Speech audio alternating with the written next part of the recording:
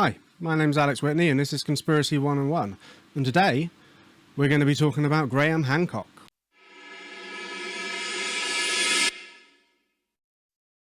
Why, I hear you ask? Why are we talking about Graham Hancock and Hancock, and what could that possibly, how could that be interesting? Why is that Conspiracy 101? Talk about something to do with him, not just him. We're kind of going to be doing that a little bit as well. We're going to go through a few of his theories. We're going to look at his books, but we're also going to look at the person behind the theories. And then in the future, we may go into more depth about some of his specific Pacific Atlantic theories. And what better place to start than with the main man himself? Go back to Tepe. Love it. Absolutely love it. Go back to Tepe. Right, where are we? Always go incognito. Just putting that out there. Right. Wikipedia. My friend, my darling. Graham Hancock. In case you have not heard of the man, let's discuss him. Graham Bruce Hancock, born 2nd of August 1950, is 72 years old, a British author and journalist. He has become known to a general audience through his pseudo-scientific theories involving ancient civilizations, a topic on which he has published 12 books, some of which I have read, not all of them. 12 it seems like a lot. I don't think I've read 12, but I have read quite a few. And during those readings, I decided to write reviews of them, and you can see my brains, through these reviews, as we go through them later on in the show, you can literally hear through the reviews, my brain melting. And that's not to say I don't love Graham Hancock's books. I do. But some of the things he comes up with are interesting, to say the least. He has a very good way with words, which makes you sort of go, you're reading it and you're like, yeah, okay, I can see that. And then you sort of sit for a second and you're like, hang on a second. Wait, no. Wait, so hang on. Let me just think about this. But he doesn't want you to think, because before you know it, he's on to the next chapter. The main thesis of Hancock's work is a proposed connection between the ancient cultures of Egypt, Mesopotamia, and Mesoamerica, with a previous and more advanced mother culture from which he believes later ancient cultures have emanated. Not Atlantis, though. It's not Atlantis. He says it's not Atlantis. It might be, but it's not. That's basically his view on that. It might be Atlantis, but it's not Atlantis. Hancock has received considerable criticism from historical and archaeological academics for his work, which has neither been peer-reviewed nor published in academic journals. Thus, an example of pseudo-history and pseudo-archaeology. He's got them all. But what do they mean? Pseudoscience consists of statements, beliefs, or practices that claim to be both scientific and factual, but are incompatible with the scientific method. Pseudo-history is a form of pseudo-scholarship that attempts to distort or misrepresent the historical record, often by employing methods resembling those used in scholarly historical research. The related term is cryptohistory. We talked about that briefly and in some depth when we discussed false time hypothesis, phantom time hypothesis, and pseudo-archaeology, also known as alternative archaeology, fringe archaeology, fantastic archaeology, cult archaeology, spooky archaeology, is the interpretation of the past from outside the archaeological science community. Before we get going, in science, you need people who are doubting whatever's happening. Otherwise, science doesn't work. You need people to go, hang on a second, but what if that's not right? And then they test it over and over again until you sort of realize that it is right. And sometimes people have way out their ideas and it comes back around to be, that's actually the truth. It just took a lot of other people realizing it to make it sort of consensus. And this has happened in the past lots of different times. My field of geography. There's quite a famous one with a guy, and he like had snail shells or something, and we figured something out with snail shells, and everybody was like, "Go back to your snails, mate. You an idiot." And it turned out he was right. I can't actually remember what he was right about, but it doesn't matter. What matters is that he was right. So, Graham Bruce Hancock, technically Scottish. I think he lived most of his life in India. There we go. So, education and journalism career. Graham Bruce Hancock was born in Edinburgh, Scotland. He moved with his parents to India at the age of 3, where his father worked as a surgeon. Having returned to the UK, he graduated from Durham University in 1973, receiving a first-class honours degree in sociology, which is the study of people. As a journalist, Hancock worked for many British papers, such as The Times, The Sunday Times, The Independent, and The Guardian. He co-edited New Internationalist magazine from 1976 to 79, and served as the East Africa correspondent of The Economist from 81 to 83. Graham Hancock is married to Santha, who comes up a lot in his books, a professional photographer specialising in ancient cultures and monuments. So, before we get into his pseudo career, he actually had a pretty normal career as a journalist working in Africa. And if we go down to his books, before we get onto the books that I've read and we're talking about, he did three books. So he did one called Ethiopia, The Challenge of Hunger. He was there, you think of Live Aid and all those. That was, Ethiopia and that era. He was there. He was talking about it and the famines. And then he co-authored a book called AIDS, The Deadly Epidemic. And then in 1989, he did one called Lords of Poverty, The Power, Prestige and Corruption of the International Aid Business, which has its own Wikipedia page, but we're not going to click on it. That's not what we're here to talk about. I want to talk about other crap. So, whilst he was in Africa, he infamously, I don't know, he was on a Michael Palin pole-to-pole. Now, this is on YouTube, but I'm not going to do the music just because their copyright strike me. Michael Palin, if you're not from the UK, he is a former Monty Python person and a famous actor, but also did a lot of traveling and became one of those people. What do you call it when you travel loads? Travel documentaries. Yeah, but it's called something. Public speaker, comedian, actor. I guess he's a television presenter. Like a journalist. Travel journalist? Travel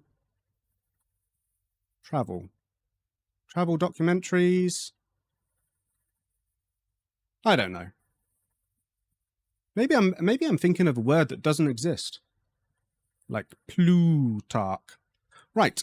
There he was.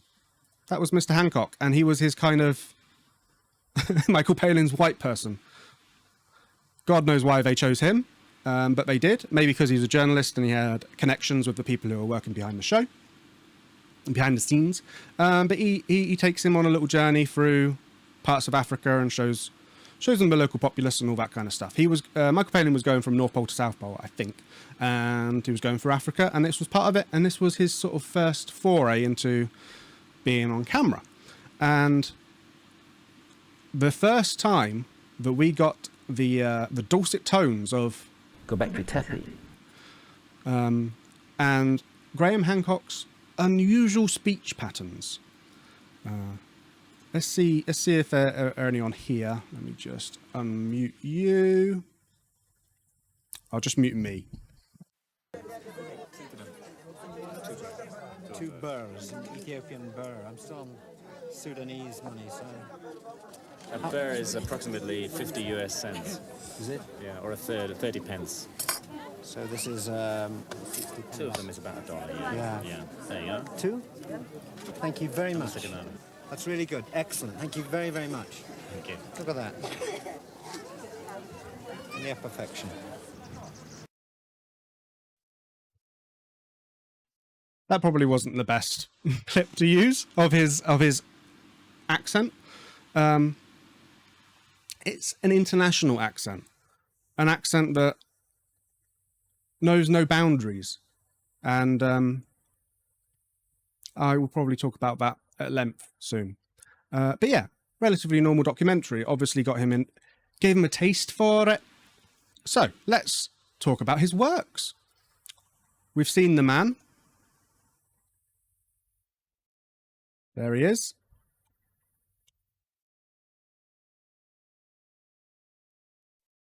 Let's talk about his works. So Hancock describes himself as an unconventional thinker who raises controversial questions about humanity's past. Prior to 1990, his work dealt mainly with problems of economic and social development.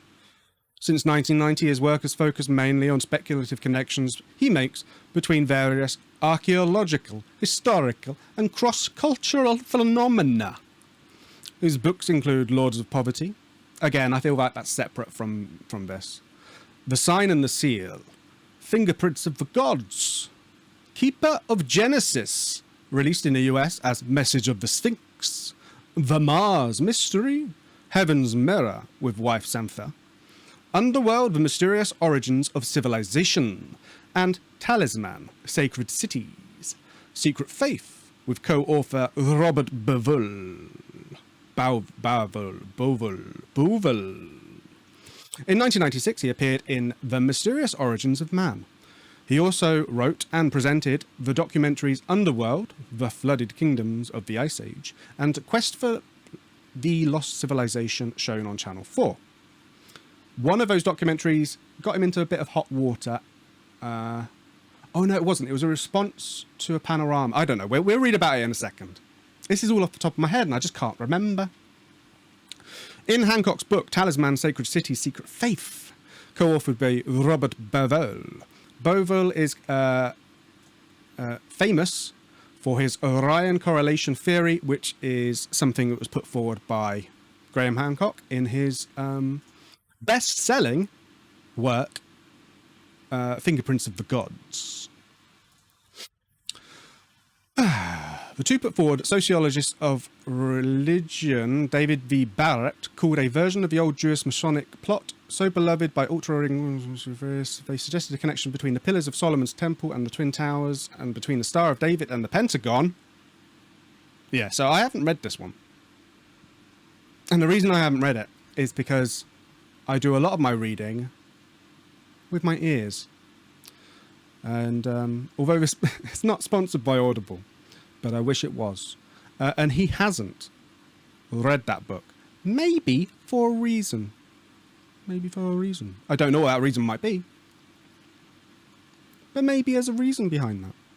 And that's one of the reasons why I am so enamoured with his voice and accent. In 2008, in a 2008 piece for The Telegraph, referencing Talisman, Damien Thompson described Hancock and Bovell as fantasists. Hancock's Supernatural Meetings with the Ancient Teachers of Mankind was published in the UK in October 2005 and the US in 2006. In it, Hancock examines Paleolithic cave art, a relatively recent interest of his, in light of David Lewis Williams' neuropsychological model, exploring its relation to the development of a fully modern human mind. In 2015, his Magicians of the Gods, The Forgotten Wisdom of Earth's Lost Civilization, was published. That is a sequel to The Fingerprints of the Gods. His first novel, he does novels as well, but we're not going to talk about the non-fiction. Wait. We're not going to talk about the fiction. We're going to talk about the no. We're not going to talk about the stuff that's made up. That covers that, I think. Pseudo-archaeology. In Archaeological Fantasies, Garrett G. Fagan points out that pseudo-archaeologists cherry-pick evidence and misrepresent known facts.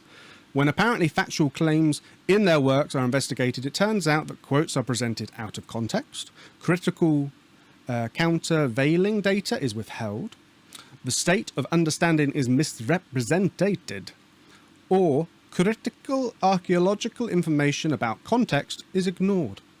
Fagan gives 2 examples from Hancock's books, Fingerprints of the Gods. Now, Fingerprints of the Gods, because it was his most famous, was ripped asunder. And I think that's one of the reasons why he made a sequel to it. And there are some really odd claims in Fingerprints of the Gods, including one that was kind of completely shot down, basically. Hancock claims that the best recent evidence suggests that, again, phrasing, large regions of Antarctica may have been ice-free until about 6,000 years ago, referring to the Piri-Reis map and Hapgood's work from the 60s. What is left entirely unmentioned are the existence of extensive studies of Antarctica ice sheet by George H. Stenton, published in 1981, which show the ice to be hundreds of thousands of years old, and that's through ice core drilling. They can see the layers like rings of a tree. When discussing the ancient Bolivian city of Bolivia, Atlantis, I hear you calling, are you in Bolivia? Of Tiwanaku, Hancock presents it as a mysterious site about which very little is known. Go back to Tepe.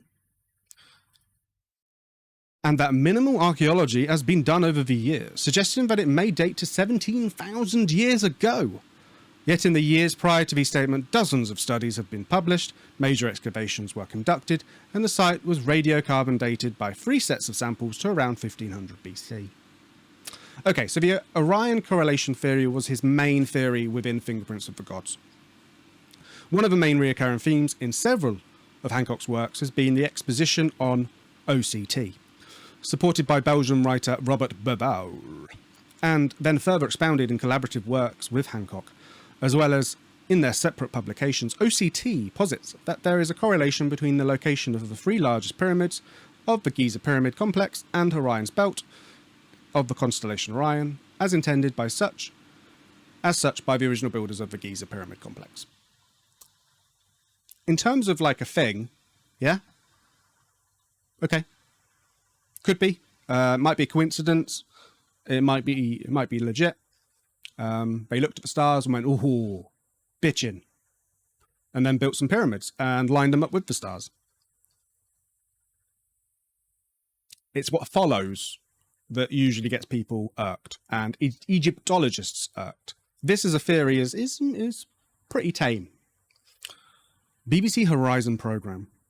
BBC Two's Horizon TV series broadcast a programme, Atlantis Reborn, on the 4th of November 1999, that challenged the ideas presented by Hancock. It detailed one of Hancock's claims that the arrangement of the ancient temple complex was designed to mirror astronomical features, and attempted to demonstrate that the same thing could be done with perhaps equal justification using famous landmarks in New York. It also alleged that Hancock had selectively moved or ignored the locations of some of the temples to fit his own theories. Hancock claimed he was misrepresented by the programme, and he and Robert Bevau made complaints to the Broadcasting Standards Commission against the way Horizon had portrayed them and their work. 8 points were raised by Hancock, 2 by Bovell, 1 which duplicated a complaint by Hancock. These included the complaint that the programme had created the impression that he was an intellectual fraudster who had put forward half-baked theories and ideas in bad faith, and that he was incompetent to defend his own arguments. And the commission was like, nah, mate. All but one of the complaints was dismissed, concluded that the programme makers acted in good faith in their examination of the theories. The complaint which was upheld was that the programme unfairly omitted one of their arguments in rebuttal of the speaker, who criticised the theory of a significant correlation between Giza pyramids and the belt stars of constellation of Orion, which the commission did find to be unfair, and they basically... BBC was not obligated to do more than broadcast an apology, but they let them make their own programme, which was pretty cool, and you can go watch it on the internet, called Atlantis Reborn Again, which is basically them having a little bit more,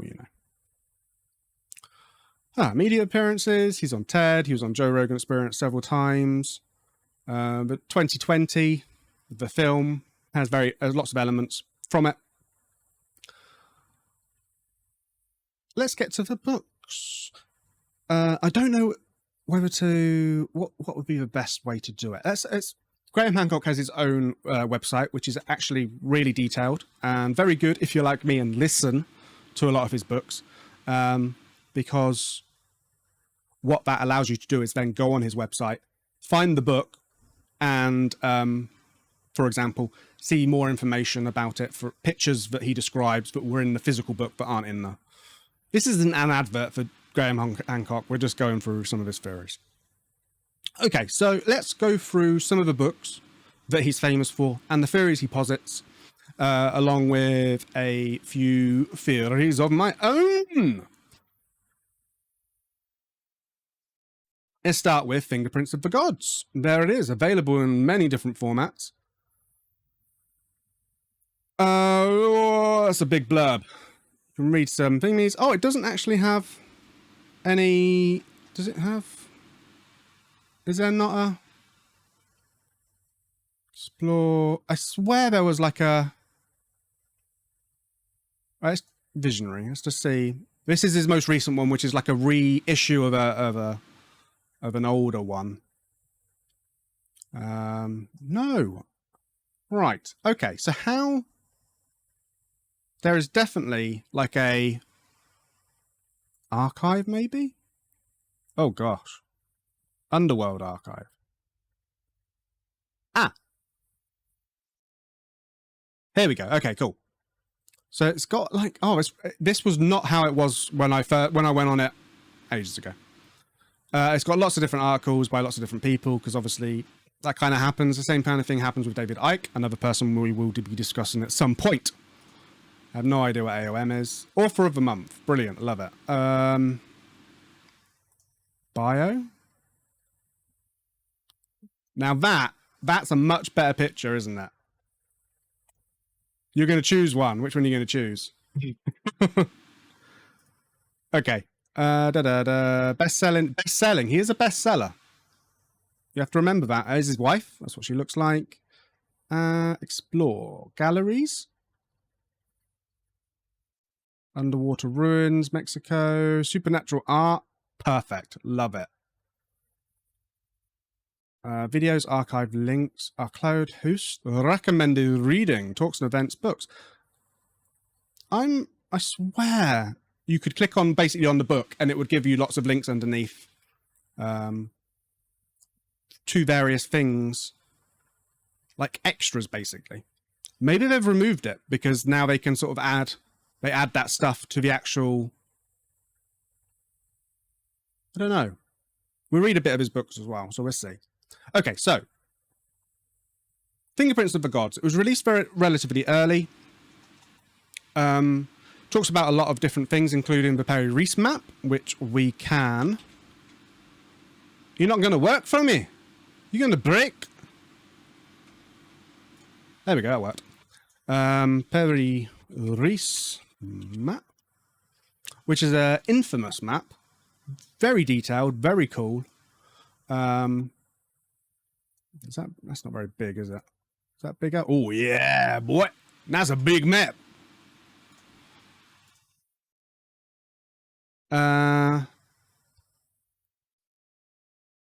Wait, that's not it. Give me a second, my dear. Oh, but is it? What one am I thinking of then? Okay, so that is the Perry Reese map. It's at a weird angle. But basically this shows different parts of the world that... So this is Africa. And this is South America, I believe. But I may be wrong. There are so many different versions and kinds of maps like these. What's the other famous one? Ptolemy map. Can you tell I like maps? Yeah, Ptolemy's world map is, again, quite infamous. I'm thinking of different maps. All the maps kind of merge into one. But you get the idea. Lots of old maps. Very interesting. It talks about him going on his travels. Maybe an inspiration from Mr. Meg Belling. Who knows? It talks about the Egyptology. The complex maritime civilization, again, sea peoples, that is a thing. Look it up, it's awesome. He globetrots a lot. Talks about lots of different stuff, but he also talks about one thing that I don't think he's discussing here, and I can't remember what it's called, and it's going to bug me. And it's basically a theory that the poles shifted, and large parts of the Earth can move. And we know that the crust and the formation of tectonic plates and stuff, they move, but they don't. And it was called something like Earth crust displacement theory. I'm going to Google that.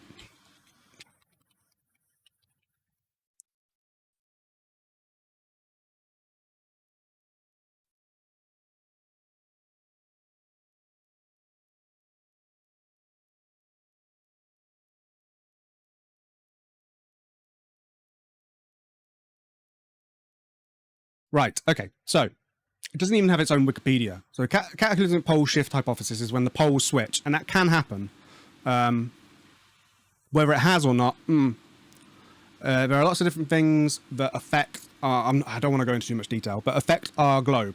Our globe doesn't spin perfectly. It kind of wobbles, and it's on a weird little axis, and that changes how the sun interacts with our planet, and that changes things like climate, so long scale weather and all that kind of stuff.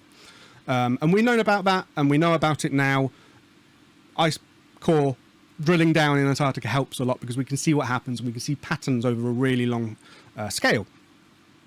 Lots and lots of stuff, lots and lots of stuff. Right, within this, Earth crust displacement hypothesis. Charles Hapgood is now perhaps remembered the early proponent of the hypothesis that climate changes and ice changes could be explained by large, sudden shifts of geographic poles. In his book, The Earth's Shifting Crust, again, which is used by Mr. Hancock a lot, speculates that a accumulated polar ice mass destabilizes Earth rotation, causing crustal displacement but not disturbing Earth's actual orientation, etc., etc., etc. He cited recent North Pole locations in Hudson Bay. However, in subsequent work, path to pole, Einstein's point, the weight of polar ice is insufficient to cause polar shift. Basically, it was sort of put down. But what Hancock would do is he would put a lot of his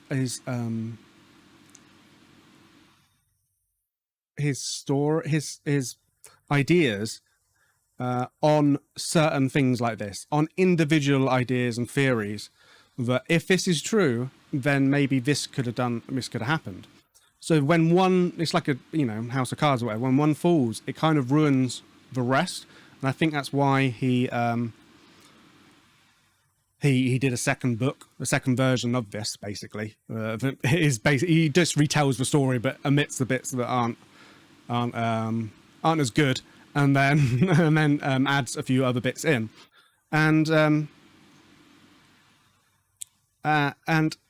even with his future books, he often adds, for example, that Visionary, which we will talk about a little bit in a bit, but he read it in 2002, but it's originally from 2000, published as Supernatural.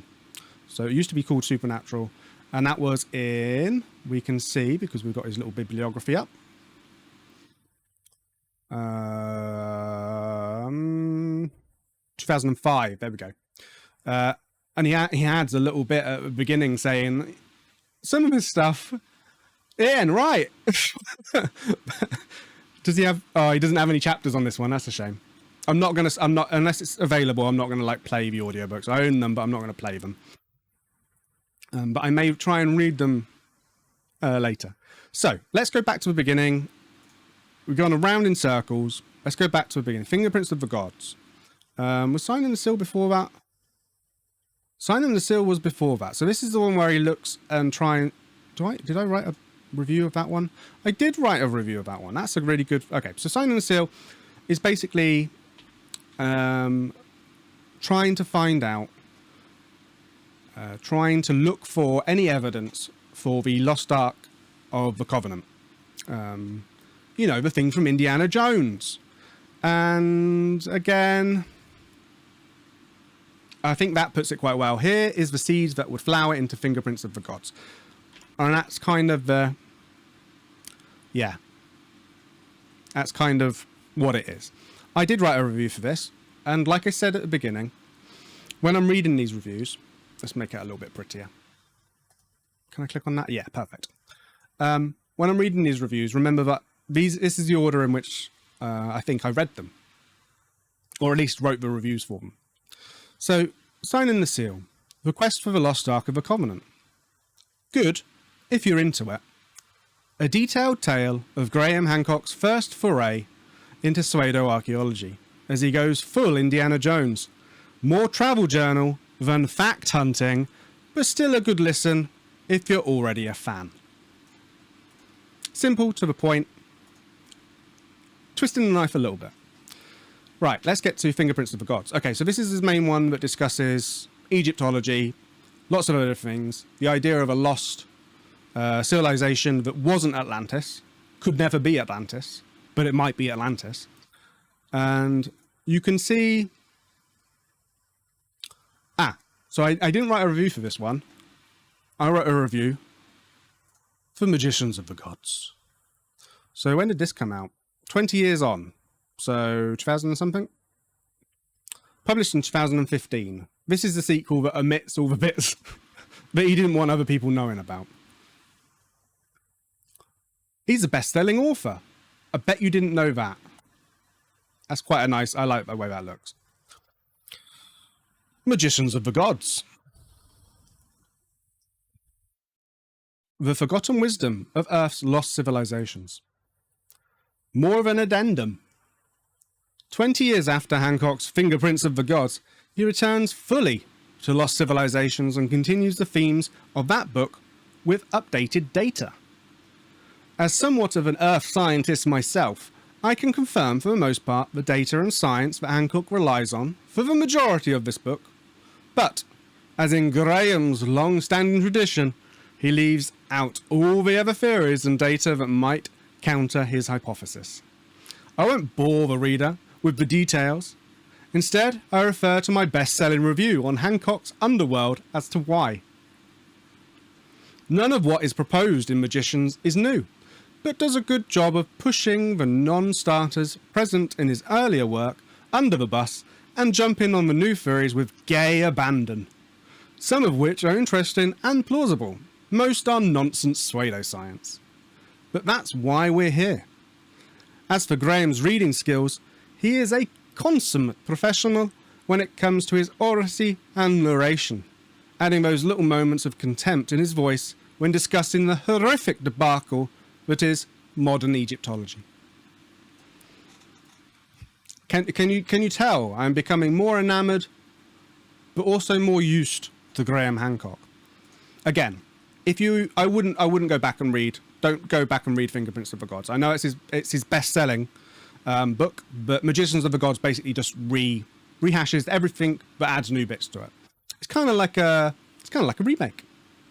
Okay, what did I... America Before. So now this was an interesting one.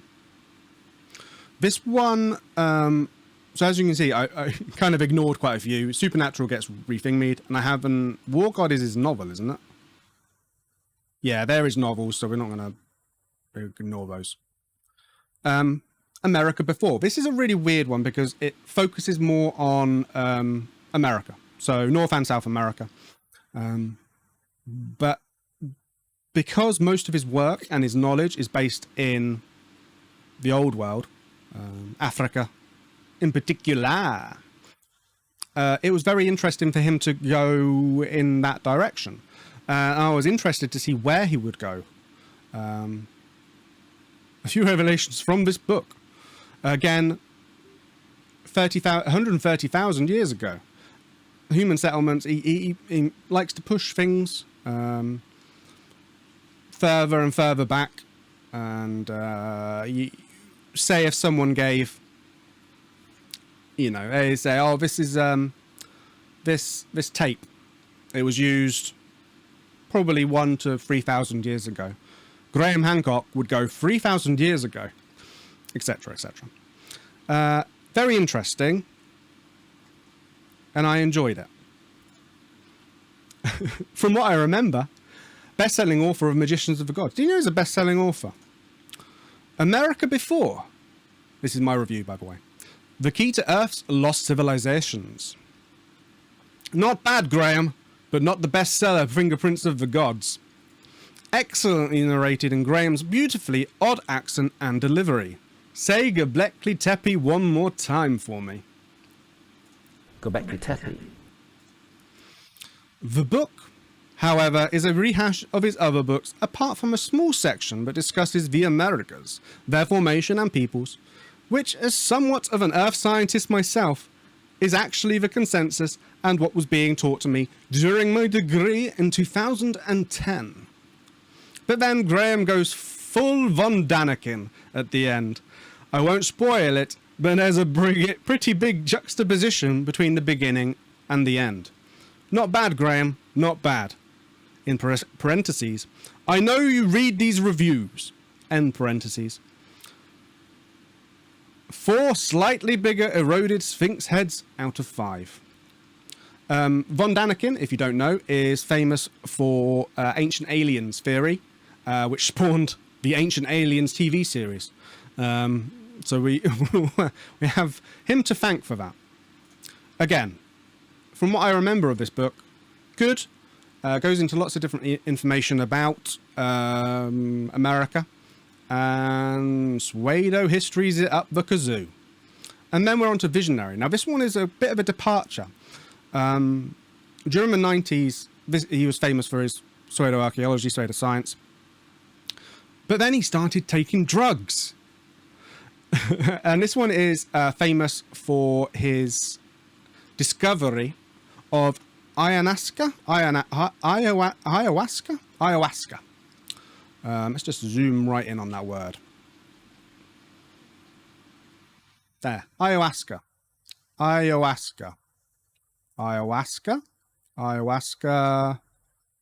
Retreat. Pronounce. Let me just unmute that. Ayahuasca. I've been saying it right. It's ayahuasca. So, yeah, a bit of a departure. It still goes into the ideas of civilizations and talks about that. You know, you can't get away from it nowadays. But also goes on to his dealings with ayahuasca and how he thinks that drugs may have influenced humanity's early development, basically. A very interesting book. But some of the dates and stuff have been, you know, that's one of the reasons why he didn't want. He has like a forward at the beginning by himself of this rewritten, updated version of the book, where he goes into detail about why it's kind of wrong.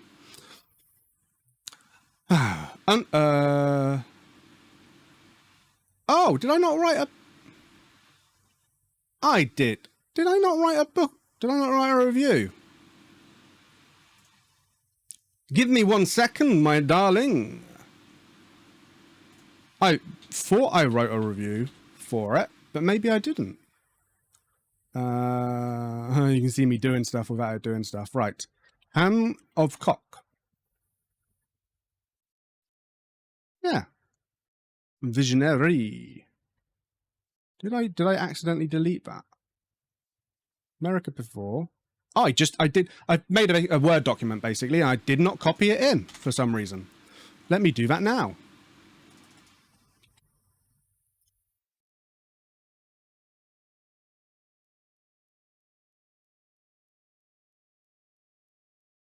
But as you can see, I do love Graham Hancock. I think he is very clever, and I think quite a few of his proposed ideas are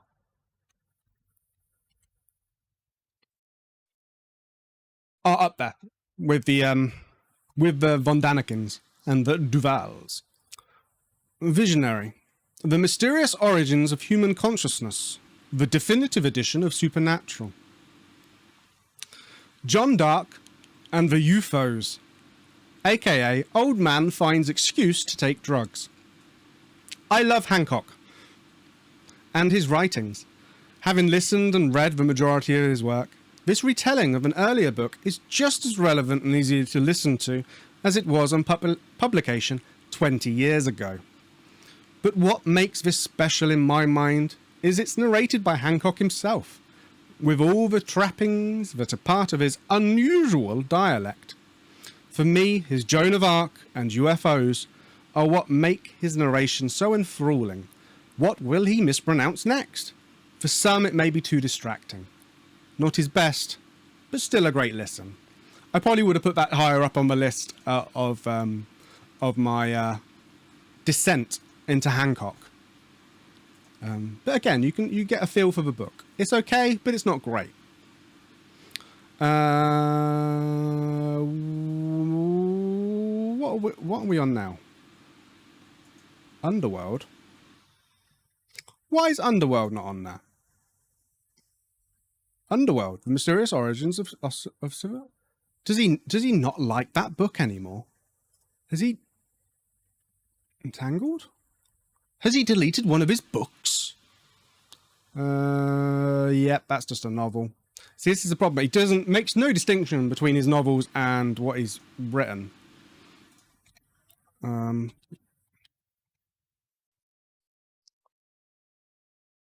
How do you... I can't remember how you search for... Isn't that interesting? How he's completely just...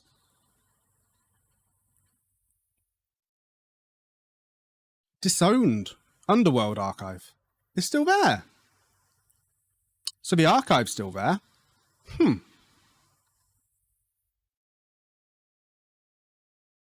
This is very interesting because seemingly more of this book is actually based on real events. There were catastrophic floods, and some of the flood myths seem to be from when that happened. But it's very interesting that he's just...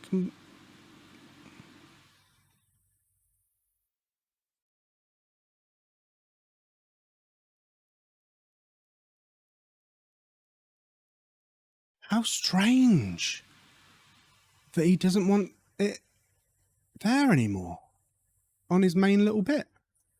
How very, very odd. I feel like we've come across a conspiracy.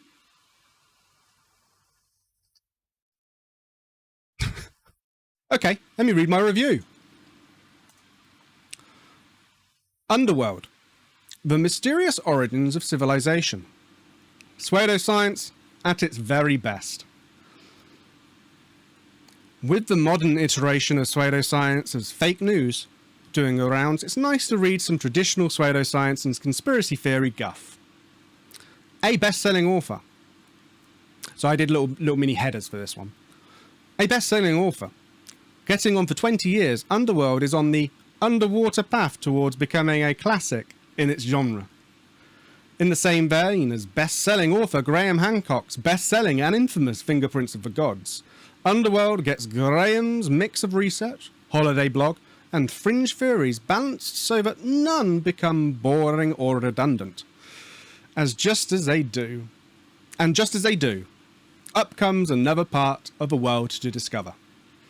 Jet-setting through Malta, India, and Japan, there's enough content to just about justify its long runtime. Getting used to the patter. Just as you get attuned to a fiction author and their use of words and phrases, you'll quickly become familiar with Hancock's justifications and explanation. 1. This will often include a numbered list. 2. With information carefully selected. 3. Countering only one argument at a time. 4. Preceding his own theory with something outlandish to help make his seem like the only reasonable conclusion. The voice of the colonies?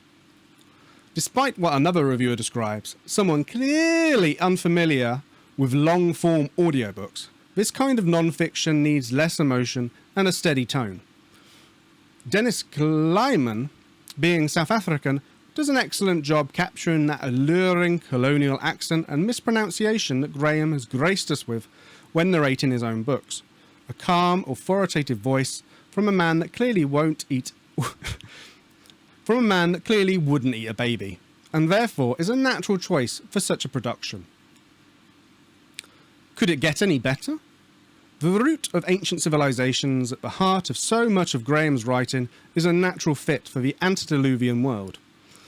Was this entire book and 3-part Channel 4 documentary there for Graham to justify and finance his diving hobby?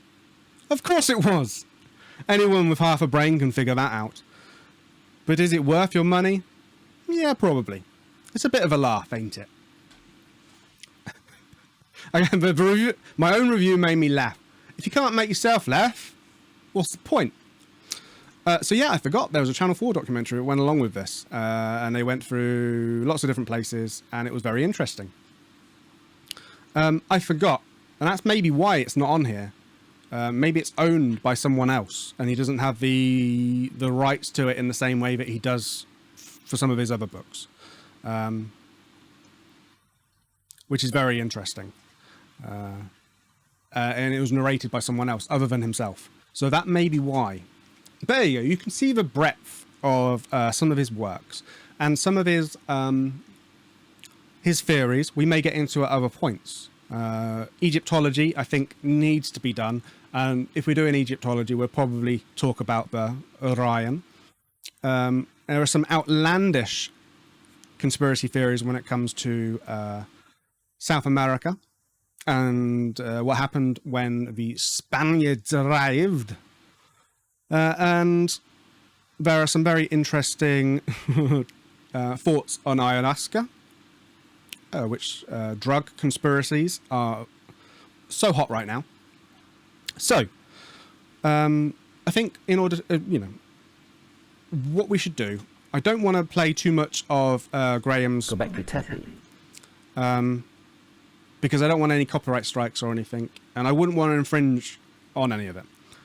If you have got this far into this show, into today's show, and you are interested in hearing the man himself and or reading, I would start with Magicians of the Gods, because I think that's probably the best place for anyone unfamiliar with Graham Hancock to start. I think there are better books. I think Visionary was more interesting, and I think Underworld, for me, was more fun to listen to. But Magicians of the Gods, the sequel to the best-selling author Fingerprints of the Gods, is probably the best place to start. But that doesn't have any chapters to read, so let's read some of these. Right, what's this one? Works on Men and Gods and Like a Thief in the Night. Let's read a couple of... So I'm just going to read a few paragraphs so you can get an idea of the way he writes. It's not scientific. It's more like a travel journal. It's more like a journalist, like a sociologist. Going right back to the beginning, that's clearly what he mastered. And yeah, Like a Thief in the Night. There are certain structures in the world, certain ideas, certain intellectual treasures. I'll just zoom in a little bit for people who want to read along. That are truly mysterious. I am beginning to suspect that the human race may have placed itself in grave jeopardy by failing to consider the implications of these mysteries. We have the ability, unique in the animal kingdom, to learn from experiences of our predecessors. Don't be sheep, people. After Hiroshima and Nagasaki, for example, 2 generations have grown to adulthood in awareness of the horrific destruction that nuclear weapons unleash. Our children will be aware of this too, without experiencing it directly, and they will pass it on to their children. Theoretically, therefore, the knowledge of what atom bombs do has become part of a permanent historical legacy of mankind. Whether we choose to benefit from that legacy or not is up to us. Nevertheless, the knowledge is there, should we wish to use it, because it has been preserved and transmitted in written records, in film archives, in allegorical paintings, in war memorials, and so on. Not all testimony from the past is accorded the same stature as the records of Hiroshima and Nagasaki. On the contrary, like the canonical Bible, the body of knowledge that we call history, is an edited cultural artifact from which much has been left out. In particular, references to human experiences prior to the invention of writing around 5,000 years ago have been omitted in their entirety, and myth has become a synonym for delusion. But suppose it is not delusion.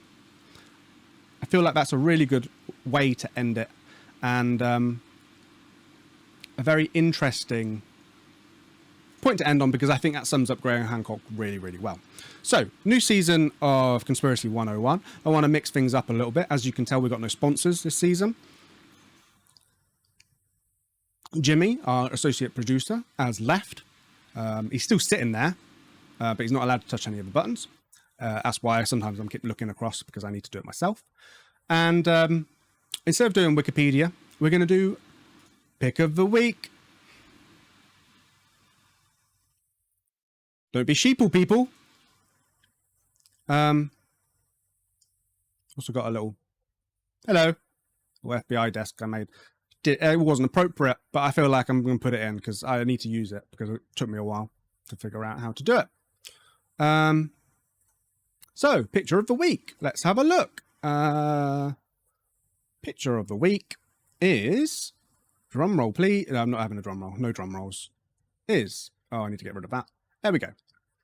Is the first pictures from Venus. It's a planet that doesn't get much love, and I feel that needs to change. Now, this is from NASA.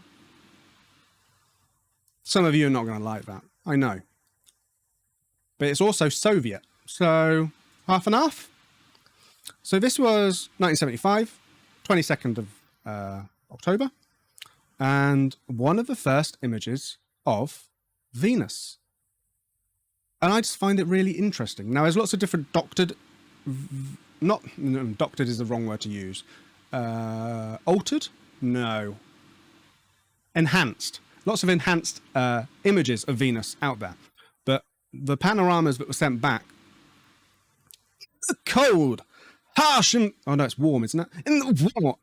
In the searing heat of the Venusian landscape, because the lander that they sent down there, I don't think lasted very long. But I find this a really interesting picture. And then you get some of the enhanced ones. So this is the enhanced version of that. And there are ones that are coloured as well, which is very interesting.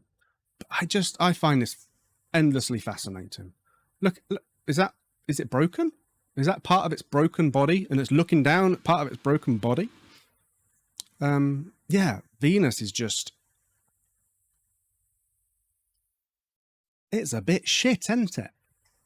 But I find that endlessly fascinating. And that was our picture of the week.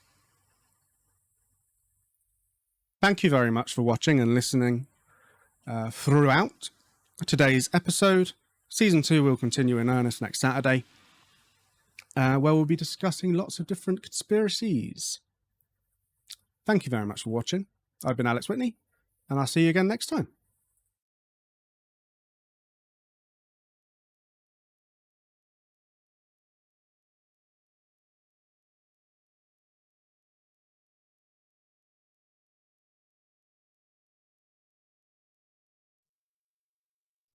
Hi, my name is Alex Witney, and this is Conspiracy 101, and today we're going to be looking at North Korean abductions.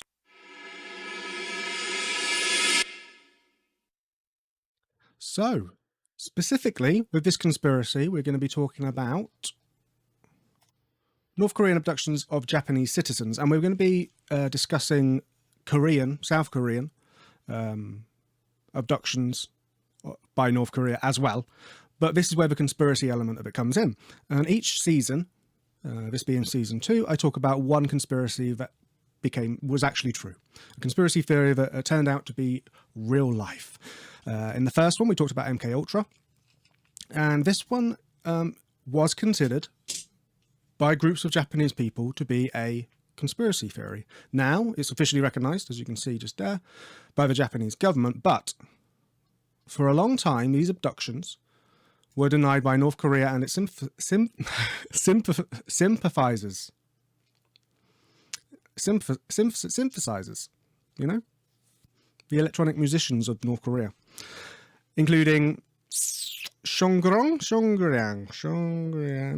General Association of Korean Residents in Japan, and the Japanese Socialist Party, and were often considered a conspiracy theory. Despite pressure from Japanese parents groups, the Japanese government took no action. So that's why we're talking about this. In terms of an overall sense of Conspiracy 101, you know, this is true. This has actually happened. There is evidence of it in lots of different remits. And we'll be going through some of that evidence today. But you know, considered in the past to be not true, conspiracy theory. And it's very interesting that that conspiracy word will get thrown out a lot about things that later on could be true, or in that moment might be true. But it's a good way of discrediting things, isn't it? And we see that a lot. A lot of things are easily discredited that are conspiracy theories, some not so much. But why this? Why am I talking about this? There are lots of different other conspiracy theories that have turned out to be true, and we'll cover them in future seasons.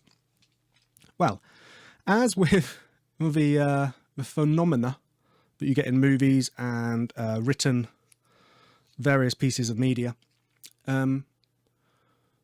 sometimes lots of people talk about or produce the same thing at the same time. It happens in Hollywood quite a lot. So the one I always think of is Deep Impact and Armageddon, and Ants and Bugs Life come out at the same time about roughly the same thing. North Korea seems to be popular at the moment for some reason, at least on the internet, YouTube world that I occasionally live in. There are two YouTube shows that I watch, which are really good, much better than this one, and I'll put their links in the description. I've talked about North Korea relatively recently, including Abductions. One was Atrocity Guide,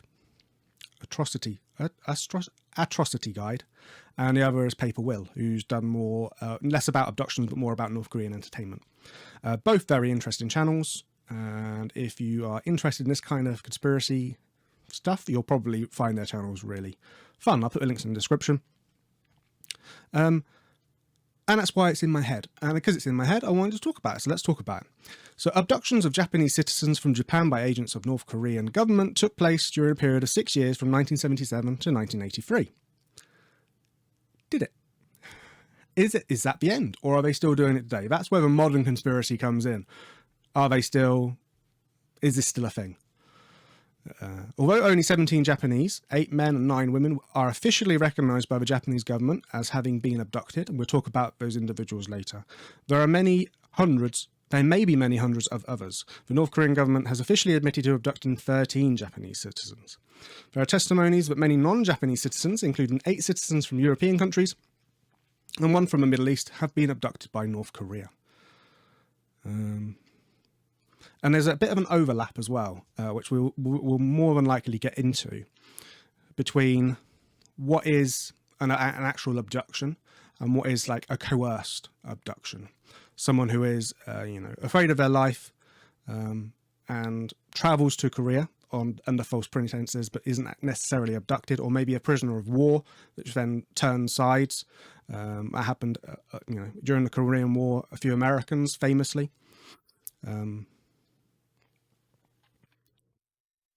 Went over to the Korean side and to the North Korean side and wanted to live there. But was that a reality?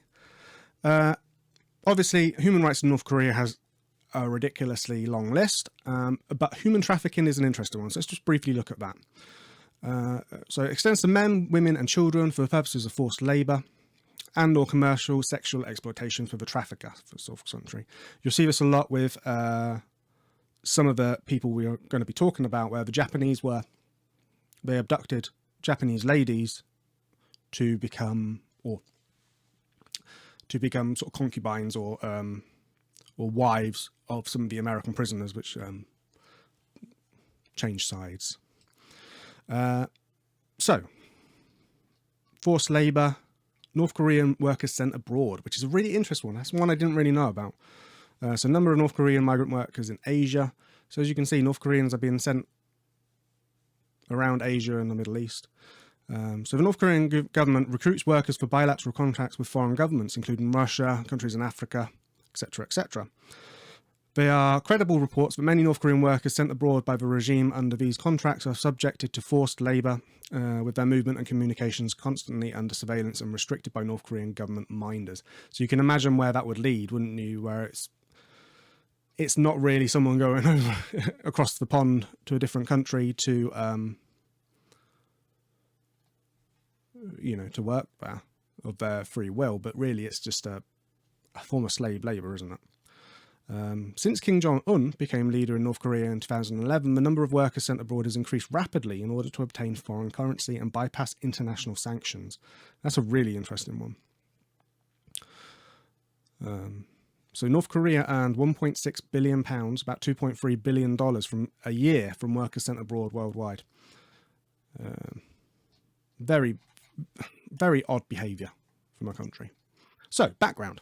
In the 1970s, a number of Japanese citizens disappeared from coastal areas in Japan. So you have to remember that the Korean War was the 50s. I think it ended.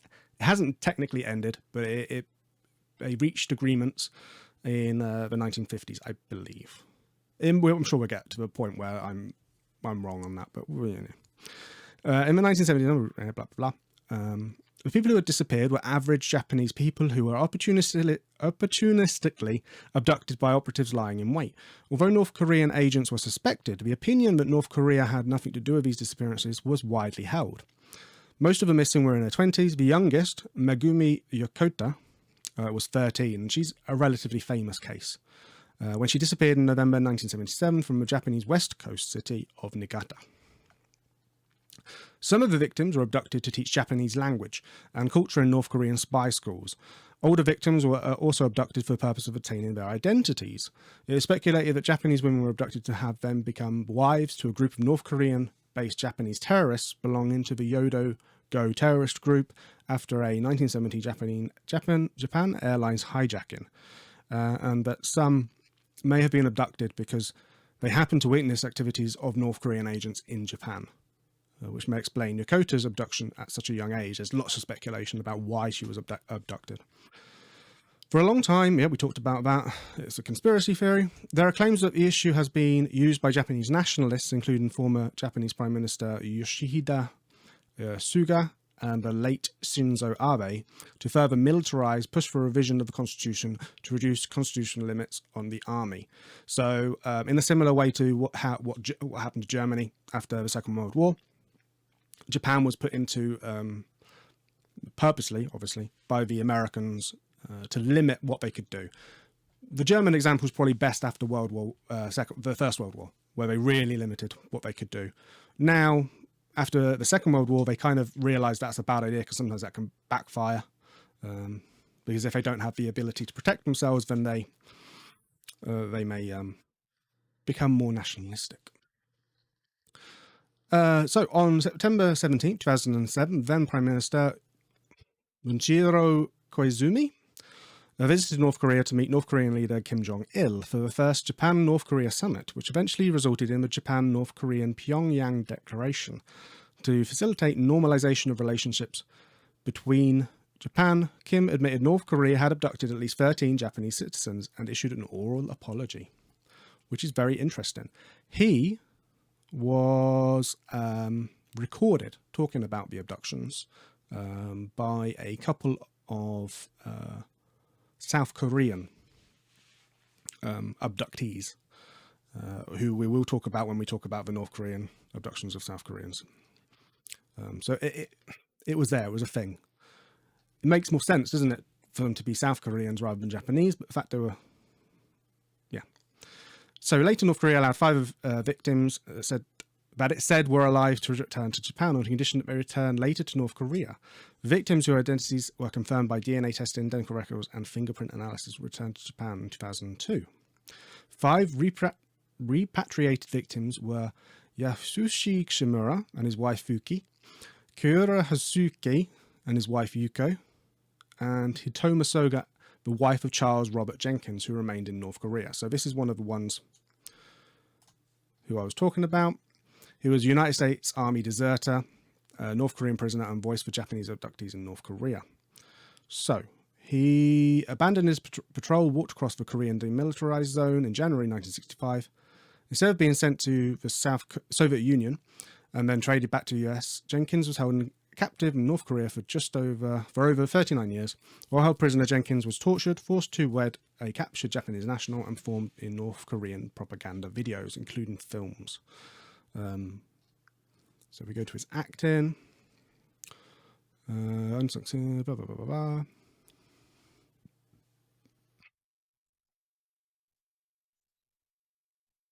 This one? Tenzan, The Ultimate Mission. Science fiction film directed by someone. That's not what I was thinking. International co-production between Italy and North Korea. What a strange mix. Anyway, further evidence of an investigations. In November 2004, North Korea returned the cremated remains of 2 people, stating that they were those of Megumi Yokota and Kaori Masuki, who the North claimed died after being abducted. Subsequent Japanese DNA testing determined that those remains belonged to neither of the 2. So it's still in that sort of conspiracy remit where they're sort of being a bit arsey, aren't they? However, the independent scientific journal Nature published an article highly critical of this testing, which was performed at Taikyo University, without a professor being present. So it could have been, yeah. Further strained relations. Oh, that's so awkward, isn't it? Something so simple. So this is international. Yeah. Very strange, very strange. So here's the list of victims. I think in this article next. Oh, was it this one? No, okay, so this goes into the disappearance of Megumi Yokota. So we'll go into that in a second. There is, if I just pause that for a second, and then go onto here, just type in North Korean. There is a really cool infographic showing all the different Japanese people. And there was one that was in English, which was nice. So let's have a look.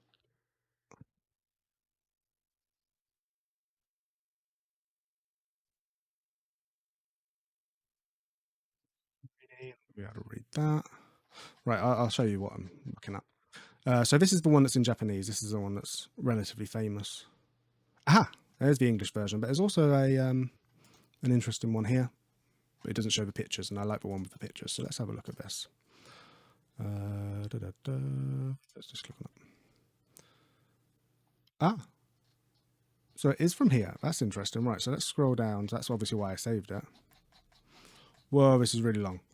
But, right, open image, new tab. Let's have a look. Okay, so what we got? Green is returned. Red is yet to return. Officially recognized Japanese abductees. And then the age of abduction at end of 2018. So when they were abducted and how old they would be at 2018. So add 3 years for now. So we've got Megumi Yokota, probably one of the most famous, yet to return, although the DNA evidence might be a bit flawed. So we don't know. She was 13, she'd be 54 now. Nagata returned. They were 1978, 61, 62. But you can see it all along the coast. From an unidentified place. Oh, you can't see her in the corner. That's a shame. 22, should be 63 now. Again. You can see them all. Europe. 23-year-old from Europe. Looks like it's UK. Spain. Around 1980. 2 men. Scary. Right, let's read about Megumi. So, Megumi Yokota was born, she became like the face, basically, of this. Was born on the 5th of October 1964 as the first child of father Shigeru and mother Saki. When Megumi was 4, she became big sister to her twin brothers Takuya and Tetsuya. Shiguru worked for the Bank of Japan. In July 1926, he was transferred to Niigata Prefecture, and the family of 5 settled in a town by the sea. Shiguru's hobby was photography, and he took many pictures of his young family. Oh, this is sad. In April 1977, Megumi started going to junior high school near her home. On the 5th of October 1977, Megumi became 13 years old. About 10 days later, in mid-October, the whole family went to Niigata Airport to see Shigeru's father off, who had been visiting them. Megumi's photograph taken at the airport that day became the last one of hers taken in Japan. In the photograph, her hair was much shorter than before, as she had ventured to a different hairstyle. Final photos is a scary topic, and maybe at some point we'll talk about those. Not really a conspiracy, but just spooky. On the 14th of November 1977, Megumi presented Shigeru with a comb for his 45th birthday. The next day, on the 15th of November 1977, Megumi did not come home from school after staying late to play badminton. Having parted with her friend at the street corner on her way home, she vanished. When her parents' frantic search failed to find her, they reported her disappearance to the police. Despite the police's best efforts, they found no clue, no witness, no signs of foul play, nothing. Megumi's devastated family had to live nearly 2 decades in the dark, not knowing what had happened to her. When overwhelmed by grief, Saki would shut herself in the cupboard to cry, so that the twin boys would not see her. Shigeru cried too when he was alone having a bath. From the 1970s to the early 1980s, an unusual number of Japanese citizens had suddenly disappeared under mysterious circumstances. Journalist Masami Abe noticed that 3 young couples had vanished within 2 months of July and August 1978. All of them were believed to have been by the sea at the time of disappearance. He subsequently published an article in Sankai Shimbun on the 17th of January 1980, under the headline, 3 couples mysteriously disappear. Foreign spy agency involved? The issue was raised at the Japanese parliament 2 months later for the first time, but was not taken too seriously, and no action was followed. Several years later, Korean Air Flight 858 was bombed in November 1987. The 2 perpetrators turned out to be North Korean agents carrying fake Japanese passports. They both tried to kill themselves by ingesting cyanide, and only one of them, 25-year-old female Kim Hyung-hoo, survived.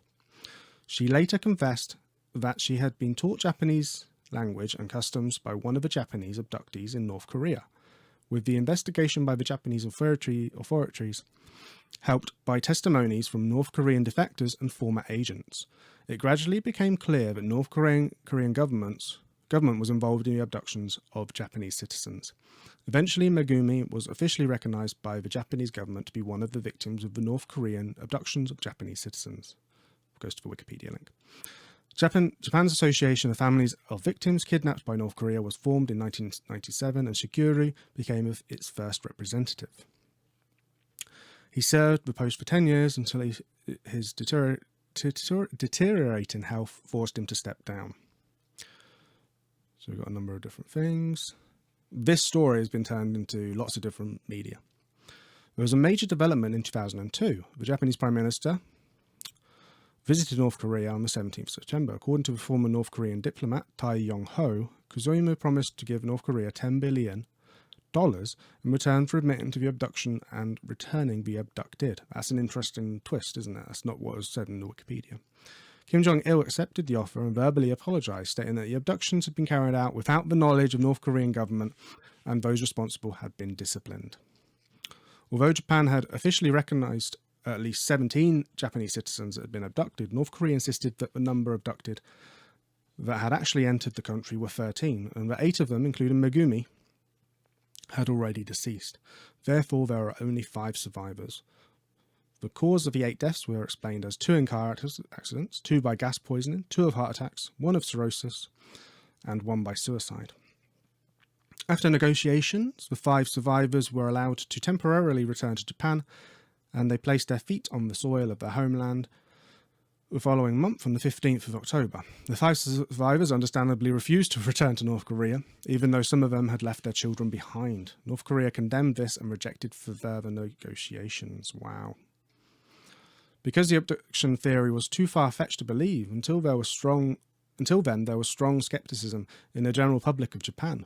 North Korean leaders' admission blew it all away. The fury of Japan's public was tremendous. In May 2004, Koizumi visited North Korea for the second time, although Koizumi could no longer give North Korea $10 billion. The children of the returned abductees were successfully released to Japan in May and July of that year. At the time of Megumi's disappearance, police used sniffer dogs, but the trail went cold about 800 yards from home. What happened to Megumi finally came to light when a former North Korean agent who had actually abducted Megumi made a statement. According to him, while Megumi's family were frantically searching for her, she was already confined in the cold and dark hold of a boat en route to North Korea. During the 40-hour journey, she desperately scratched the walls and the hatch opening, crying and calling for her parents. When she arrived in North Korea, her things were covered in blood, with one fingernail nearly lost. So this is where her school was, the area where Megumi's home was.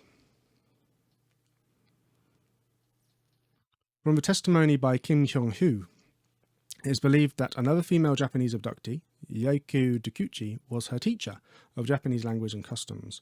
Kim Hyung-hoo stated that Megumi Yokota was training another female agent. According to North Korea, Megumi married Kim Yong-nam, a South Korean abductee, on the 15th of August 1986 and gave birth to a baby girl in 1987. In September 2002, North Korea stated that Megumi was hospitalized on the 29th of January 1993, suffering from depression. 2 months later, after walking in the hospital grounds with a doctor's escort, Megumi managed to commit suicide by hanging herself from a pine tree.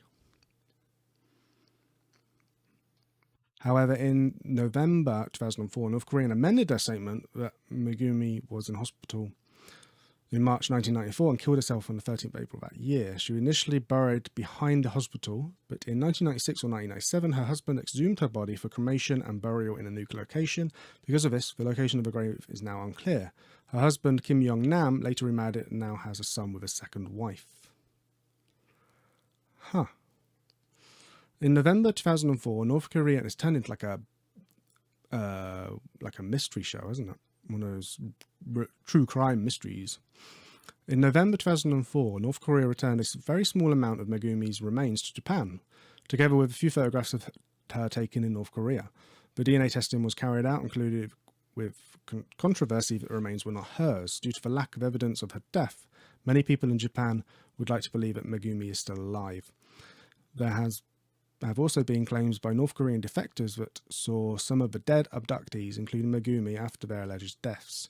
In China, some believe that Megumi had been executed and cremated with others, and therefore North Korea had no choice but to hand over the remains of someone else. As Megumi's daughter, Kim In-gyun, her DNA matched with Megumi's, which confirmed their biological relations. So she did have a daughter. So that's good. As she lived for a little bit, at least. Soon after the abduction, her as an older woman. Although North Korea had repeatedly offered Shigure and Seiki Yokota a chance to meet their granddaughter, the Yokotas had refused, believing that Megumi should come first, and also fearing that a visit might be regarded as acceptance of Megumi's death. Fully aware of their age and deteriorating physical health, however, Saki and Shigure met their granddaughter Kim In-gyong in Mongolia capital of Ulaanbaatar in March 2014. Born in 1987, Kim met her husband at the University of Pyongyang. Although he taught her computer skills, they became close and married in 2011. Their daughter was born. Although he taught her computer skills, she still married him. Kim came with her family, her husband, and her daughter, the Yokota's great-granddaughter. Afraid of getting Kim in trouble, the Yokotas did not talk much about Megumi. Kim just reiterated that her mother Megumi was dead. Shigure and Saki later stated that they spent 3 days together and Kim cooked them a meal. Saki loved seeing her granddaughter and great-granddaughter, as she only had grandsons in Japan. She also realised later that it had probably been the last chance for them to travel abroad to see Kim, as Shigure's health deteriorated soon afterwards.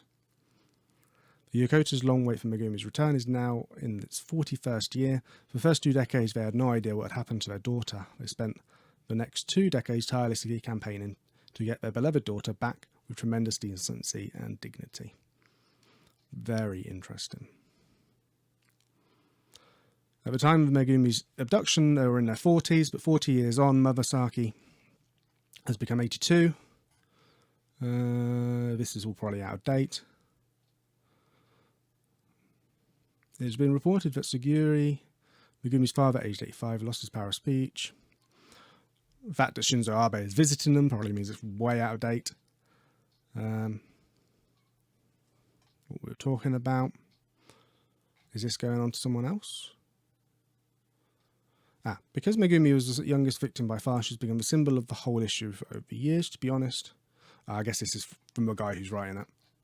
Some more pictures and some interesting people afterwards. Your blog is interesting. I'm going to try and answer your questions regarding Megumi as best as I can. Was she mistaken for an older person? Why was she abducted at 13? It's a really odd one, isn't it? She was young. She might have been mistaken for an older person. Maybe they wanted someone who was younger. Yeah. Spooky. Lots of information there that you can go through on your own if you want to. Before I found out that they were abducting Japanese people, I found out that they were abducting South Korean people. So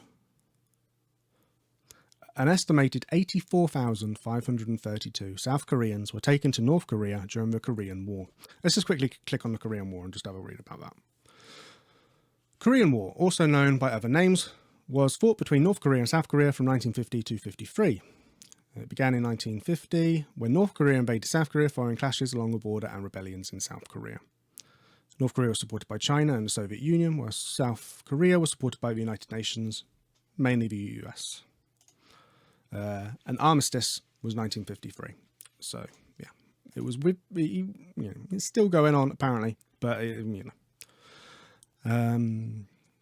addition, South Korean statistics claim that since the Korean Armistice Agreement in 1953, about 3,800 people have been abducted by North Korea, the vast majority in the late 70s, 489 of whom were still being held in 2006.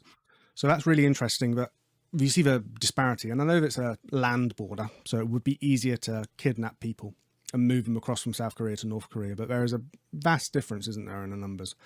But the one that seems to be in the news and get talked about a lot more is the Japanese abductees, apart from two people who we'll get to in a bit. So, South Korean abductees by North Korean are categorized into two groups: wartime abductees and post-war abductees. Koreans from the South who were kidnapped into the North against their wishes during the Korean War and died there or are still being detained in North Korea are called wartime abductees. That's pretty obvious, and post-war is post-war. Okay, that makes sense. This is that's the really complicated bit, isn't it? The defectors, the people who are wanted to move from one to the other. And then if they defect and then want to come back but are held against their will, are they an abductee? I guess so, but it's complicated, isn't it?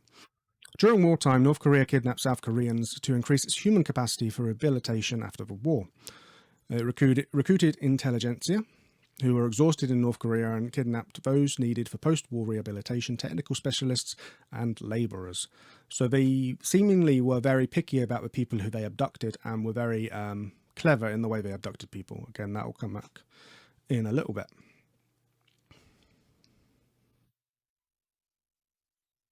Okay, so in case of post-war abductees, Yoichi Shimada, a Fuku University professor in Japan, states that North Korea appeared to abduct foreign citizens to 1. Eliminate witnesses who happen to run into North Korean agents in action. 2. Steal victims' identities and infiltrate agents back into the countries concerned. That's seemingly with some of the plots, the terrorist plots. 3. Force abductees to teach their local language and customs to North Korean agents. 4. Brainwash them into secret agents. The fishermen hardly had access to valuable intelligence, but they could still be trained as spies and sent back to the south. 5. Use abductees' expertise or specialist skills. The brain drain from North Korea and the Soviet Union was immense, and I think a lot of people were kidnapped because of that reason. The use of abductees as spouses for unusual residents in North Korea, especially lone foreigners such as defectors or other abductees. The 6 patterns are not mutually exclusive, especially numbers 2, 3 and 4 derive from Kim Jong-il's secret order of 1976 to use foreign nationals more systematically and thereby improve the quality of North Korean spy activities. Very interesting. Okay, so North Korea's position about the abduction issue. North Korea has shown different positions on the abduction issue. Regarding the alleged abduction of Japanese nationals on September 17, 2002, the North Korean government officially admitted to kidnapping. So this is the Japanese one, isn't it? As the South Korean abduction issue, North Korea has consistently claimed there are no South Korean abductees in North Korea. I guess you could say that, you know, they're Korean, they're North Korean, they're North Korean now. So they refused to release South Korean wartime abductees, despite provisions allowing civilian abductees to return home as part of the armistice.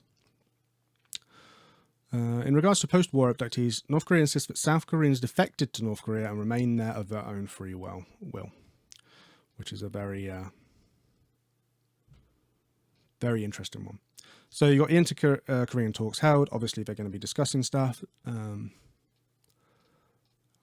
Laws, wartime abductions, post-war. So this is the number of people. So you can see it slowly going up. 60s and 70s was definitely when it was more popular, and then it's come down. So major abduction cases, and hopefully it will come up with... are they not there?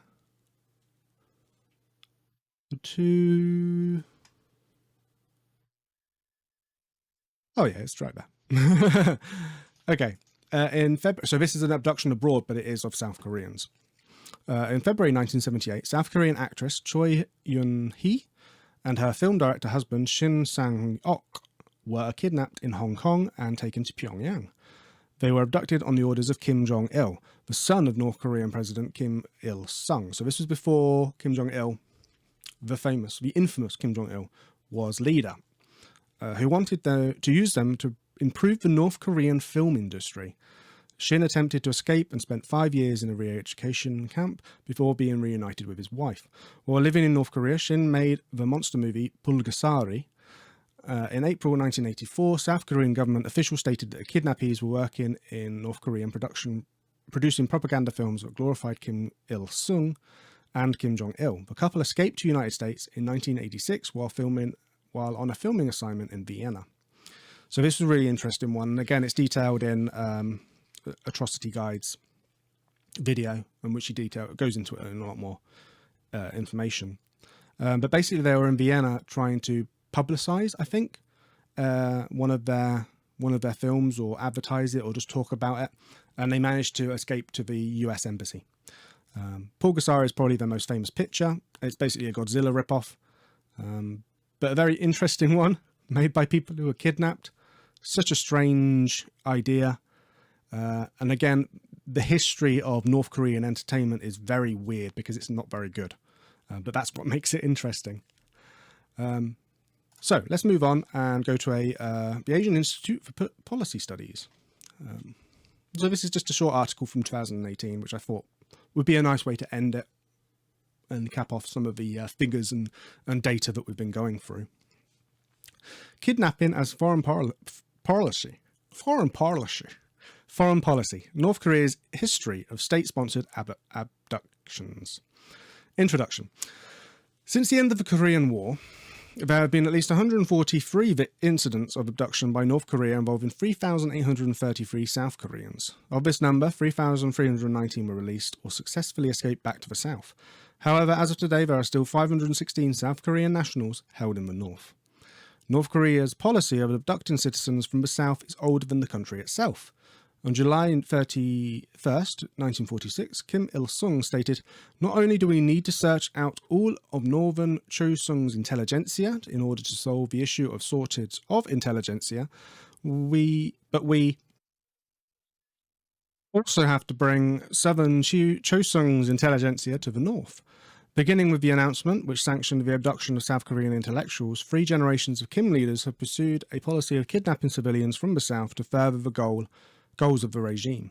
These abductions were not random acts initially by rogue operatives. They were authorized at the highest level, the ample use of different organs of the state including Army, Naval and Special Forces, and the intelligence service indicated that abductions were systematically and fully supported by the regime.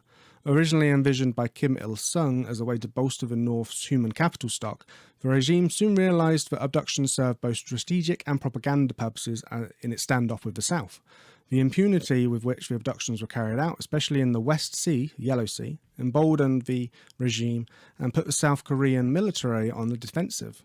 Hundreds of South Korean abductees, an absolute majority of them impoverished fishermen, were also useful foil for the North Korean propaganda machine. When Kim Jong-il emerged as heir apparent to his father in the mid-70s and extended his influence over the North Korean state, he took personal control of the power agencies within the state, and his preferences were soon reflected in a range of policy matters, including North Korea's abduction programs. With Kim's personal touch, the operatives from the North Korean regime soon embarked on a risky strategy of abducting foreigners and South Koreans alike from well beyond the peninsula. But the North Korean abduction spree came to an end with the end of the Cold War. With the collapse of the Eastern Bloc, North Korea was left politically and economically isolated, and as a result, the regime lost the ability to stage abduction operations in far-flung places. In more recent years, the regime has only been able to operate in the Chinese provinces that border North Korea. As the North Korean regime alerted its strategic goals amidst the changing international environment, their policy of abducting South Koreans and other foreign nationals evolved to fit their overall foreign policy goals. Over the years, the regime's kidnapping campaign went through 3 phases: the strategic phase, the covert expansion phase, and the defensive phase. While no specific event perfectly delineates these phases, each coincide with changes in the broader international environment. Strategic phase, 1955 to 77. According to the South Korean government, of the 516 abductees still detained in the north, 487, 95%, were taken during the 22-year period from 1955 to 77. Compared to later years, the North Koreans' abduction methods during this time were exceptionally disruptive, brash and unambiguous. Most of these abductions took place within South Korea itself or its territorial waters. Several occurred inside or close to the DMZ, the demilitarized zone. The abduction policy during this period was part of the wider plan to wreak havoc in South Korea and prepare for a renewed attempt to reunify the peninsula by force. It was also a strategy by which Kim Il-sung hoped to secure the legitimacy of his regime while simultaneously delegitimizing the government in Seoul. To understand the importance of abductions in the strategic phase, one must look at the wider state of affairs of the peninsula at the time. The years following the Korean War were difficult throughout the peninsula, with both Korea struggling to rebuild the infrastructure and recover the human capital lost during the war. As Kim Il-sung realised in 1946, the South possessed the greater number of intellectuals, an asset the North sorely needed if they were to revitalise the struggling economy. To attract them, the North Korean leadership either needed to persuade these intellectuals to defect or bring them to the DPRK by force. But early in his reign, Kim's widespread purges of enemies of the state quickly extinguished any hope of coaxing the southern intellectuals to defect. Even the North Korean elite were abandoning the regime, increasingly fearful of the punishments that befell those who lost favour with... let me just get rid of these. There we go. Favour several prominent North Korean officers posted overseas, and a dozen North Korean exchange students studying in the USSR defected. The regime made several attempts to kidnap these non-returnees and was successful in abducting at least one postgraduate student at the Moscow School of Music who had applied for asylum. The student, Yi Sang-un, was reportedly seized in broad daylight and sent back to Pyongyang. That sucks. In addition to reigning in their own defectors, North Korea soon used abductions as a means to achieve another goal of the regime: recruiting spies. North Korea needed spies to disrupt South Korea, foment dissension, and prepare for what they assumed would be an inevitable resumption of the war. As the South struggled economically, remaining heavily dependent on US assistance, Kim Il-sung continued to believe that the South Korean people would rise up against the government in North Korea if North Korea could prove itself to be the superior system. South Koreans kidnapped during this time were indoctrinated with pro-North propaganda, but ultimately only 2 were sent back to South Korea as spies, only to be promptly caught by the authorities.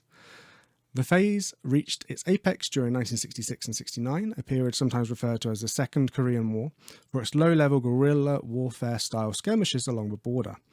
In January 1968, North Korea captured the USS Pueblo, a US Navy intelligence ship in international waters, and held its crew captive for 11 months. That same year saw the audacious Blue House raid and a number of other infiltration attempts into the south. During these tense years, North Korea kidnapped South Korean civilians at an unprecedented rate. Of the 516 South Korean abductees in the north today, 133 were taken in 1968 alone.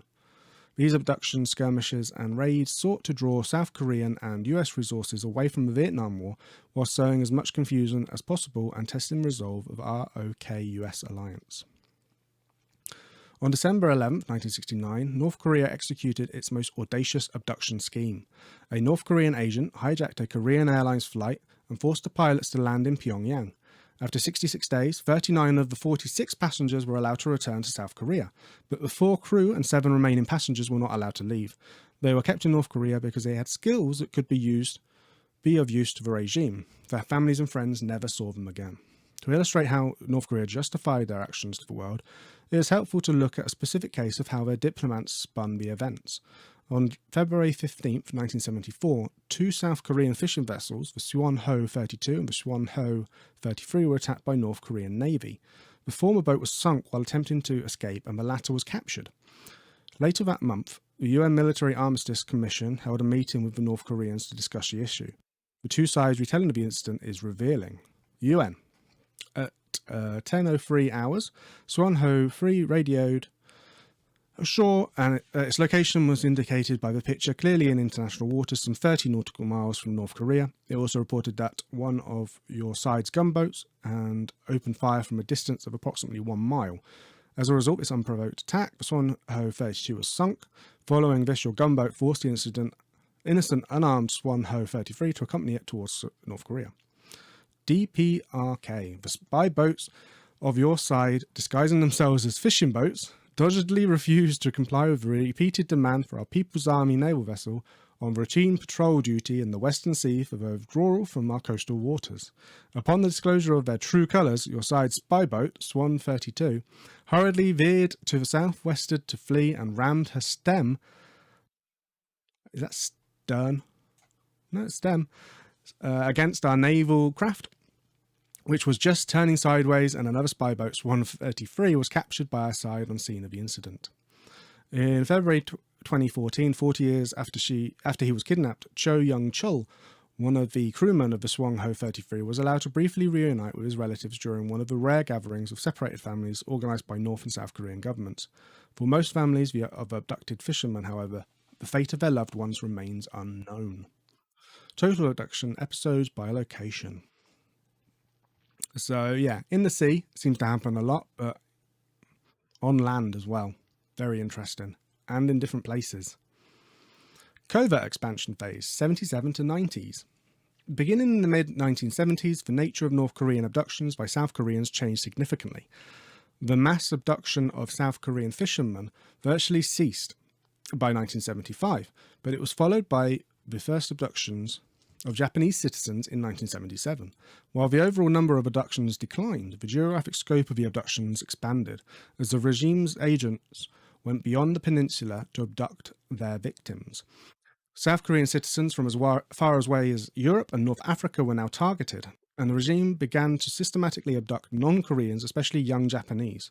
This change in North Korea's abduction strategy coincided with the changes in the international environment at the time and the internal power dynamics within the regime. First, North Korea could no longer maintain an aggressive stance against South Korea and the United States. The US-USSR detente was well underway by the early 1970s, and the growing Sino-Soviet schism prompted the 2 communist behemoths to explore better relations with the US separately. With its 2 patrons shying away from direct confrontation with the US, North Korea could no longer sustain its aggressive strategy targeting the South. As a result, the situation in the peninsula became relatively stable, which led to the first attempt at an inter-Korean dialogue since the end of the Korean War. Along with the improvement in inter-Korean relationships, South Korea improved its defensive in the West Sea. In the mid-70s, South Korea deployed French-made Exocet anti-ship missiles in the West Sea, creating a significant deterrence effect against North Korean incursions. In addition, more patrol ships were deployed to protect the Vision vessels, lowering the chance of successful hijackings by North Korea. Internally, the rise of an ambitious young leader within the regime meant a change in the direction of North Korea's overall abduction policy. Perhaps reflective of his own preference for maintaining a low public profile, Kim Jong-il changed the nature of North Korea's abduction strategy from overt to covert. And Kim also took a personal interest in the abduction targets. He was directly responsible for the most famous abduction case, that of South Korean actress Cho Young-hee and her husband, director Shin Sang-ok, in 1978. The two were used by the regime to produce propaganda films until they escaped in 1986. Kim played a major role in the abductions of South Koreans and other foreigners via his web of agents. According to the report by the UN Commission of Inquiry on Human Rights in the Democratic People's Republic of Korea, published in 2014, the overseas kidnappings were carried out by Office 35 of the Central Committee of the Workers' Party of Korea, an intelligence bureau controlled by Kim Jong-il. The stakes were high for the North Korean agents tasked with abductions of South Koreans. The former deputy director of the North Korean spy agency allegedly claimed that agents who failed to abduct their target could face execution. Abductions or abduction attempts of South Koreans by North Korean agents were made in Iraq, West Germany, Norway, Paris, Hong Kong, Karachi, Beirut, and various other locations in Japan, Yugoslavia, Austria, Libya, and Egypt. Most of these victims were students or skilled professionals. They were chosen for their knowledge and expertise, which the regime exploited. North Korea perpetrated abductions in these far-flung locales in order to limit the risks of infiltrating South Korea directly. Kidnapping in a third country also allowed the regime to plausibly deny any involvement if their agents were compromised. In contrast to the strategic phase, the regime was emphatic in avoiding exposure rather than fomenting havoc. However, this did not mean that South Koreans were secure in their own country. 5 South Korean high school students were abducted from beaches in South in the summers of 77 and 78. Only one has seen his family during a brief reunion in 2006. Also, during this time, North Korea abducted at least 17 Japanese civilians from Japan between 77 and 93. With the bulk of the abductions taking place in 77 to 80. We've talked about the Japanese. In the late 1970s, North Korea also kidnapped an unknown number of foreign women from Europe, the Middle East, Southeast Asia. The fates of many of these women are unknown.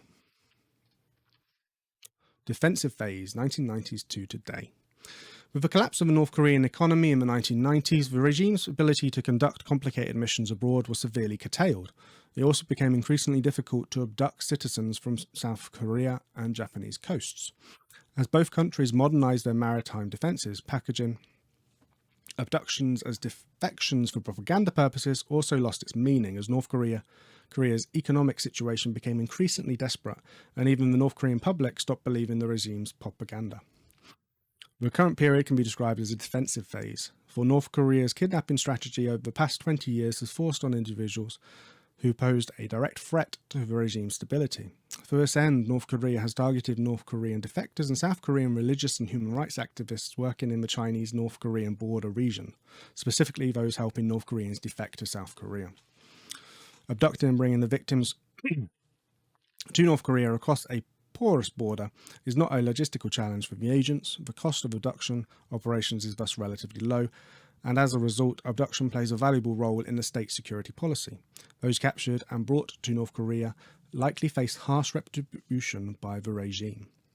Such was the case of Jin Jong-suk, a North Korean defector with South Korean citizenship who returned to China-North Korean border in August 2004. According to her family, Mrs. Jin was on her honeymoon and returned to the North Korean border to try and smuggle in some presents for her relatives. At some point, a group of North Korean men forcefully seized her and dragged her into North Korea. However, a month after the incident, the South Korean National Intelligence Agency disputed these events. They claimed that Mrs. Jin had actually been at the border in order to film North Korean opium farming, and that her abduction was unconfirmed. Despite the family's protests, she was never added to the official government list of abductees. The following January, Mrs. Jin's mother, who had also defected to the South, received news from an acquaintance in North Korea that her daughter was dead. Another well-known abduction case is that of Kim Dong-sik, a South Korean pastor captured in China in 2000 after 2 years of work in the border regions helping defectors escape to South Korea. He was approached by a female North Korean agent claiming to be a defector. After gaining his trust over the span of several months, she lured him to a restaurant where he was taken by other agents across the border. He was reported to have died the following year after months of mistreatment and torture. And if the victim can't be taken, even more brutal methods can be applied. A Korean pastor, Han Chung-yeol, was found murdered near Chinese-North Korean border in April 2016, having faced threats from North Korean agents for years as he worked in the region. Chinese police investigated allegations that he was murdered by 2 North Korean agents, who have since slipped back across the border, but the case remains unsolved. According to the South Korean government, only 3 of the 516 abducted citizens left in North Korea captivity were taken since 1995. So, only 3. It's becoming less. It's not happening as much. Although the actual number is most certainly much higher. The UN has listed more than a dozen cases of Chinese and South Korean citizens kidnapped by North Korean State Security Department from the late 1990s to the early 2000s. In May 2016, the South Korean Ministry of Foreign Affairs held a meeting with representatives from 10 major travel agencies in South Korea.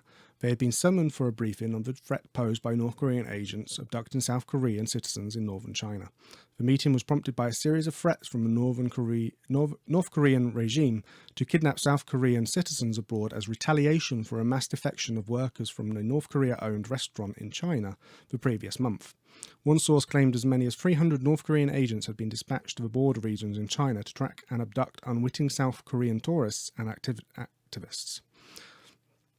These agents will sometimes work a single case for months or even years in order to gain the trust of the victims before the abduction takes place. North Korean regime uses use of abduction for propaganda and ensuring external security has continued under Kim Jong-un. Recently, there has been an increasing number of North Korean defectors voluntarily returning to the north. South Korea's Ministry of Unification reported that as of 2016, there were 19 confirmed cases of defectors voluntarily returning to North Korea. Although some may indeed have returned on their own, there is increasing concern that some may have been forced to return against their will, likely because of the regime's threats against their family members remaining in the country. The fact that returning defectors are often shown on state TV denouncing South Korea while praising the regime increases the likelihood that the North Korean authorities are orchestrating the voluntary return of defectors for propaganda purposes. Conclusion. South Korea has few viable options to ascertain the whereabouts of their abducted citizens, let alone repatriate them.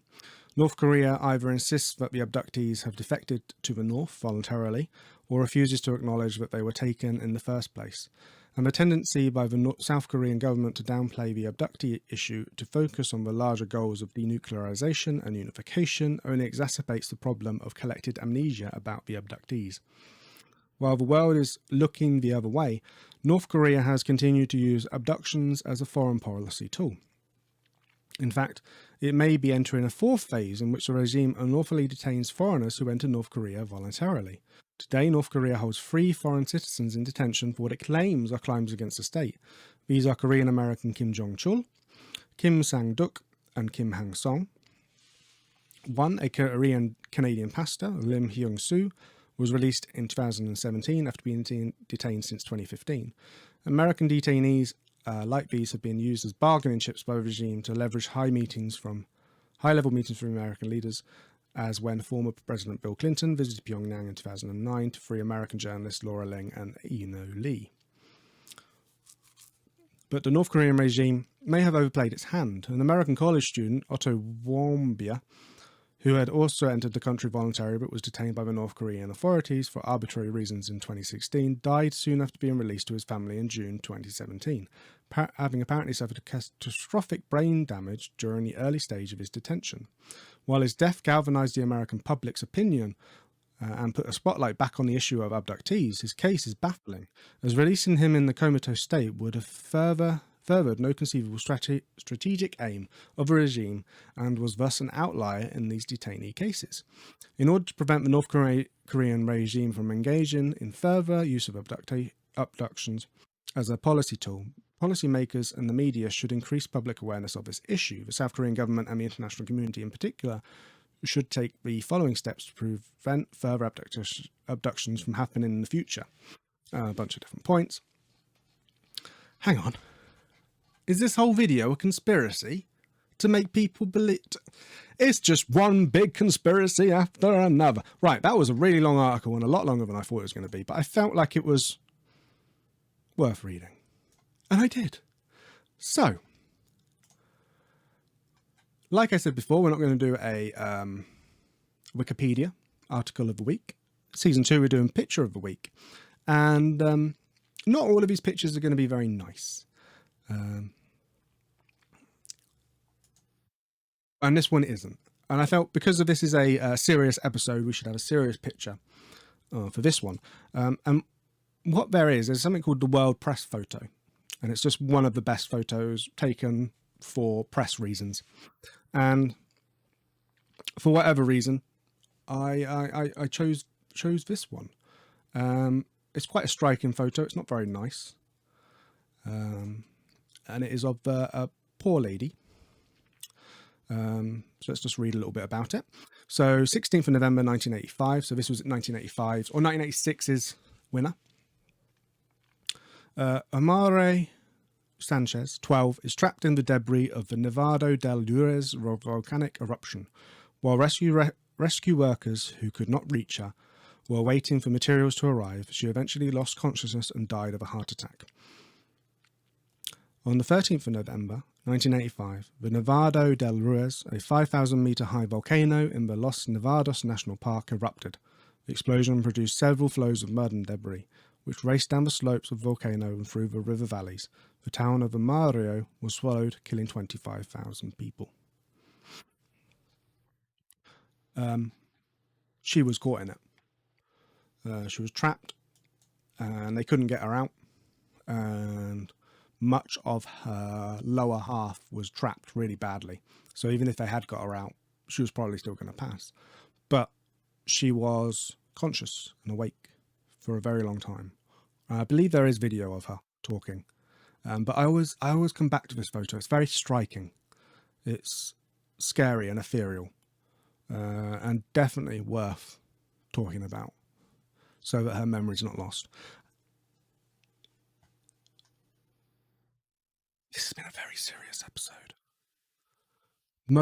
If this is the first Conspiracy 101 you've watched, this is not what they're like.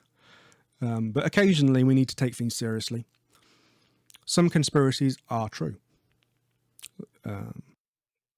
Some conspiracies that are now considered conspiracy theories are true. And sometimes things happen that aren't very nice, but we should still talk about them, discuss them, and still show them. And I think that brings an end to this episode. Thank you very much for watching, and I'll see you again next time.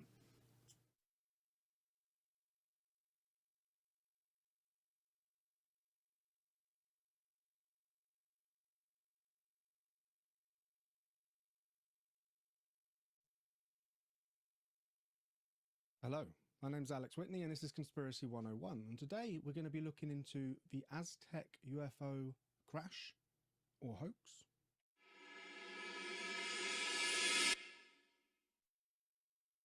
Now this is a really interesting one, and I wasn't planning on covering this in this week's episode. We're going to start, as we always do, with incognito mode and, of course, Wikipedia. So, for Wikipedia, clearly states hoax. But as you can probably tell from this, Conspiracy 101, as we venture into various conspiracies, the fact it has been labelled as a hoax is somewhat suspicious. If I may, put on my tinfoil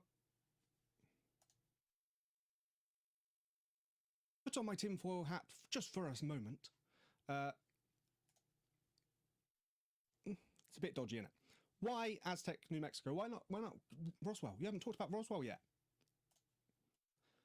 I was going to be talking about greys. We did an episode where we detailed all the different types of aliens, or at least, you know, the famous ones. And greys are famous.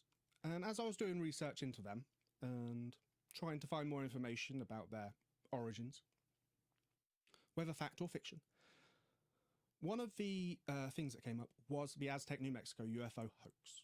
It happened before Roswell, but I was not familiar with it. It's not something that is massively well known, at least. And I'm someone who considers myself relatively up there when it comes to conspiracies and these kind of adventures. So, as we go into it, we'll have a look at the ins and outs of it. And there are quite a few articles, actually. It's not just going to be Wikipedia today. And there are some pictures that are very interesting and also slightly weird. One thing I did not actually check, which I'm going to do right now. And we haven't, season 2, we haven't actually looked at our top secret, The Mammoth Book of Cover-Ups.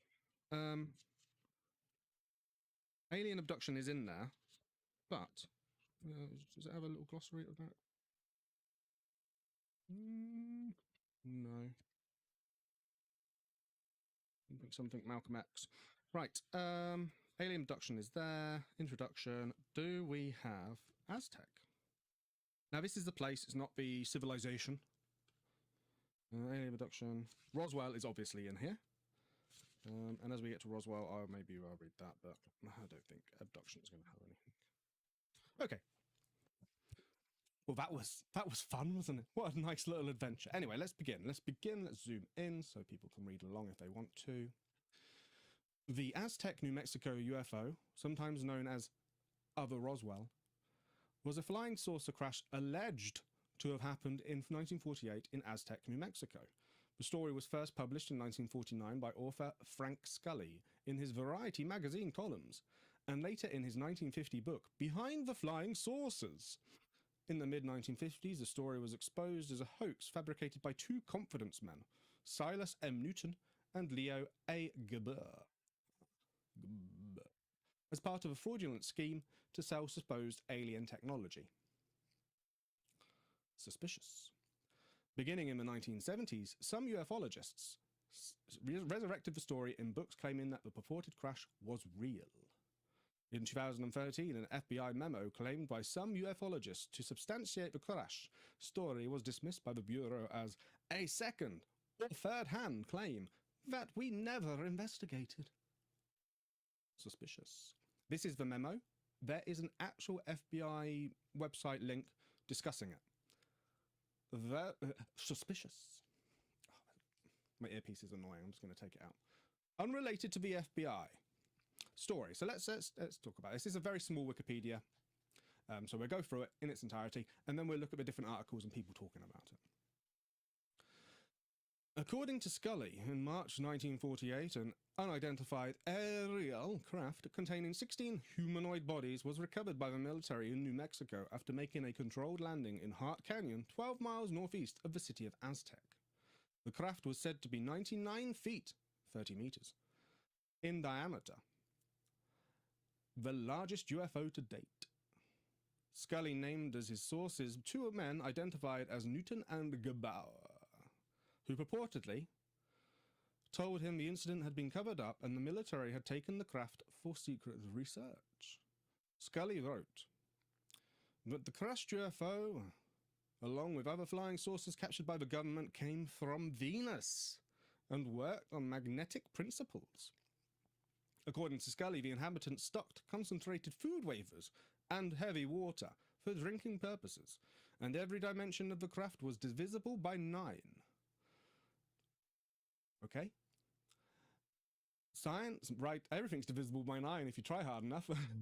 Science writer Martin Gardner criticized Scully's story as full of wild imaginings and scientific Howlers. Hoax. Settle down, Wikipedia.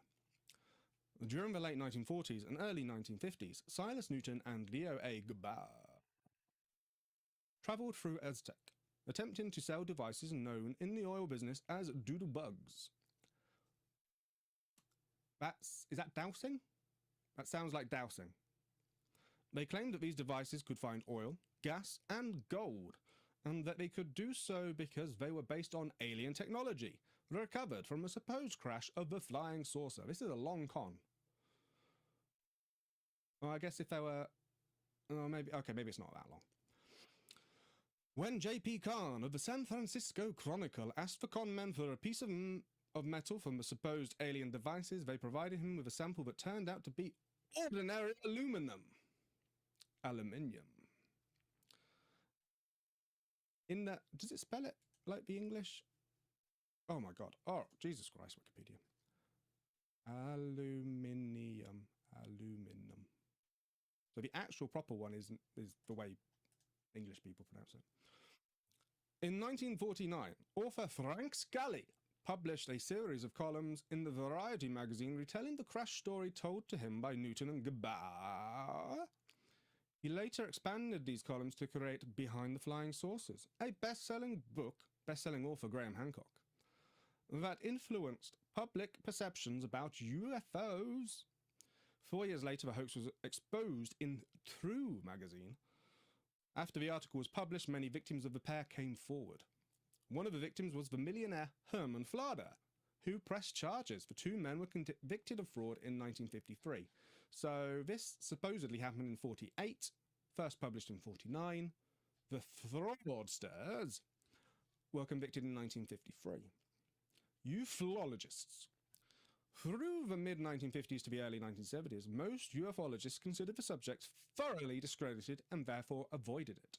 However, in the late 70s, author Leonard Stringfeld purported that not only was the incident real, but the craft involved was one of the many captured and stored by the US military.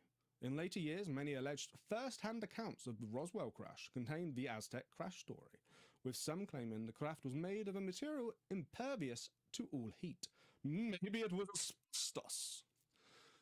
While others claiming the craft was damaged by the crash, the supposed humanoid bodies were said to be measured between 36 inches and 42 inches, 91 centimeters, and 110 centimeters respectively, in height and weighing around 40 pounds, 18 kilograms. Ufologists claim that shortly after the craft was downed, the military cleared the area of evidence, including the bodies, subsequently taking it to Hangar 18 at the Wright-Patterson Air Force Base. FBI memo. This is where it gets interesting. In April 2011, UFO enthusiasts discovered that what has become known as the Hotel Memo, which was available for viewing on the FBI's Vault website. Though the memo has never been classified and had been making the rounds online for some years, it was seen as proof of an official cover-up by the US government. The memo contained the report of a man named Guy Hotel, who was the FBI agent in charge of the Washington field office at the time. Maybe in the X-Files. Ooh. It was addressed to J. Edgar Hoover and indexed in the FBI records, but this was standard practice at the time. It was later discovered that Hotel's story was retelling of a January 6, 1950 article published by the Wyandotte Echo, a Kansas City, Kansas legal newspaper. The Wyandotte Echo article itself was a retelling of the account of a local car salesman and a radio station advertising manager. Ultimately, the details within the FBI memo can be traced directly back to the initial hoax story. After the memo was posted on the FBI website, it received over 1 million views within 2 years. In 2013, the FBI issued a press release concerning the memo. In addressing the memo's context and possibly connection to a hoax, the Bureau wrote, "Finally, the Hotel Memo does not prove the existence of UFOs. It is simply a second or third-hand claim that we never investigated. Some people believe the memo repeats a hoax that was circulating at the time, but the Bureau's files have no information to verify that theory." Sure they don't. Fundraiser. The incident gave birth to the AZTEC UFO Symposium, which was run by AZTEC New Mexico Library as a fundraiser from 1997 to 2011. That's nice. Isn't that nice? That's nice. Interesting. Definitely not as much published about it in comparison to Roswell, but similar origins-ish, kind of. So instead of it being maybe, and this is all, you know, supposed and allegedly, instead of it being a something that was misidentified, as in Roswell, this was more of a, you know, con men hoax situation. Or so we are told. Right. I do not have my pause button. No, I don't. Okay. Right. I need to figure out which one's which now. Okay. Here we go. Is this it? News. FBI.gov. Yes, this is it. So this is the actual FBI.gov website. This is the memo, I believe. I think that's as much as it has. A single page of March 22, 1950 by Guy Hotel. That's a very strange name, isn't it? Let's read it and then see if we can actually read the memo. It seems quite hard to read, but we'll try. I'll try. It's the most popular file in the FBI vault. Our high-tech electronic reading room housing various bureau records released under the Freedom of Information Act. Over the past 2 years, the file has been viewed nearly 1 million times, yet it is only a single page, relaying an unconfirmed report that the FBI never even followed up on. Suspicious. The file in question is a memo dated March 22nd, 1950. 63 years ago last week. That's a bit wrong. It was authored by Guy Hotel, the head of our field office in Washington, D.C. Oh, it's got a brief biography of this supposed hotel. Like all memos to the FBI headquarters at the time, it was addressed to Director J. Edgar Hoover and recorded and indexed in FBI records. That's very, like, dictatorial. The subject of the memo was anything but ordinary. It related a story told to one of our agents by a third party who has said an Air Force investigator had reported that 3 flying saucers were recovered in New Mexico. The memo provided the following detail. The saucers, were described as being circular in shape with raised centers, approximately 50 feet in diameter. That's half the size. Wait, diameter. Yeah, okay, that kind of works. Each one was occupied by 3 bodies of human shape, but only 3 feet tall, dressed in metallic cloth of very fine texture. Each body was bandaged in a manner similar to the blackout suits used by speed flyers and test pilots. After relaying the informant's claim that the sources had been found because the government's high-powered radar in the area had interfered with the controlling mechanism of the sources, the memo ends simply by saying that no further evaluation was attempted concerning the matter by the FBI agent. Mr. Hotel. Biography. Guy L. Hotel was born around 1902. He was a graduate of George Washington University in Washington, D.C., where he was a star football player. I think all FBI agents have to be a star football player at some point. He was later inducted into the university's Athletic Hall of Fame. He entered the FBI as a special agent in 1934. In December 1936, he was named acting head of the FBI's Washington field office. He was appointed special agent in charge the following May and served until March 1941. Hotel was reappointed special agent in charge in February 1943 and served until 1951. When he took a position in the Identification Division, he retired in 1955. Hotel was married 3 times and had 2 sons following his FBI career. Hotel served as an executive secretary of the Horsemen's Benevolent Association. He died in June 1990. Horsemen's Benevolent Association. That might have been the end of this particular story. Just another information dead end in the FBI files. But when we launched the vault in April 2011, some media outlets noticed the hotel memo and erroneously reported that the FBI had posted proof of an UFO crash at Roswell, New Mexico, and the recovery of wreckage of and alien corpses. The resulting stories went viral, and traffic to the new vault soared. So what's the real story? A few facts to keep in mind. First, the hotel memo isn't new. It was first released publicly in the late 70s and has been posted in the FBI website for several years prior to the launch of the vault.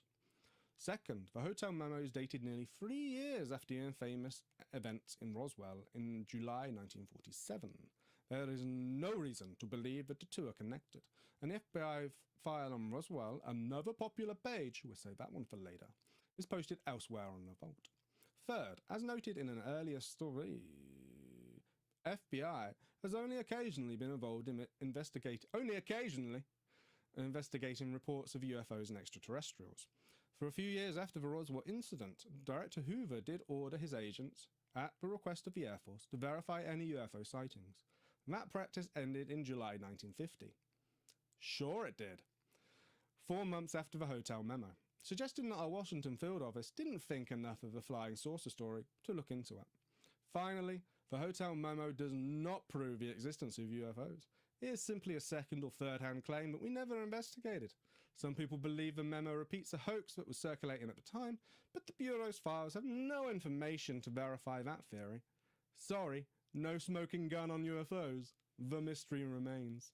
Yeah, whatever. Right, let's actually go on the vault and look at it. Disclaimer. Leave me alone, disclaimer. Subject. Oh, wow, it's not a lot, is that? Right, can I zoom in? Did I say open another page? No. I said zoom in.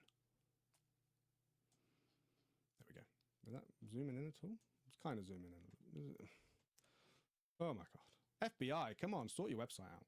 Okay, so Office Memorandum, United States Government, blah, blah, blah, blah, blah. Very normal. Let's try and center it slightly.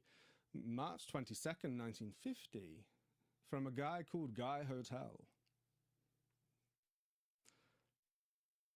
The following information was furnished to SA by information omitted. Interesting. An investigator for the Air Force stated that 3 so-called flying saucers had been recovered in New Mexico. They were described as being circular in shape with raised centers, approximately 50 feet in diameter. Each one was occupied by 3 bodies, approximately of human shape, but only 3 feet tall, dressed in metallic cloth of very fine texture. Each body was bandaged in a manner similar to the blackout suits used by, that's a weird word to use, bandaged, used by speed flyers and test pilots. According to Mr. Information Redacted, informant, the saucers were found in New Mexico due to the fact that the government has a very high-powered radar setup in that area, and it is believed that the radar interference with the controlling mechanisms of the saucers. No further evaluation was attempted by S.A. Blank concerning the above. Or was it?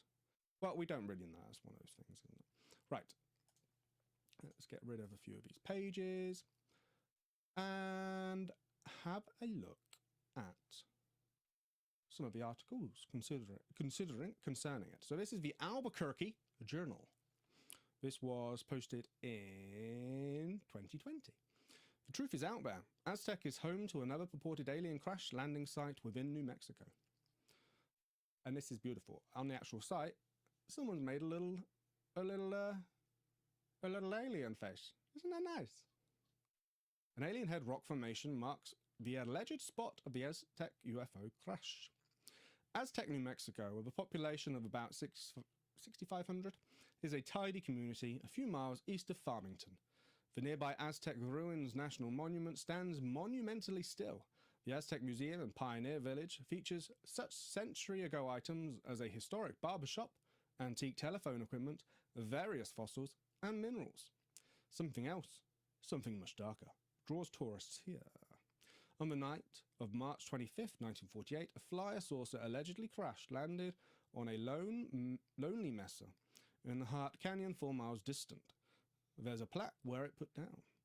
Folks as far away as those who lived in Cedar Hill 10 miles northeast of AZTEC were said to have heard the crash, but the fact was never verified. We'll open that in a new tab and see if we can zoom in and actually read it. In Farmington, hundreds reported the incident to the Farmington Daily Times. State policemen debunked by saying the flying saucer was fluff from cottonwood trees. That's an interesting one I haven't heard. The Aztec tale was suddenly full of holes and hoaxes. Here's what came later. Two men convinced Aztec residents that saucer had definitely dropped in. That was a fraud, of course. Nonetheless, Aztec swiftly became a favoured spot for skywatchers and believers from every which way. A year later in Roswell, in July 1947... Oh, no, a year earlier in Roswell. Oh, I was wrong. This was not before Roswell. This was after. That's very interesting. That kind of changes things a little bit. That makes... Yeah, that makes the idea of someone trying to hoax something in order to sell things a little bit more believable, doesn't it? A year earlier in Roswell, in July 1947, the balloon fell smacked into the ground on a nearby ranch. Immediately, conspiracy theories, conspiracy theories, took hold, as were extraterrestrials. As the years went by, Roswell became the king of all those who peered at the heavens thinking they had seen something important. A 1996 UFO festival brought Roswell mobs of visitors. A museum and research centre dominated Roswell's main high street. UFOlogy turned into a serious subject. Books on the topic suddenly popped up everywhere. Meanwhile, Little Aztec became just a footnote. Lovely signs. You've got the Alien Trail and the Outer Limits Trail. And yet, supposedly, 12 giant humanoids. How are they giants now? They were little people, weren't they? 3 feet tall. Were aboard that UFO. Perhaps 18, maybe 30, maybe 400. The saucer itself was said to be an incredible 100 feet in diameter. I'd say that's doubled now. It was 50 in diameter, wasn't it? And now it's doubled. Members of the armed forces were ordered to store various pieces of debris and send them to such locales as Wright-Patterson Air Force Base in Dayton, Ohio, never to be seen again. Frank Fea, an emeritus professor at New Mexico State University, traveled to Aztec to see what the hubbub was all about. The military must have used the biggest Beckins truck available to cut away all that stuff, he told me. Beginning in 1997, a UFO symposium was held in Aztec. That conference lasted until 2011. Papers were submitted on such subjects as alien abductions, cattle mutilations, and government cover-ups, all of which we will cover at some point on Conspiracy 101. Meanwhile, Roswell was experiencing an economic boom. Thus, Aztec became thought of as Roswell's little brother. How does one find the Aztec site? The visitor center in Aztec is currently closed due to COVID. Over the phone, I talked to Willan Thomas, that's a cool name, who ran the center. I asked her, oh, it's a her, sorry. I just presumed Willan was a boy's name. I was wrong. I asked her what she believed. Her answer: all those researchers who were here, they're all graveyard dead now. Interesting comeback. Seth Finch, a Presbyterian minister in Albuquerque, grew up in Aztec. He and some college friends took a road trip to where Seth was certain the site was located. It was getting late, so I don't know if we were near the actual site. It's a wild place. There's no signage at all. We went mountain biking instead.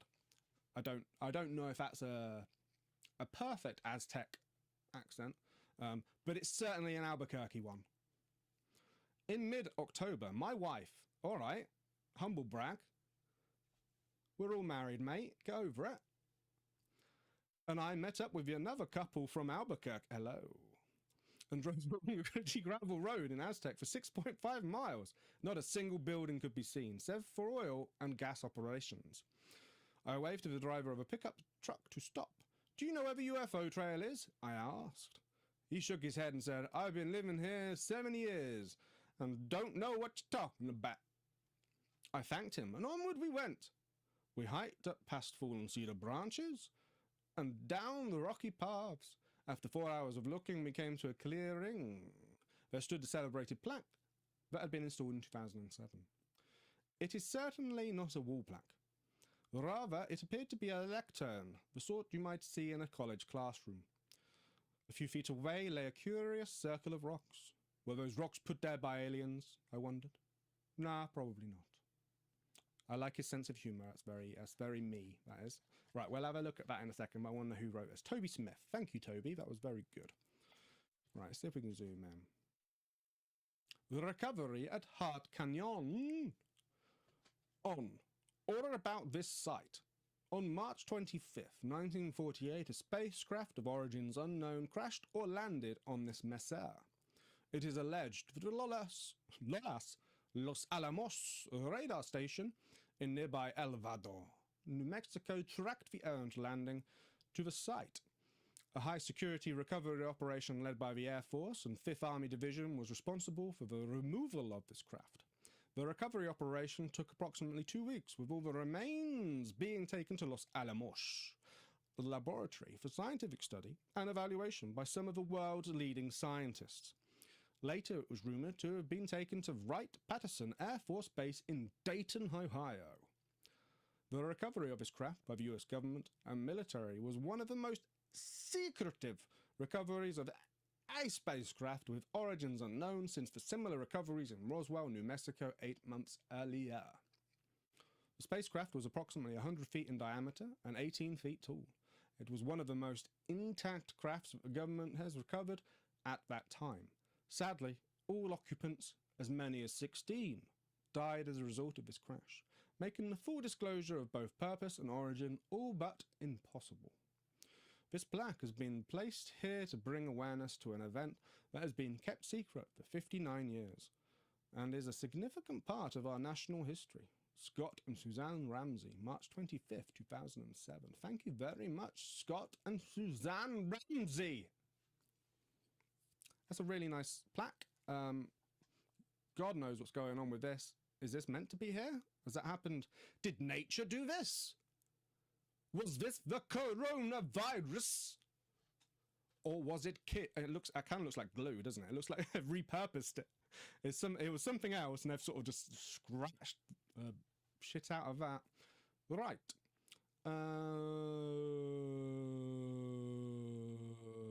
Okay.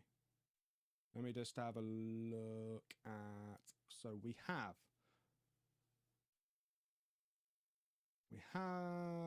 some stuff. Right, we've read the Wikipedia. Let's move on to the Skeptic's Dictionary. This was a link at the bottom of the Wikipedia page. Always good to check. Some of the websites usually don't work, but some of them do. Skeptic's Dictionary is a very interesting website, and very one-sided, but it usually details information quite well. We've read a lot of this information, so I'm not going to repeat it, but we'll just go over it briefly. Heart Canyon, 12 miles north of AZTEC, 16 humanoids, again, repeating that information. 99.99 has to be divisible by 9. 100 feet diameter, etc., etc. No witnesses. Newton and Bauer were involved in oil exploration finance schemes. That's an interesting way to play it, isn't it? Me? No, I'm not a fraudster. I'm an oil exploration finance schemer. The hoax was perpetrated to get investors, building machines, office information, and recovery of special metals, which is something that is, that's something that's always and will always surround these kind of investigations. I know that something's crashed, and the reason the government kind of hides it is not necessarily because of aliens, but because of the technology they can glean from it. Or, if you're going for more of a skeptic's view, it was already something the government was working on, and they didn't want the public or outsiders from the country knowing that they had that kind of technology. Whoa! Okay, this is cool. Okay, so one of their victims was the millionaire. We heard about that. They had charged $18,500 for a tuner, which could be bought at a surplus store for $3.50 at the time. Now that's a markup.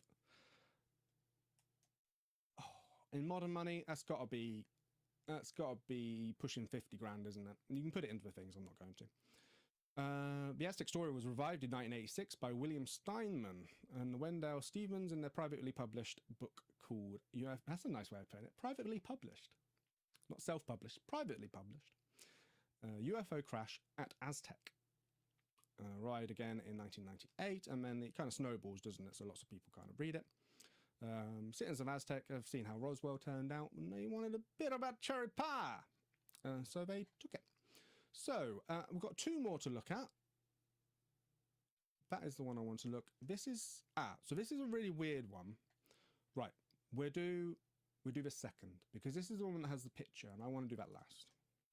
So, the Frank Scully crashed saucer at AZTEC hoax 1950. This is debunker.com, and this is Robert Schiffer.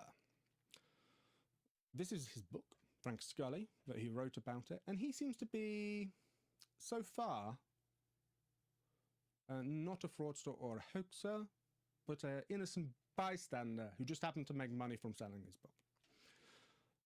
In 1950, this page is not optimized. It's bad.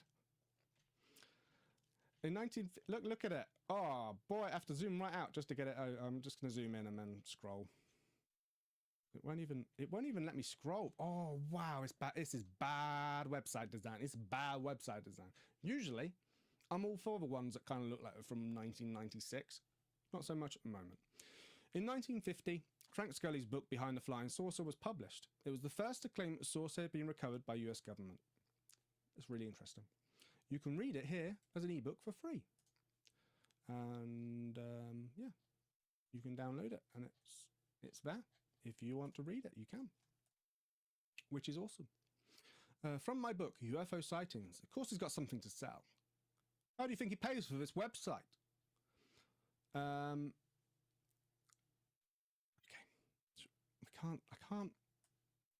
I can't he do it? I have to zoom out in order to read it. But let's just read half of it. But, you know, we just won't get the tail end of sentences. The crash saucer stories began to circulate in 1950, etc., etc. Sources use magnetic propulsion, derive the energy from following magnetic lines of force. That's a thing that's put forward quite a few times. The bodies of the craft's occupants looking very much... Okay. When was this written, Mr. UFO site? When was this? When was this written? I'm hoping it was in the 60s. I will read this as a quotation. The bodies of the craft's occupant, looking very much like earthly midgets, were said to have been dressed in 1890-style clothing. Okay, and then it reiterates the same kind of thing. I got this clipping right from J.P. Kahn. I don't know its origin. Scully was a devout Catholic, again the person who wrote the book, and came out with the information. Paul Gimbel gives us a very interesting, insightful look at Scully's career and reputation. Again, a link I'm not going to click. Browse the official government records containing the FBI's investigation into their fraudulent activities. That's very interesting. Not going to click on it. He was a con man, used a gadget. Yeah. For a Catholic's child, Christmas. Blessed Mother Goose. Favourite nursery rhymes debrutalized by Frank Scully to echo the Catholic way of life. Charmingly illustrated. Send $2. Sorry. $2.25 for each postpaid copy to Greenberg. Debrutalized. I think most of the nursery rhymes, at least that we tell now, have their basis in some kind of Christianity, don't they? So, newspaperman J.P. Kahn, who is on the left there, I believe, unravels the Scully-Newton-Galba hoax. J.P. Kahn left with Robert Schiffer, 1984. Who was Schiffer?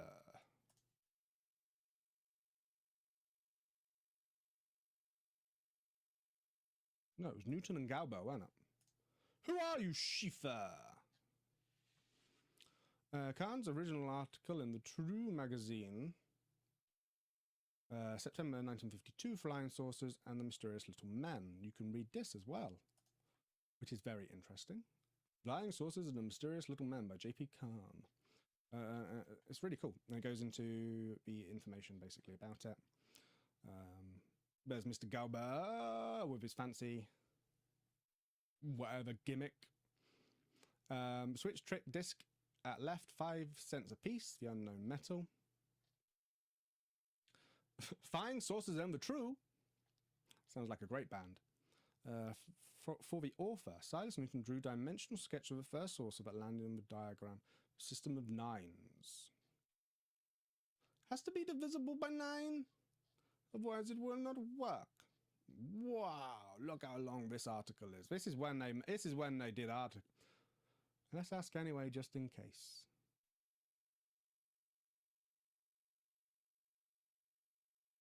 Don't get it. Wow. May I be excused? That's violent, that is. That's a violent one. Bloody hell. My bottle. Because his ball's in the tree. Wow. Yeah, a true book length feature. It really is. I'm going through that. Okay, so explained in the issue, True never believed Mr. Scully. We had many... Okay, so True the magazine never believed Mr. Scully, the author, the person who purported and put forward it at first. Not the con man, the other guy who wrote the book. We had many conversations with Mr. Scully about the matter before he began to write his book. When he offered material proof, we sent correspondent Khan to his home in California to see it. This gentleman was less than awestruck by what he was shown. Finally convinced that Mr. Scully was talking nonsense, we offered him a flat $25,000 for proof of his story. We never heard from him again. In due course, his book appeared, and it was a bestseller. Khan's follow-up, 1956 article in True, Flying Saucers Swindles. Is this one available? It is. So this is Mr. Newton on the left, and this is Mr. Galba on the right. If that's not a conspiracy theory, I do not. That's proper X-Men. X-Men? He's the beast! That's proper X-Files, isn't it? Look at that. I know it's probably just the way it's been scanned, but look at that. And is this going to be super long with weird comics in between? Oh, no, it's not as long. Interesting. Khan never blamed Scully personally for perpetrating the hoax. He always held the open possibility that Scully was an innocent victim of the hoax masterminded by Silas Newton. Based on my knowledge of the case, I think that Scully knew that what Newton and Gabar were saying was very, very dubious, but he knew enough about journalism and publishing to pretend to believe it. The following audio is a talk given by J.P. Khan. I'm not going to do that. I'm not going to click on that. With Robert Schieffer. Who is this Robert Schieffer? I guess it's no one. It's just a man. Ah! Mr. Schieffer is this man who wrote it. It is himself. So that's Mr. Khan, and that's the none of these, neither of these, even though they're in my I may have to doctor that at some point. I'm not going to. I don't care. Anyway, very interesting. Oh yes, and then it lives on. It talks about it and has a nice little picture. Look at this. City of AZTEC. So you've got the mile marker, small station pump, and the crash site parking. Good to know.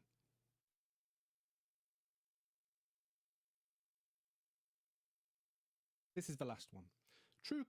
Two critical UFO events in history. So one of them is the RB47 UFO incident from 1957, but we're not going to talk about that one. We're going to talk about the Aztec UFO events, and specifically this picture. The Aztec event at Hart Canyon near Aztec, New Mexico, is by far the more controversial of the two events. Good, yeah, that's why we're only going to talk about this one. The controversy rests with some problems involving witness testimony and the background of others who were involved in the original story by columnist Frank Scully. However, the story has remained in play by work of researchers William Steinman and Leonard Stringfield, and more recently has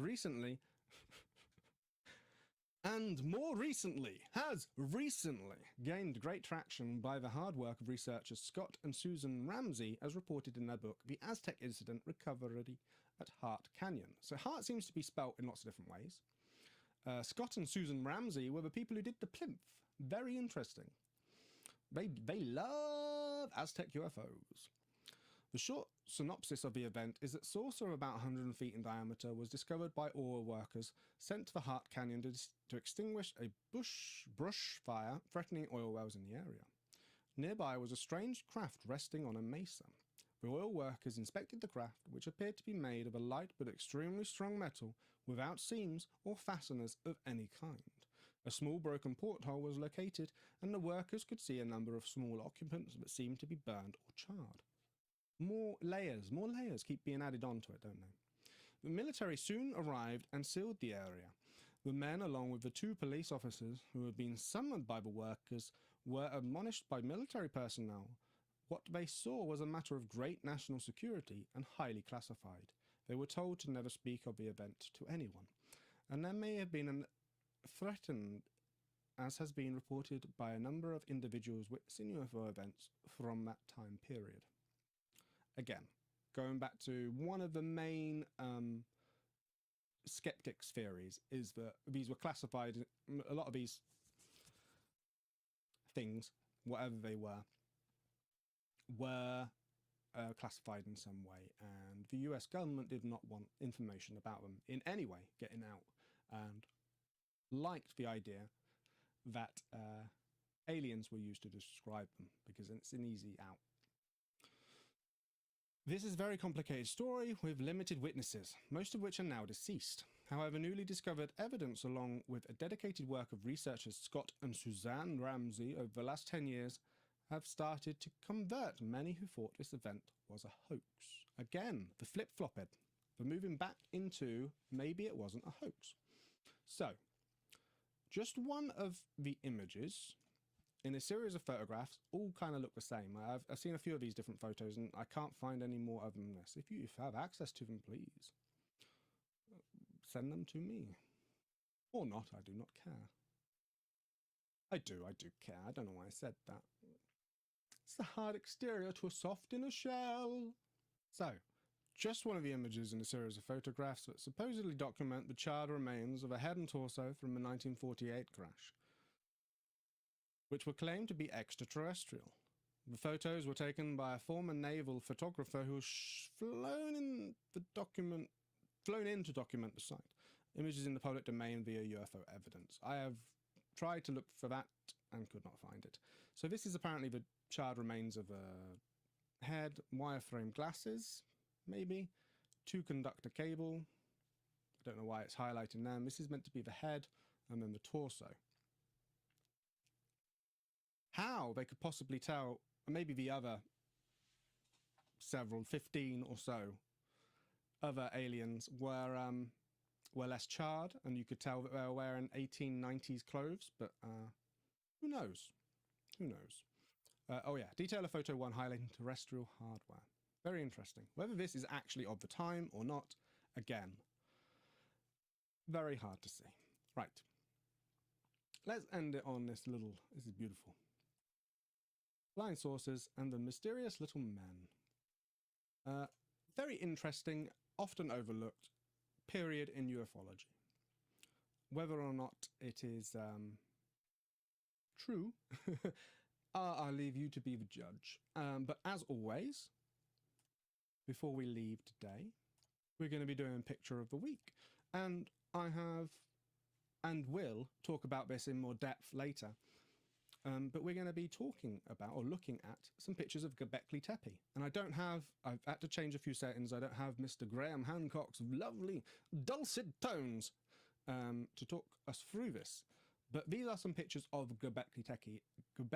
See, I can't even say it. That's why I need him. I need him here, next to me, sitting on my lap, talking to me about Göbekli Tepe. So these are some information. This is basically a very old, ancient civilization. We're still, as far as I know, not sure on its actual age.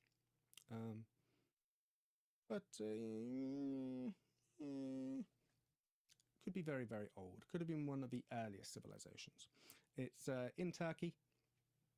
And these are some pictures. I'm not going to go over lots of information, but I wanted to show some pictures because we talk about it a couple of times, but I haven't shown any pictures. And the picture of yes, just okay. So here's aerial view. Main excavation area, southeast hollow. Again, it's kind of boring, isn't it? Western central pillar in building D, following excavations in 2010. Some very interesting, very big aerial view. Some very interesting monuments, some very interesting designs. Hopefully we'll be able to zoom in. This is 18 photographs that you can see. There we go. Some of the art. Billa 43, Building D, displays low reliefs of different animals, insects, and an iphiphalic human figure. Does that mean a human figure shaped like a penis? I believe it does. Again, stabilization works to keep the plimps up. What is this? Building E. Interesting.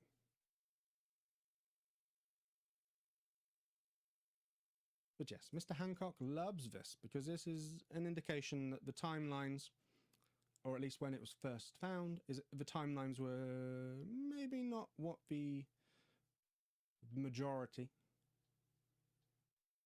you know, what the actual consensus of the scientific academia discussed.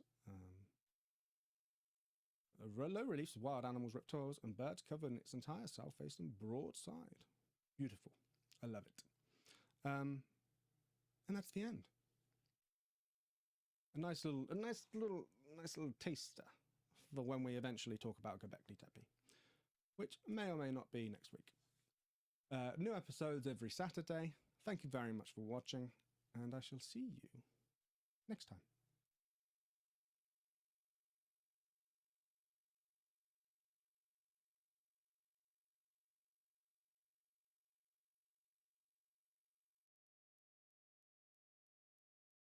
Hi, my name is Alex Witney. This is Conspiracy 101, and today we're going to be looking into the hum.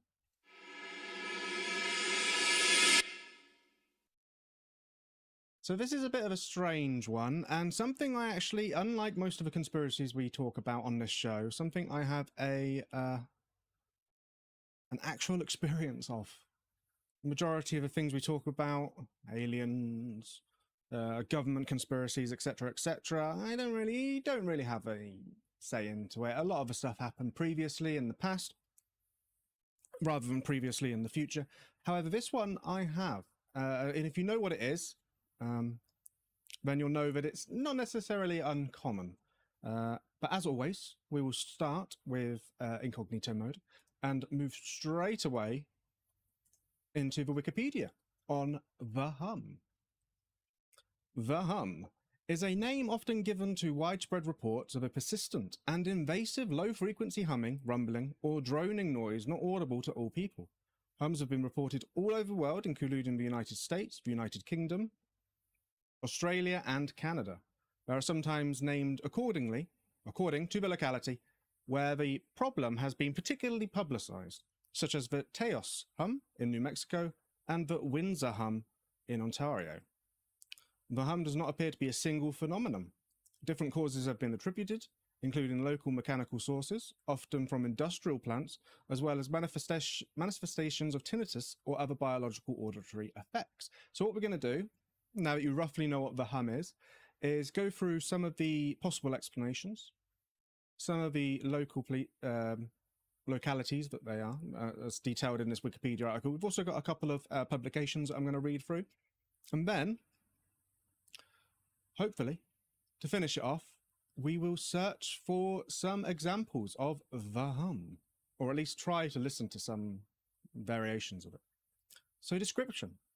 A 1973 report cites a university study of 50 cases of people complaining about a low throbbing background noise that others were unable to hear. The sound, always peaking between 30 and 40 hertz, was found to only be heard during the cool weather with a light breeze, and often early in the morning. Right, remember that, because that's relevant to my experience. These noises were often confined to a 10-kilometer, 6-mile wide area.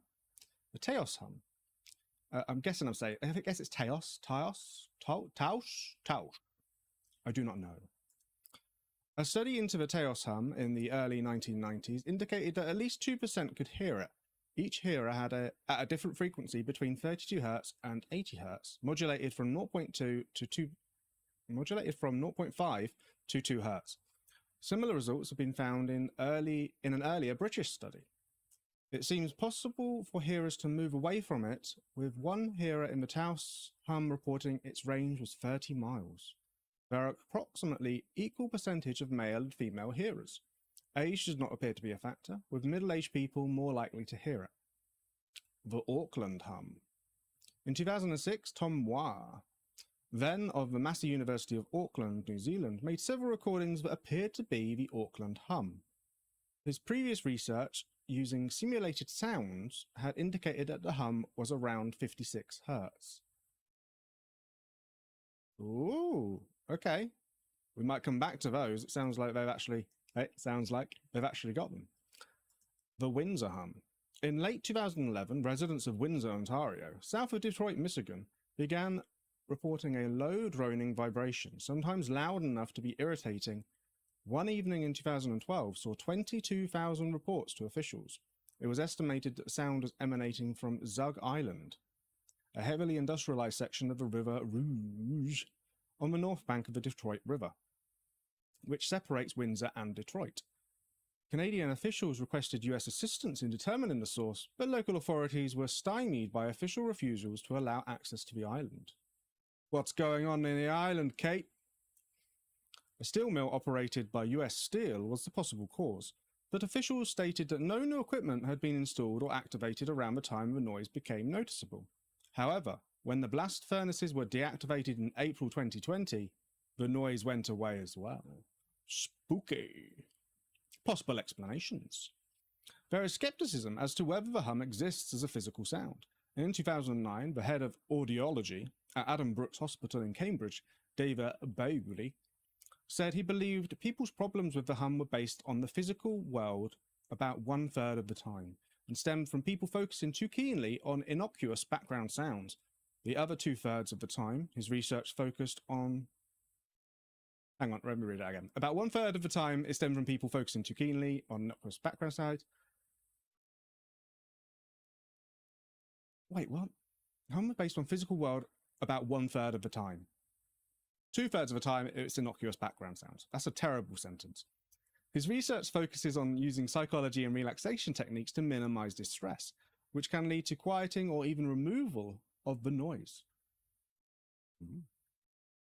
Jeff Leventhal, a noise and vibration expert, has suggested cognitive behavioral therapy may be effective in helping those affected, saying that it's a question of whether you tense up to the noise or are relaxed about it. The CBT was shown to work by helping people to take a different attitude to it. Mechanical devices. Although an obvious candidate, giving the common description of the hum is sounding like a diesel engine. The majority of reported hums have not been traced to a specific mechanical source. In the case of Kokomo, Indiana, a city with heavy industry, the origin of the hum was thought to have been traced to two sources. The first was a 36 Hz tone from a cooling tower of a local Daimler Chrysler casting plant, and the second was a 10 Hz tone from an air compressor intake at the Haynes International plant.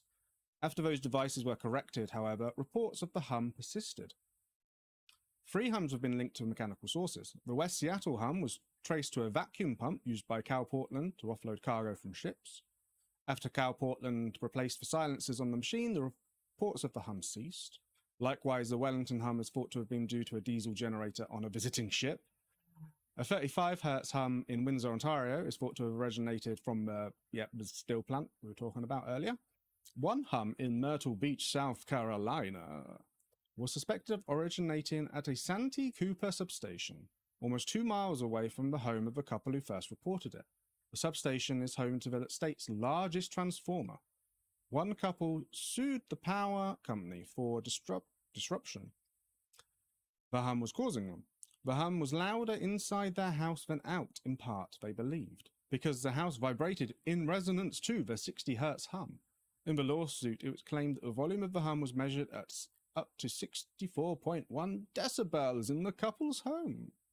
Some researchers speculate that very low-frequency radio waves, or extremely low-frequency radio waves, of the military TACAMO system, used by aircraft to communicate with submarines, might be the source of the hum.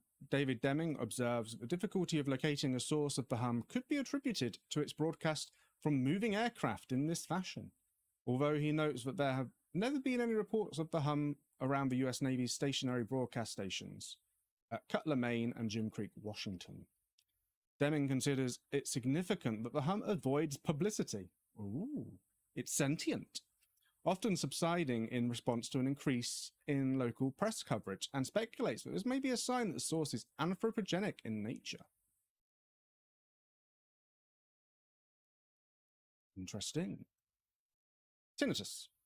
A suggested diagnosis of tinnitus, a self-reported disturbance of the auditory system, is used by some physicians in response to complaints about the hum.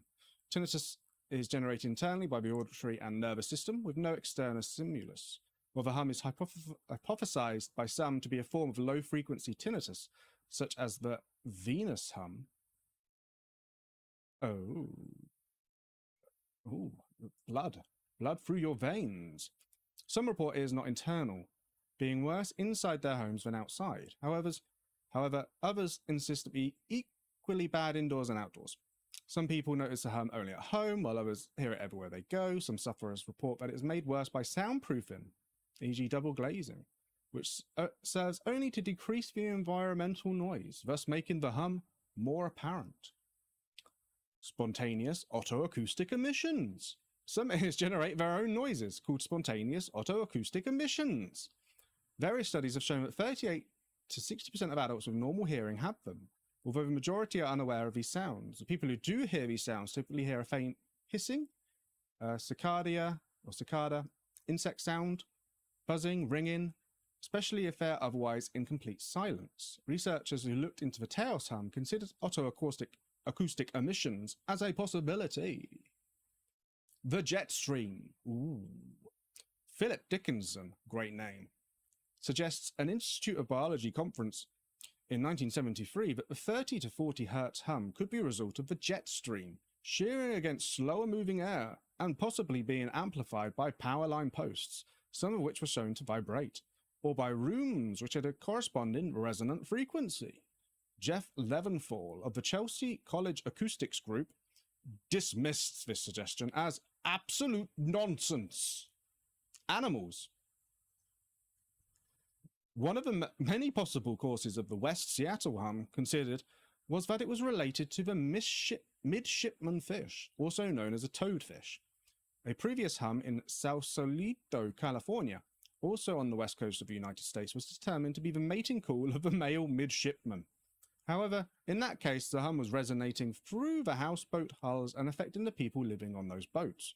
In the West Seattle case, the University of Washington researcher determined that it would be impossible for any resonating hum transmitted via tanker or boat hulls to be transmitted very far inland, certainly not far enough to account for the reports.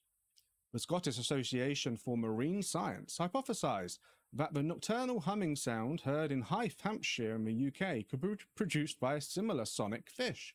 The council believed this is unlikely, since such fish are not commonly found in the inshore waters of the UK. As of February 2014, although the source has still not been located, the sound had by then at least been recorded. Oh.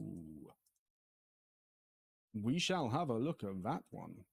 Media coverage. The Taos hum was featured on the TV show Unsolved Mysteries, Top 10 Phenomena, and also as part of a BBC4 programme. In popular culture, 1998 episode of The X-Files titled Drive.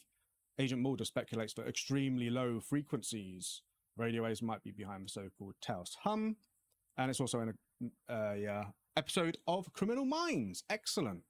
That was an amazing... Let's just have a look which one that was. Minutes. Nobody wants... Oh, Wayback Machine. Love it. Look at... Hey, it's hilarious. They actually just... They're like a council meeting or whatever. New Forest Environmental Protection Liaison Committee had an actual discussion about it. So a lot of these are PDFs from actual proper papers. Further reading. Oh, the World Hum Map Database. That looks awesome. We'll be going on that in a second. Let's go back up to the guy who recorded it and just look at those links. Where was it? No. Was it Windsor?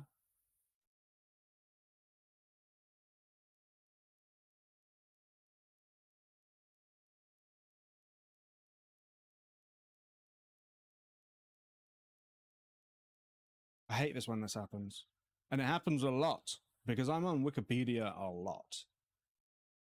Where you want to find something and you're like, I should have just clicked on it straight away, but I didn't.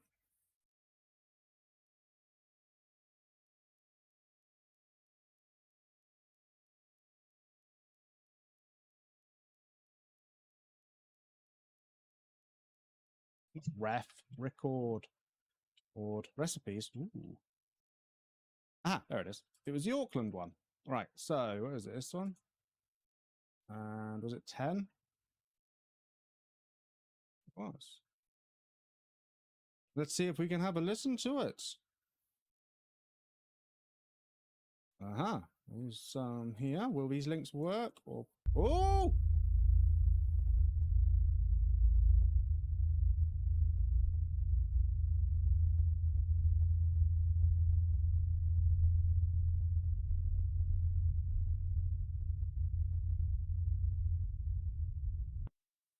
That indeed, good sir, is a hum.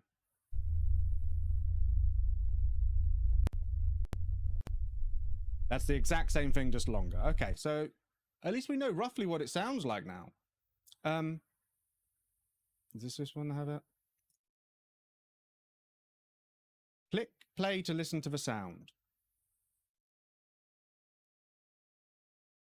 Don't think it's available anymore on that site, which is a shame. So, let's talk about my experience. Before we read the articles, let me tell you a story. It was early in the morning. One day before work, I used to get up sometimes relatively early, slightly before 7, on my way to the car. It was midwinter, and there was a light breeze. And I got to my car, and I could hear a hum. And my first thoughts weren't necessarily this, the hum. It was the choir that one would hear, the trumpets and sounds of angels that you would hear in the coming apocalypse. That was my go-to thought. It wasn't, my ears are hearing something weird inside. It isn't what I actually think it was, which I'll explain in a second. I was like, oh, crap, world's ending.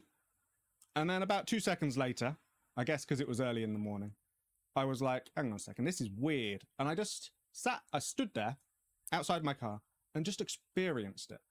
I just stood there and I was like, this is odd, but I like it and I'm going to listen to it. And I listened to it, and the more I listened to it, the more I think, and it was coming from all directions. It didn't feel like it was coming from one direction. It felt like it was coming 360.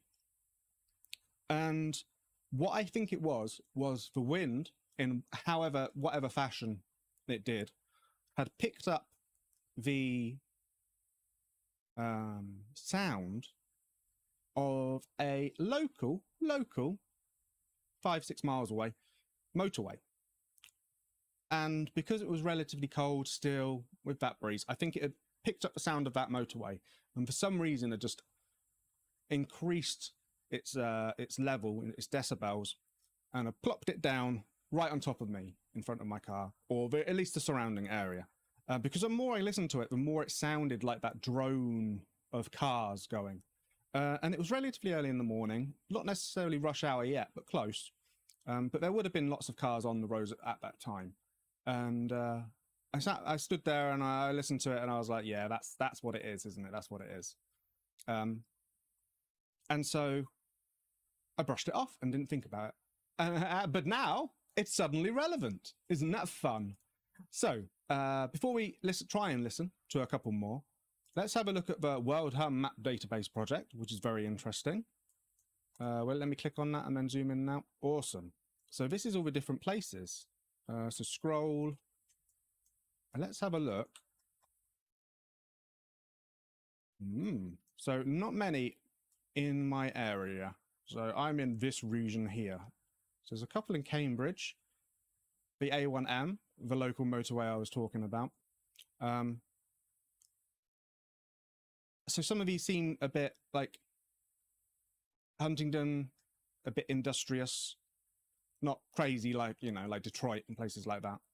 But it's very interesting that it's a lot Liverpool, Manchester, Birmingham, London. It's centered around urban areas, isn't it? You're not getting a lot in Snowdonia National Park, which makes you think that it is some kind of mechanical sound. But that doesn't necessarily mean it's not spooky or strange. So I'm guessing if you hear one, you can add that. So maybe I should add my hum. I could work it out what year it was. I can't actually remember what year it was. It would have been like 2017-ish, something like that, maybe. Very odd. Let's move on. Oh, excuse me. Sorry about that. Okay, so the hum, a global phenomenon, is heard by some in the Rochester region and Finger Lakes. So this is from Democrat and Chronicle. Does it have a date? No, it doesn't. Okay, but it's got a video, so let's listen in and watch. No. Wait.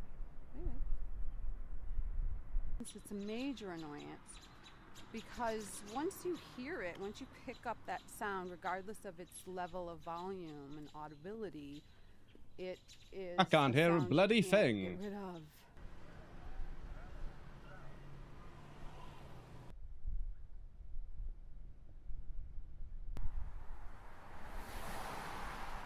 I want to locate it to stop it. How That's all I very want. queer. Let me try something a little bit different.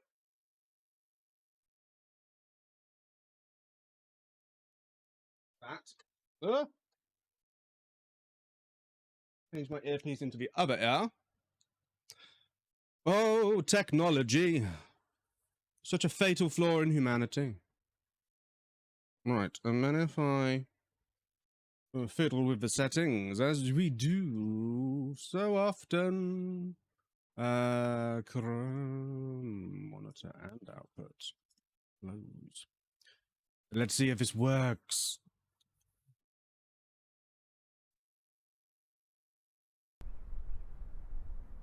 No. Wait. It's a major annoyance because once you hear it, once you pick up that sound, regardless of its level of volume and audibility, it is a sound you can't get rid of.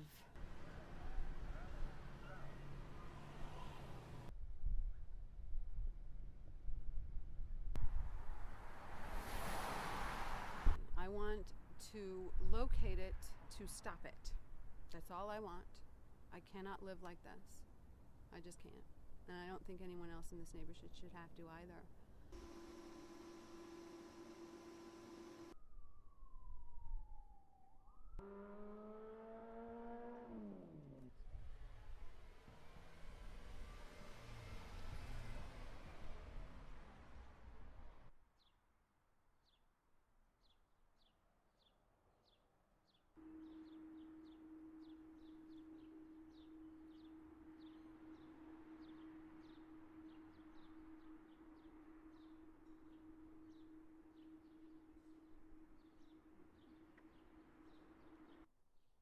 You can see this sound contains a lot of, that's noises or multiple drones. And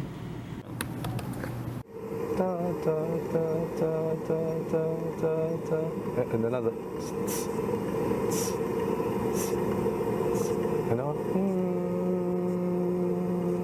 that's the one we want. Right. Can you tell what the source of this is? No, it's so difficult to tell.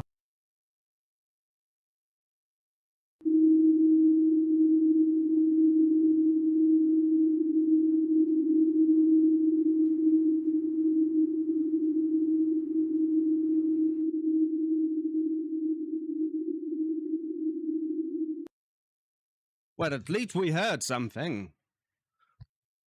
That was very strange. At the beginning, it didn't sound like it was going to be about anything or even have the hum at all. But, no, I don't want to play it again. No, Bad website. So yeah, very interesting. It's definitely a distinct hum. Not dissimilar to what I heard, but not quite there either. It was only in the pre-dawn hours that John Graham heard the hum. This was 15 years ago when he lived in Pulteneyville, the little community on the Lake Ontario shoreline in Wayne County.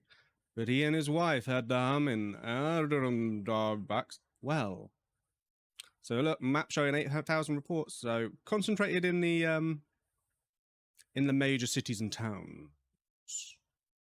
Not so big in Saharan Africa or sub-Saharan Africa. It would come on for half a second, then stop, then come on for half a second, over and over. It sounds like distant foghorn or a refrigerator cycling, he told a Democrat and Chronicle reporter at the time. It's a very strange thing. Throbbing sound eventually went away, and as Grapes told the reporter recently, the topic moved way down on the scale of items of interest in the overall scheme of things. Still, he remains among the ranks of Rochester area residents who believe they've heard the unexplained sound now known as the hum. How long people have been hearing the hum, which typically is described as a very low-pitched throbbing sound, so persistent it causes fatigue and irritability, is part of the mystery. Most presume it is an artifact of the modern age. The first documented mass experience may have been in 1978 in the English port city of Bristol. Bristol is a shithole. That's probably why. That was a joke. I'm sorry. Sorry, Bristolians. In 1991, people in Taos, New Mexico experienced it. In 1999, it was Kokomo, Indiana's turn. In 2006, it was Auckland, New Zealand. 2 years ago, a hum outcry in Windsor, Canada prompted a government investigation that identified the source as somewhere on the Zug Island outside Detroit. We've been over this, yep. There's never been a publicly acknowledged cluster of hum here as in New York, but that doesn't mean they're not present. For proof, visit the World Hum Map, the brainchild of Canadian educator and researcher Glenn McPherson. McPherson said he heard the hum in 2012. Intrigued, he launched an effort to learn more about it. In the 5.5 years since then, this map and associated databases recorded more than 8,000 detailed validated reports. Validated by whom? Roughly 150 of them were filed by New Yorkers, including more than a dozen in Rochester Finger Lakes region. The map identifies hearers by location, but not name. Here are what some have heard locally. Grease. Like a diesel engine idling. That's what people from Greece sound like. The hum can make my eardrums feel like they're vibrating. Rochester, August 2016. A low distant hum, like the sound of a large generator or giant speaker left turned on. Bristol, Ontario County, March 2016. Sounds like a diesel tractor pushing something. Canadaw Lake, May 2014. A truck engine. Medina, Orleans County, September 2017. Low frequency that seems to oscillate. It sounds like a large engine from far away. Middlesex, Yates County, February 2017. A very low hum, like a ceiling fan running, or a generator, or a truck idling in the distance. It kind of throbs up and down. Spencerport, September 2016. A deep, quiet rumble. Sounds like a truck idling a couple of streets away, or like constant, low thunder rumbling. The map contains no reports from the Highland Park neighborhood where people have been hearing a sound with a slightly higher pitch than the hum. Jeanette Cargill, who lives in Rochester's South Wedge neighborhood, also has not put a dot on the hum map, but after enduring a series of auditory surprises, she might be a candidate to do so. I heard a noise. It was loud enough to shake the dishes in my house. It was continuous, Cargill said, referring to an extended episode one afternoon a few weeks ago. It was audible, also to my dog. She was perking her ears up and looking around. We've got some sounds which we'll go through in a minute. The disrupted sound was a low-pitched drone, sort of rumble. It almost sounded like thunder, like extended thunder, the director's cut. She experienced a number of times in the last month or so.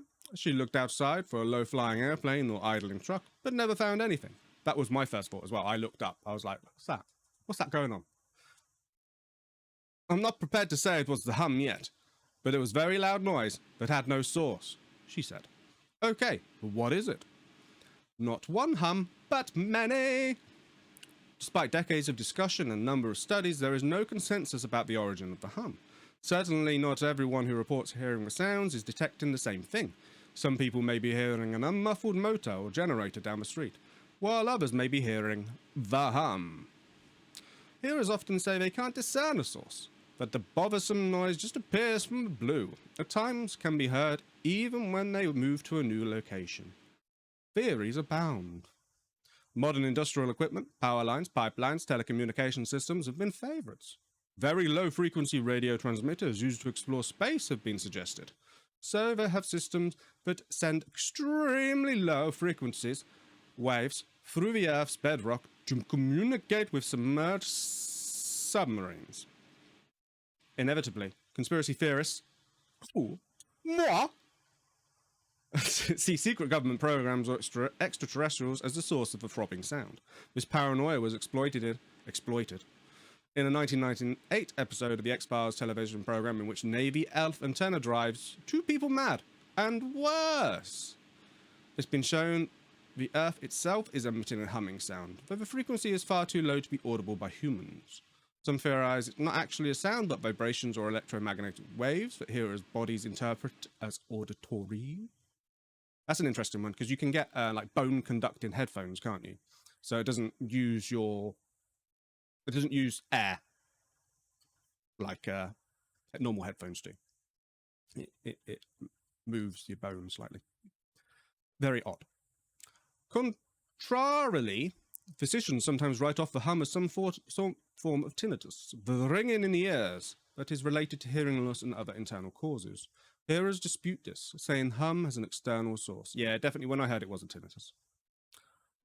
It is most often apparent between 12 midnight and dawn, and it sometimes is more noticeable indoors than out. When the hum is present, most people don't hear anything unusual. Only 2 to 11% of local residents pick it up, according to studies in Taos and Kokomo. That's interesting, because people do have different ears and hear things differently. Like it was a big thing when I was a teenager of these noise machine things that they'd put outside of shops so that groups of young ruffians would not gather. And I could never hear them, but my friends could. And I think it's only meant to work on young people whose ears are more delicate. My ears are obviously trash because I couldn't hear a thing. Read that. But the minority of people who hear it pay the price. Thousands of people who have posted their stories on the World Hum Map say it causes sleeplessness, irritability, fatigue, and headaches. It can be an ever-present malevolence. Consider this account of the World Hum Map from someone who lives in Webster. I heard this noise even in the middle of winter, after a fresh snow, and the power's out in the whole neighbourhood, the person wrote. It vibrates the walls, so that if my headboard is just so, it will vibrate the headboard of my bed, even when the power's out. Interesting. Let's watch this bad boy. Also, this is the UK. A little bit closer to home.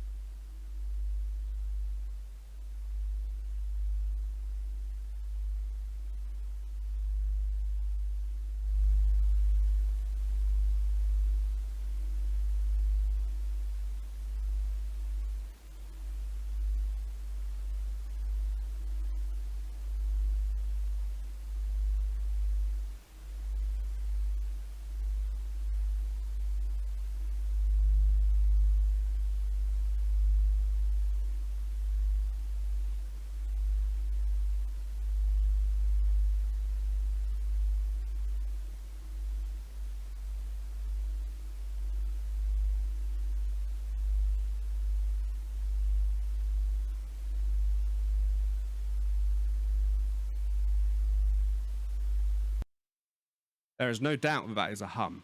That's very interesting. Right, let's scroll up and listen to a couple others. There was the area here. So listen to these.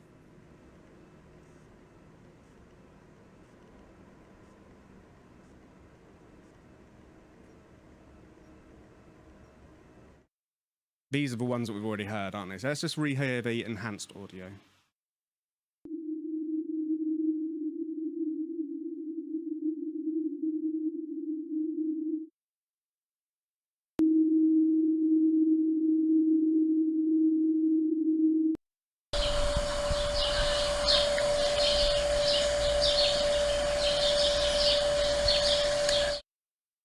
They are much closer to what I heard when I heard it. It was a lot higher pitched, not as deep and as rumbling, but more sort of like a chorus of angels. So, moving on, we have a another website, another mystery unexplained, and let's have a read. The Hum. A worldwide mystery sound explained. Oh, wait, there's no question mark.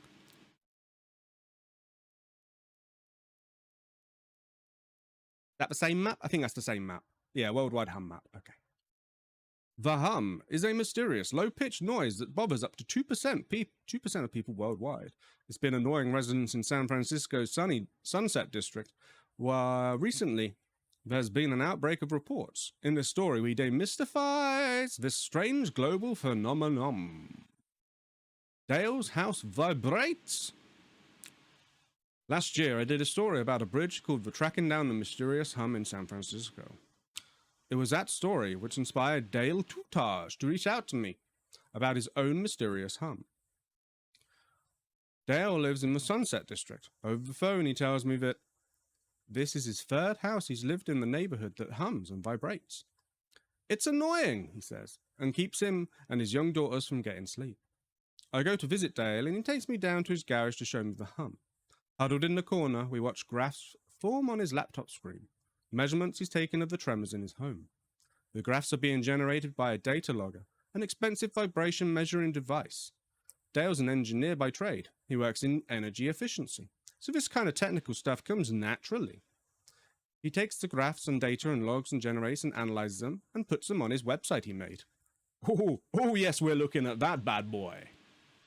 San Francisco, Sunset and Parkside, vibration pollution, and the hum. Interesting. So we've got the Illinois hum study, natural gas transmission pipelines, some measurements, example, night some one, observations. Why is my house vibrating? Sounds like a Goosebump book. What it feels like. Even from a deep sleep, it wakes me abruptly. It is a very uncomfortable sensation. It's hard to describe, but this is some of the effects my family has had. Zoom in a little bit, that's hard to read. A rapid heartbeat, short and shallow breathing. Hearing humming sound like an air compressor or idling truck. Anxiety, restlessness. This is crossing over to a little bit of Havana syndrome, isn't it? Where it's like, which is another conspiracy theory, which I'm sure we'll get to, as I repeatedly say every episode, in which noises, supposedly, or something else is being used to make people in certain situations ill. So it was famously in the Havana American embassy in Havana, Cuba. And a bunch of people just get ill for no real reason. And maybe it's some kind of hum. How very interesting. Neighbors have been similarly affected. Restless leg syndrome. Interesting. Possible causes. So, cross that. Appliances or mechanical equipment in neighbouring buildings. No. Traffic. No. I think what I heard was traffic. Natural gas. No. Auxiliary water supply system. No. What it could be. A gas pipeline transmission system. Domestic water supply system. Well or reservoir. Street and building damage. That's interesting. So that could be, is that cause or causation? Cause and effect. Measurements, contact map, a map. I do love a good map. Ooh, that's a pretty map. Oh, America and your rectangles. Right, where were we? To raise awareness and find support, the data logger is attached to one of his water pipes, where he suspects the hum is coming from, but he's not sure. So, yeah, that does sound... Look at all that stuff. He seems pretty happy. It seems like a strong on the street side, the intensity or magnitude, Dale says. But whenever I think it's obvious, I take a measure that's counter to that. It's just confusing. Baffling. Dale tells me he comes down here in the middle of the night to chase the vibration hum when it keeps him up, which is often. I noticed the bags under his eyes the moment I walked in. His wife, Christina, can't hear or feel it herself, but she's convinced, like Dale, that it still affects her and their kids. Whenever it starts, their 3-year-old daughter wakes up, and her heart rate monitor spikes. Why do they have a heart rate monitor on them? Dale thinks it's affecting their neighbours too. We've seen that in every place, he says. Bathroom lights come on, the neighbour's building across the street. They always have their TV on early in the morning, on those really bad days. It seems so obvious. There are a handful of people in the Sunset District who hear the hum like Dale. They found Dale through his website and social media app Nextdoor. But most people... Nextdoor... Is that a social media app so you can talk to your neighbours? That's hilarious. But most people he talks with don't take it that seriously. Very pretty map. Well done. I like it. Chasing the hum. It's like tornado chasers. Hum chasers. Hum. Hum. Ha. I agree to look into this hum for Dale. Do it for Dale. Hashtag. Hashtag do it for Dale. I want to find out if other people in the neighbourhood really are experiencing the same thing as him. To learn more, I head over to the house on Nelson Sarney, who met Dale through Nextdoor. This feels like an ad for Nextdoor, doesn't it? Nelson's a musician, so he's actually made recordings of the hum. On his couch, he put on headphones and plugged them into an 8-track recorder on his coffee table. He plays it back at max volume. I can just barely hear something that sounds like some kind of ominous creature breathing. Then Nelson shows me the post he made on Nextdoor, in which he describes the hum he hears and asks if anyone else in the hood is hearing something similar. I looked at it a few days later and saw a tremendous chain of replies, Nelson says, and I didn't even read them. Oh God, I thought. Nelson's post got more than 100 comments from about 60 people. I end up personally speaking with 9 of them, and they all do describe experiencing something similar. They're usually the only ones in the house who hear it. They say it's only heard indoors, even if some rooms better than others, and it's low pitched. See, this is very different. This is a very different hum. Shows the differences there are. I'm not going to read all this because I think most of it... Okay, here we go. The first hum that made big news was in Bristol, an industrial town. Barely. In Britain. That was way back in the 1970s. There have been others in... Yeah, we've heard... Yep.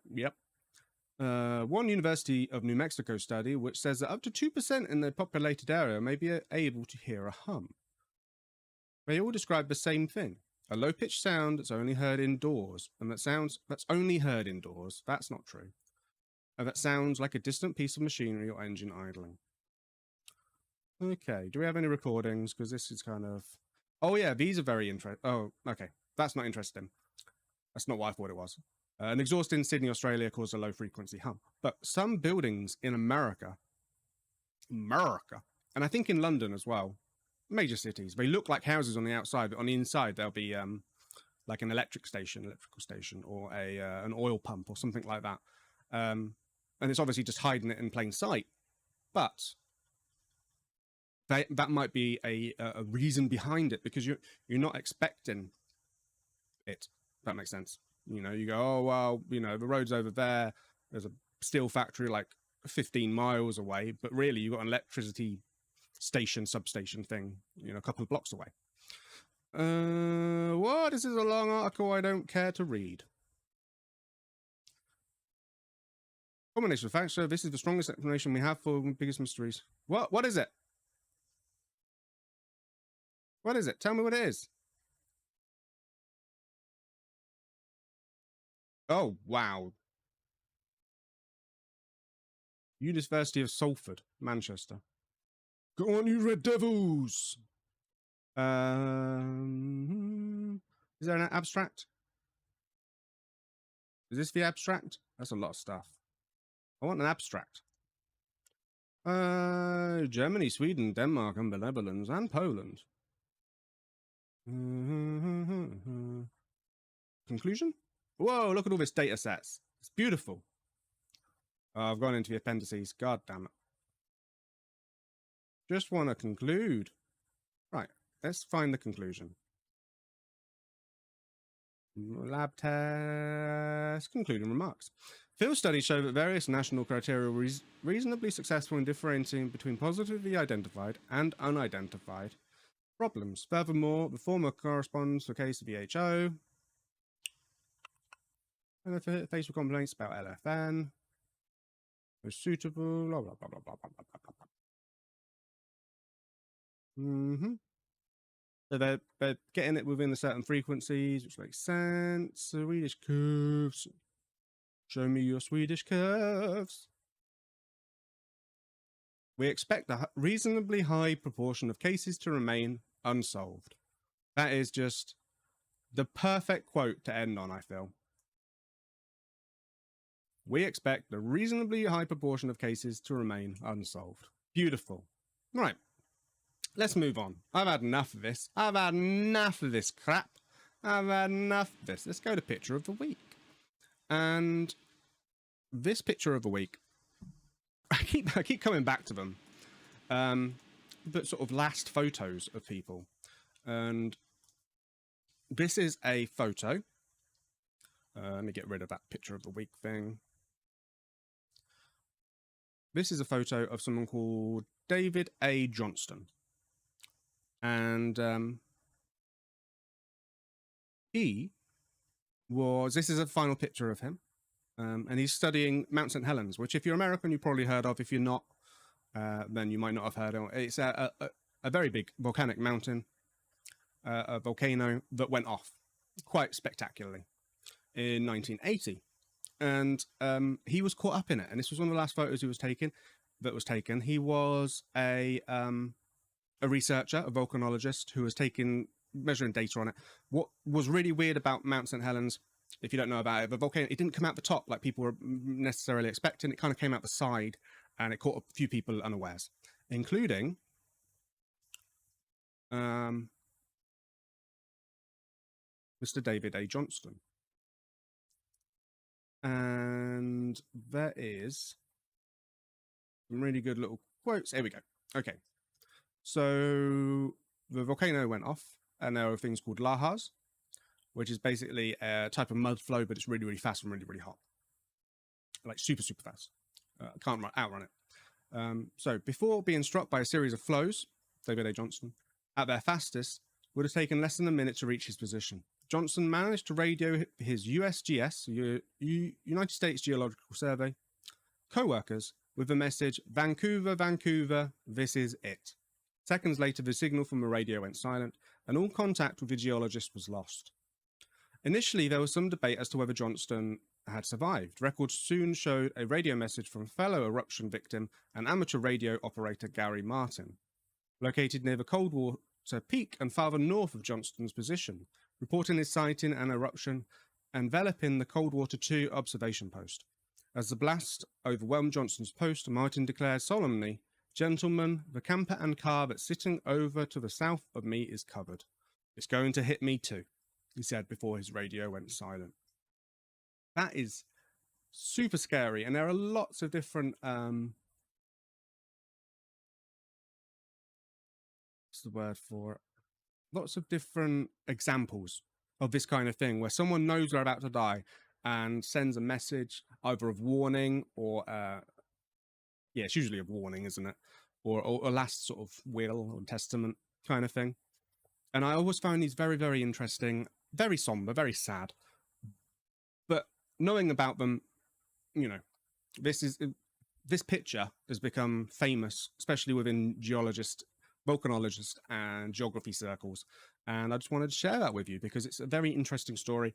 Go read up on Mount St. Helens. It's a very interesting one. There are lots of great documentaries, obviously, because it happened in America, so they're obviously going to love it and do lots of documentaries about it. And unfortunately, quite a few people died when they probably shouldn't have needed to, you know. They knew this thing was going to happen.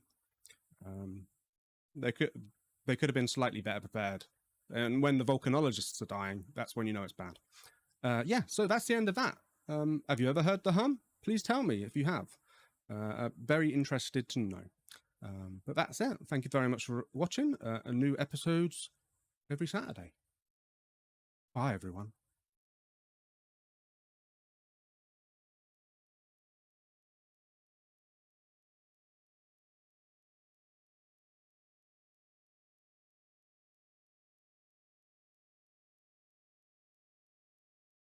Hi, my name is Alex Witney. This is Conspiracy 101, and today we're going to be looking into the man from TAURED.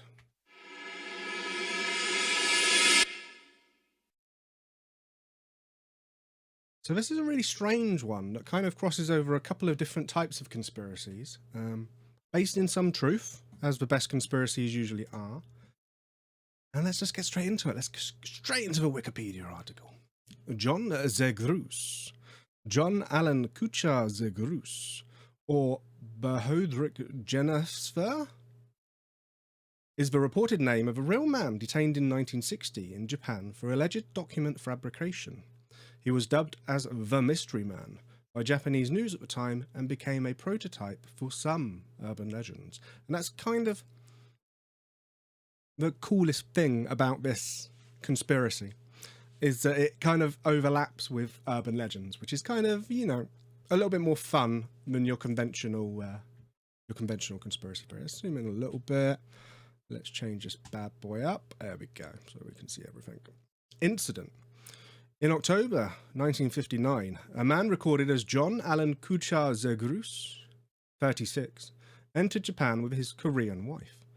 3 months later, he was arrested by the Marunouchi police office, suspected of identity fraud. He tried to cash a 200,000 yen check and a $140, around 50,400 yen at the time, traveler's check at the Japanese office of the Chase Manhattan Bank, and 100,000 yen at the Japanese office of Bank of Korea. 1959, it's not horrendous amounts of money, but I guess it's a large sum.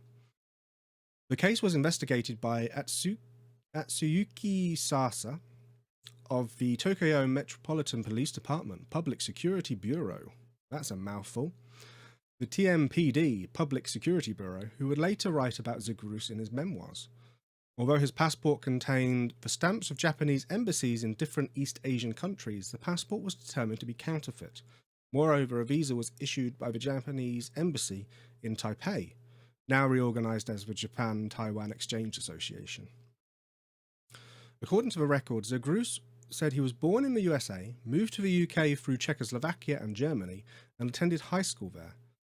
During World War II, he was the pilot of the Royal Air Force and was once captured by the Germans. After the war, he lived in Latin America.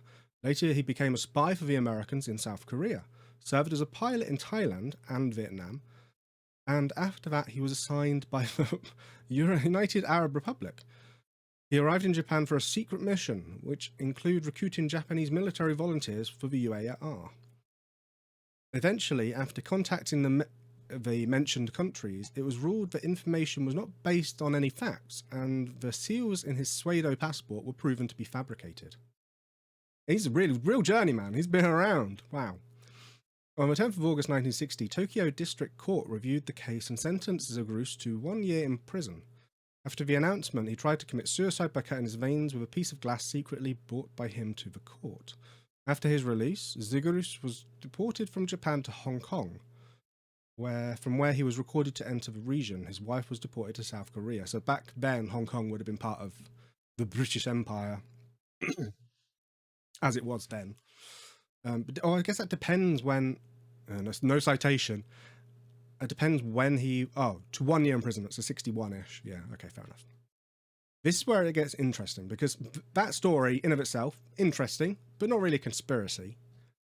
The urban legend side of things is where it becomes to be slightly conspiratorial.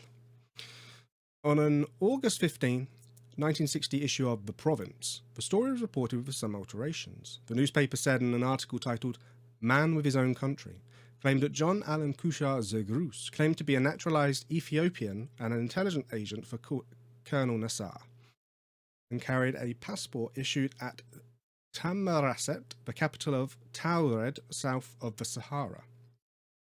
TAURED is likely Tuareg, misspelled, and Tamanrasset is an actual province in Algeria.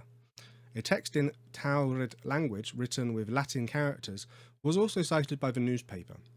Earlier on 29th of July 1960, the story in this form was mentioned in the British House of Commons. It was cited by Robert Matthew as an argument that passports are not very good security checks. That is really interesting. Let's look at that later. So most things that happen in the British Parliament get recorded, so you should be able to see that, so that's really fun. The case was mentioned. Oh yeah, I also want to look at the Tuareg people as well. The case was mentioned since 1964 in the books by Jacques Bergier. According to his version of the story, a person from Taured, a country in eastern Africa which stretched from Mauritania to Sudan and included a large part of Algeria, was arrested in 1954 in Japan during a passport check and shut up in a psychiatric hospital when it was revealed that he came to buy arms for a true Arab legion. The country in this story alludes to the UAR, which in fact included modern Syria and Egypt. In 1981, the story was mentioned in the book The Directory of Possibilities by Colin Wilson and John Grant, with Tuareg misspelled again as Taured. Finally, a story featured in various Japanese websites dedicated to urban legends and occult stories says that a man from another dimension arrived at the Haneda airport in 1954. He possessed a Taured passport, and when asked about his country, he pointed at Andorra, but was confused as he had never heard of Andorra. He was placed in a hotel with 2 guards for investigation, but disappeared from there the following morning. That's from a Snopes article, which we will be reading. But before that, let's look into a few of these sections. So let's have a look at the UK Parliament. So this is the UK Parliament website. Let's go back to normal. Volume 627, debated on Friday the 29th of July 1960. The text on this page has been created from the Hansard archive content. It may contain typographical errors. Right, this is really long, so let's just search for passport. 40, okay, that's cool. But simply, with an identity card, 30 passport-free trips by air between Britain and France have been introduced. That's not a thing anymore. The chairman of the committee asked the Secretariat to keep the committee informed of developments in this matter. He said it was intolerable that a man could not come to the United Nations when the United Nations wished because he had no passport.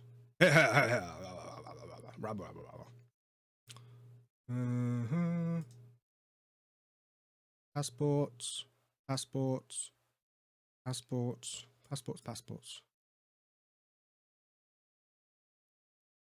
Island passports, several passports. Passports? More passports. Maybe I should have looked up TAURED. Here we go. My honourable friend may know the case of John Alex Zegrous, who is at present being prosecuted in Tokyo. That's an interesting spell of Tokyo. In evidence, he describes himself as an intelligent agent for Colonel Nassar and a naturalized Ethiopian. This man, according to the evidence, has travelled all over the world with a very impressive-looking passport indeed. This is how I would imagine they would speak in the House of Commons. It is written in a language unknown, and it has remained unidentified, although it has been studied for a long time by philologists. The passport is stated to have been issued in Tamanrasset, the capital of the independent sovereign state of Taured. Neither the country nor the language can be identified, although a great deal of time has been spent in the attempt. Again, this all seems to be bollocks, so that's very interesting that some MP was talking about it. When the accused was cross-examined, he said that it was a state of 2 million population somewhere south of the Sahara. This man has been around the world on his passport without any hindrance. The passport which as far as we know is written in the invented language of an invented country. I would stress, therefore, that passports are not very good security checks. Very interesting. Right, let's quickly have a look at the Tuareg people. I know about these, the Tuareg people, just because I've studied. And yeah, the are a type of Berber, which is like Saharan people, basically. Does it have a... Let's have a quick look and see if the Berbers have a nice map. Oh, look at that. It's paused it with the picture still. No, not having... Oh, there we go. Ooh, that's old boy. Yeah, so North Africa Berbers. What does it actually say, Wikipedia? Yeah. Ethnic group indigenous to North Africa. Fair enough. So, vast area stretching from southwestern Libya to southern Algeria, Niger, Mali and Burkina Faso, and traditionally nomadic. What's really interesting about Tuareg people is they used to be called the Blue People, which is, if you've ever read Dune, very interesting, because Dune was kind of influenced by Arabia, lots of different Arabic nations, and the nomadic people of those areas. A lot with the language, the ideas, the people.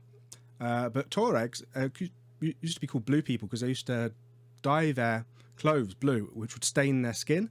I was really interested in this, and hopefully I'll have some nice pictures of some blue people, because they're not massively blue. There you go, that's a really good picture. But you can see how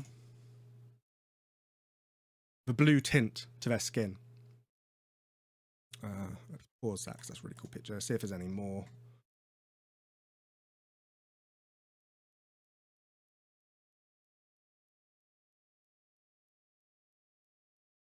Ah, you can really see it on his hands. So there's another one where you can really see it on their hands. That sort of blue tint.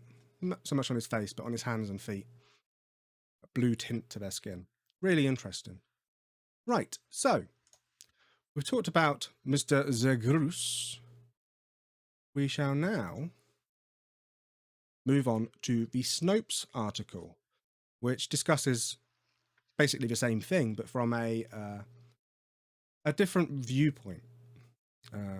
Snopes, in case you don't know, basically is just a way of fact-checking stories. Usually stories that aren't true, and then it just explains why they're not true. This was published relatively recently, 7th of March 2021. The Mystery Man from TAURED. This is in the paranormal section, paranormal. The lesson of the Mystery Man from TAURED is that one should not attribute to extra-dimensional beings what can be explained by ordinary fraud. I don't know. Fraud? Fraud on one hand? Or extra-dimensional beings? I think I'll go with extra-dimensional beings. If I had to choose. Okay, claim. A man from another dimension bearing a passport from the non-existent country of TAURED showed up in the Japanese airport in the 1950s and then mysteriously vanished. Rating. Mostly false. Mostly. The extra-dimensional bit. Spot on. Everything else, what's true? A man was arrested in Japan in 1959 for using a false passport he created, one supposedly issued by a non-existent country. What's false? The man did not hail from another dimension. Hard to prove that. Hard to prove. He was prosecuted and sentenced by Japanese authorities, and he did not mysteriously vanish from a guarded hotel room. Origin. Common classes of paranormal tales are accounts of persons who have mysteriously disappeared, e.g. from the past, the future, other worlds, other dimensions, and those who have mysteriously vanished to no one knows where.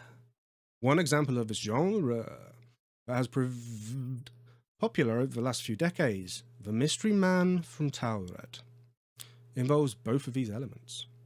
The Man from Parallel Universe. In 1954, a regular businessman arrived at Tokyo Airport with a passport issued by a country named TAURED, which simply doesn't exist in our world. He claimed that his country is 1,000 years old, and he also had records showing that he had visited Japan multiple times before. However, police kept him locked in a high secure room for further inspection until he got vanished. Until he got vanished. And never found again. Experts said that he came from a parallel universe. It wouldn't be a crappy infographic, would it, without some typos. The report of a man from a parallel universe who inexplicably showed up at a Tokyo airport in 1954 bearing a passport from a non-existent country of TAURED, and then just as bafflingly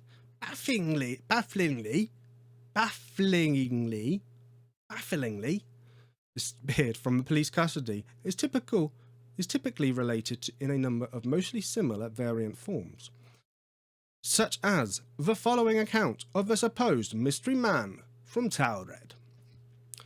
It's July 1954, a hot day. A man arrives at Tokyo Airport in Japan. He's of Caucasian appearance. That's interesting. That's the first time we've heard that.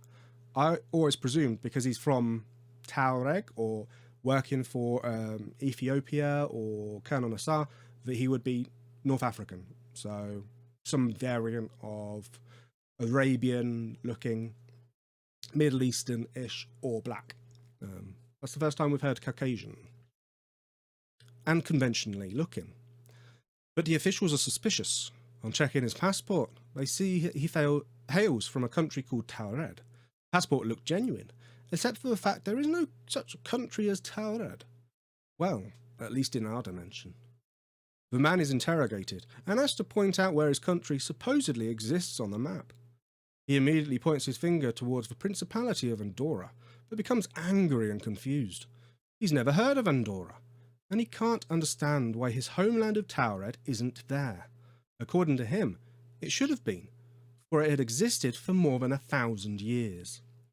Customs officials found him in possession of money from several different European currencies. His passport had been stamped by many airports around the globe, including previous visits to Tokyo. Baffled, they took him to a local hotel and placed him in a room with 2 guards outside until they could get to the bottom of the mystery. The company he claimed to work for had no knowledge of him, although he had copious amounts of documentation to prove his point. The hotel he claimed to have a reservation for had never heard of him either. The company officials in Tokyo he was there to do business with. Yup, you've guessed it. They just shook their heads too.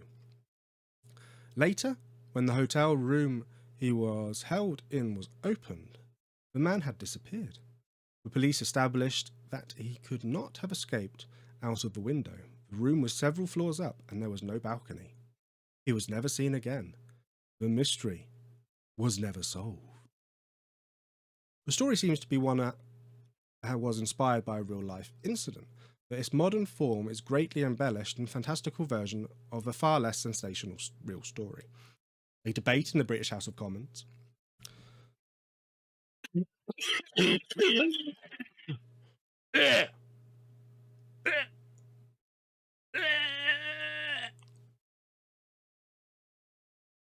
Excuse me. It's okay, I'm not going to throw up.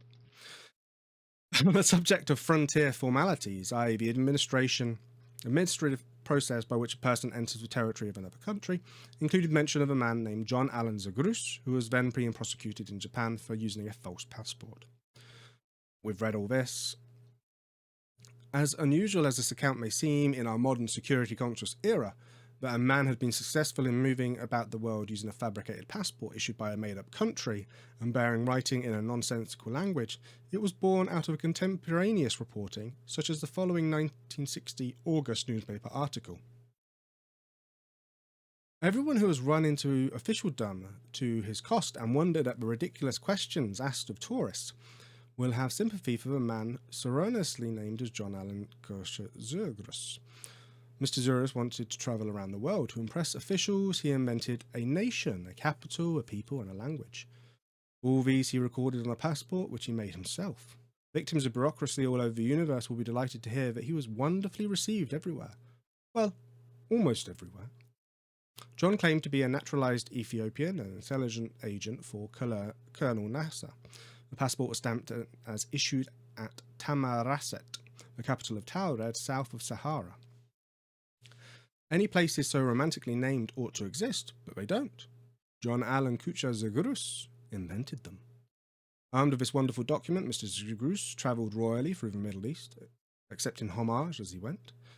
And if there were any doubters, they were invited to read a kind of proclamation beneath the national TAURED stamp. It read, I'm not going to try and read that, which was the clincher, but didn't mean anything in any language.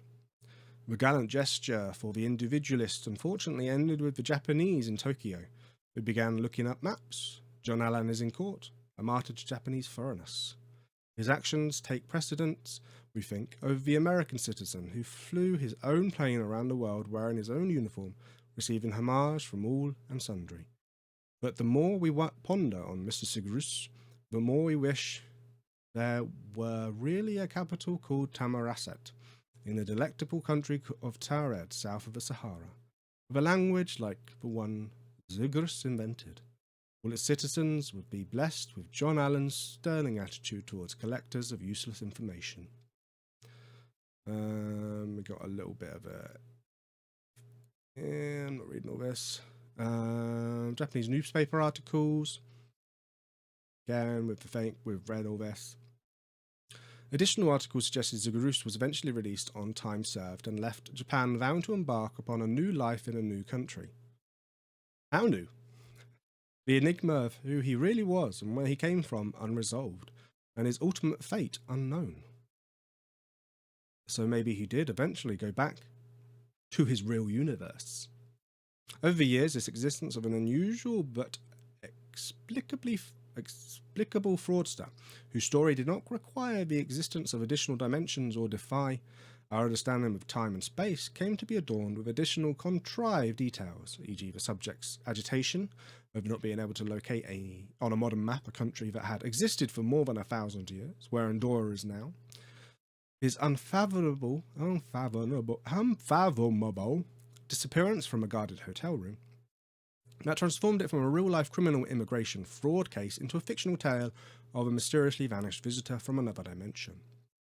Although variations in orthography and spelling in different accounts of Zegrus's exploits make matters even more confusing, we note that Tamarasset is the name of a province and city in Algeria, and Tuareg is the name of a group of people and languages in and around the country of Algeria. It's possible Zegrus hailed from, or claimed to hail from, that region of the world. Regardless of his precise origins, the mystery man from TAURED was definitely neither an extraterrestrial nor an interdimensional time-travelling being. Well, Snopes, I'm not sure, Mr. David Mickelson, if that is your real name.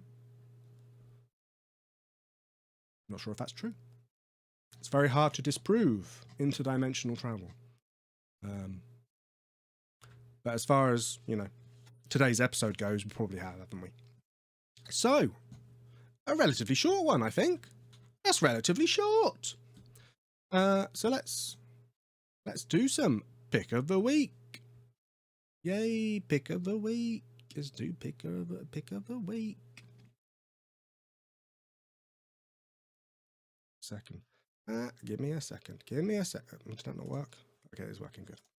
Okay. So this is an interesting one. Again, associated with, as nearly always, a Wikipedia article. Yeah, any guesses? Any guesses what this is? Before we talk about it. It's very interesting. It's probably more interesting than it actually looks on first glance.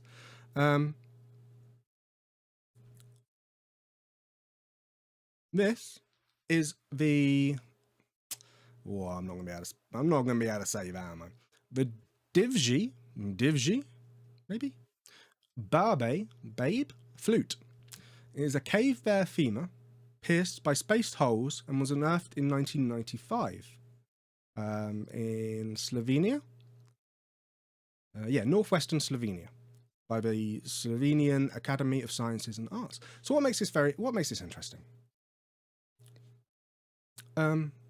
Why is this kind of thing's been found several times? It's interesting in itself, but what makes this specific flute interesting?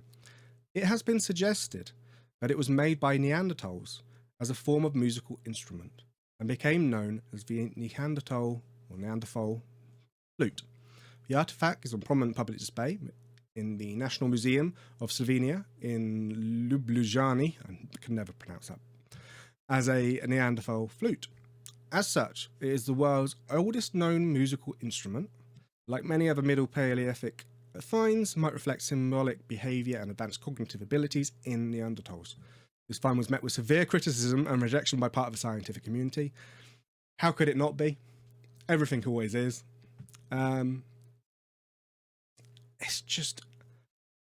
Special attention is devoted to the discoveries that predate the arrival of anatomically modern humans in Europe about 40,000 years ago. So it's 50,000 to 60,000 BP, so before present. Super, super old. Found in a bear cave. And it seems to show that other than Homo sapiens, other than our type of humanity, Neanderthals at least, maybe even others, understood music. Either how to make it, or that they enjoyed it in some way. And oh, yes, a very human thing, isn't it, to enjoy music, and to make music, even if you don't have instruments to make music. Very strange.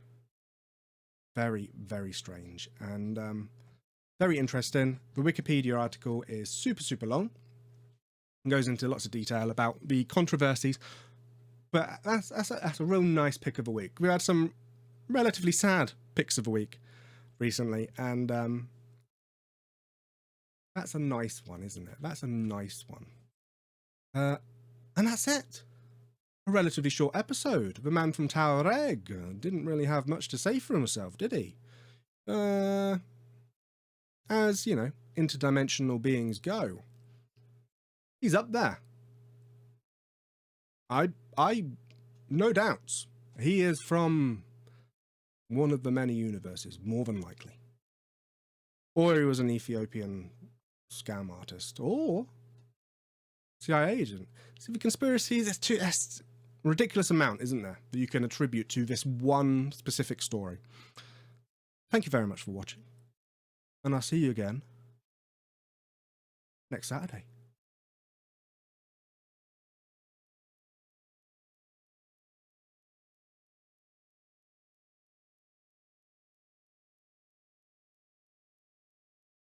Hello, my name's Alex Witney, and this is Conspiracy 101, and today we're going to be looking into the Tunguska event.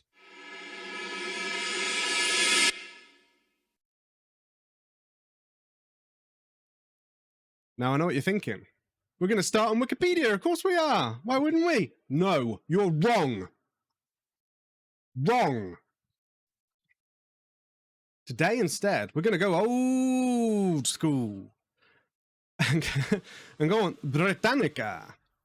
And the reason I'm doing this is for anybody who's joining this video, watching this video, and just wants a brief overview of what the Tunguska event is, not necessarily the myriad of conspiracies that go with it. And I can understand that, so let's just go through the brief basics. Apologies, just straight off the bat, I am going to mispronounce nearly every single Russian word in this video. What is known and not known about the Tunguska event? Rumours, conjecture, and conspiracy theories swirl around the explosion that happened near the Podkamyania Tunguska River in Siberia, Russia in 1908. Here is what is known for sure. The explosion occurred about 7:13 AM. Local time on June 30th, 1908. It left no impact crater. The event flattened some 2,000 square kilometers, 500,000 acres of pine forest. Eyewitnesses report a fireball followed by trembling ground and hot winds strong enough to knock down people. Seismographs in Western Europe recorded seismic waves from the blast. You just imagine that. Some guy in, I don't know, Sweden, Clarence, did you knock the seismograph again? It's doing some awfully strange readings. No, it wasn't me, Hubert. The blast was visible from some 800 kilometers, 500 miles away. Afterward, Siberia and parts of Europe experienced abnormally bright nighttime skies for some time. The only likely remains of the shattered object that have been found are a few tiny fragments, each measuring less than a millimeter across. Here is what scientists think happened. So-called scientists. The explosion was likely caused by the collision of an asteroid or a comet with atoms and molecules of the Earth's atmosphere. Objects of suitable size for this type of explosion collide with Earth every 300 years on average. The explosion likely happened at an altitude of 5 to 10 kilometers, 15 to 30,000 feet, therefore leaving no impact crater. The energy of the explosion is estimated to have been the equivalent of the explosive power of as much as 15 megatons of TNT, 1,000 times more powerful than the atomic bomb dropped on Hiroshima in Japan. The radiant energy from the explosion would have ignited trees, but the subsequent blast wave would have extinguished the flames. Thus, the forest was only charred, not burned completely. Here are the questions that remain. What type of body caused the explosion? How big was it? What was it made of? Dun dun dun! Also, for some reason, this Britannica question, I guess, it's not an article on the actual Tunguska event, just goes into other, like, conspiracy theories. So Malaysian air flights, open door policy in China. It's a bit brief overview of China's Cultural Revolution. It just keeps on going, you know.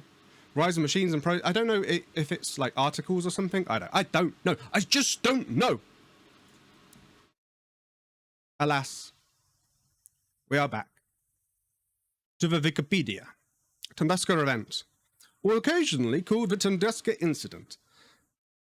We're not gonna spend too much time on the Wikipedia article because let's change things up a little bit. No, that's me. There we go. So you can see things. Also, I have, just so you know, I have the mute button. It actually works this time. So when I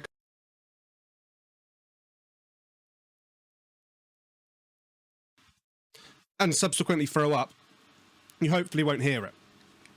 So, Tunguska event. We're not going to spend too much time on the Wikipedia article like we usually do because there are some amazing conspiracy theories and conspiracy theory websites in regards to this event. So let's just go over the basics. Again, we've already talked about the bullet points. It's, you know, look at this pretty picture. Isn't that a pretty picture of lots of trees all falling down? And excuse me, I get choked up every time I talk about it. The Tunguska event, occasionally called the Tunguska incident, was a 12 megaton explosion that occurred near the Podkamennaya Tunguska River in Yensiansk Governorate, or now Krasnoyarsk Krai, in Russia, the morning of June 30th, 1908. The explosion over the sparsely populated eastern Siberian taiga flattened an estimated 80 million trees over an area of 2,150 kilometers of forest, and eyewitness reports suggest that at least 3 people may have died in the event. May have died, I don't know. Taiga, you'll only know what taiga means if you play Magic the Gathering or you're a geographer. It's just a type of frozen land, basically. A type of land, it's just a type of land. The explosion is generally attributed to a meteor airburst, the atmospheric explosion of a stony asteroid about 50 to 60 meters in size. The asteroid approached from the east-south side and likely with a relatively high speed of about 27 kilometers per second. It is classified as an impact event, even though no impact crater has been found. The object is thought to have disintegrated at an altitude of 5 to 10 kilometers, 3 to 6 miles, rather than having hit the surface of the Earth. The Tunguska event is the largest impact event on Earth in recorded history, though much larger impacts have occurred in prehistoric times. An explosion of this magnitude would be capable of destroying a large metropolitan area. It has been mentioned numerous times in popular culture, and has also inspired real-world discussion of asteroid impact avoidance. Recently, NASA fired a rocket at an asteroid to see if they could move it. And I'm sure that this kind of thing, event, incident, would have impacted, you know, would have impacted whether they wanted to try something like that out. Let's go briefly over description, and then we'll go through it, and then bam, into the conspiracies. On June 30th, 1908, cited in Russia as 17th of June 1908, because they had stupid old calendar, didn't they? At around 7:17 local time, Evenki natives and Russian settlers in the hills northwest of Lake Baikal. Lake Baikal, the deepest of all lakes, observed a bluish light nearly as bright as the sun, moving across the sky and leaving a thin trail. Closer to the horizon, there was a flash producing a billowing cloud, followed by a pillar of fire and a cast of red light on the landscape. The pillar split into two and faded, turning to black. About 10 minutes later, there was a sound similar to an artillery fire.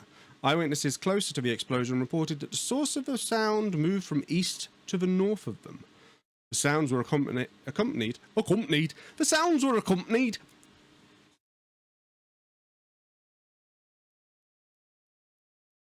Excuse me, for I am sick. I have the immune system of a 17th century dandy. The sounds were accompanied by a shockwave. Hang on. Yes, sounds were accompanied by a shockwave that knocked people off their feet and broke windows hundreds of kilometers away. The explosion registers at seismic stations, Clarence and Hubert, across Eurasia, and air waves from the blast were detected in Germany, Denmark, Croatia, the United Kingdom, and as far away as Batavia, Dutch East Indies, and Washington, D.C. It is estimated in some places the resulting shockwave was equivalent to an earthquake measuring 5 on the Richter magnitude scale. That is an old scale. Nobody uses that scale anymore. It's all about the MMS. Over the next few days, night skies in Asia and Europe were aglow. There are contemporaneous reports of brightly lit photographs being successfully taken at midnight without the aid of flashbulbs in Sweden and Scotland. It has been theorized that the sustained glowing effect was due to light passing through high-altitude ice particles that had formed at extremely low temperatures as a result of an explosion, a phenomenon that decades later was produced by space shuttles. In the United States, a Smithsonian Astrophysical Observatory program at the Mount Winslow Observatory in California observed a months-long decrease in atmospheric transparency, consistent with an increase in the suspended dust particles. This is the Tunguska marshes around the area where it fell.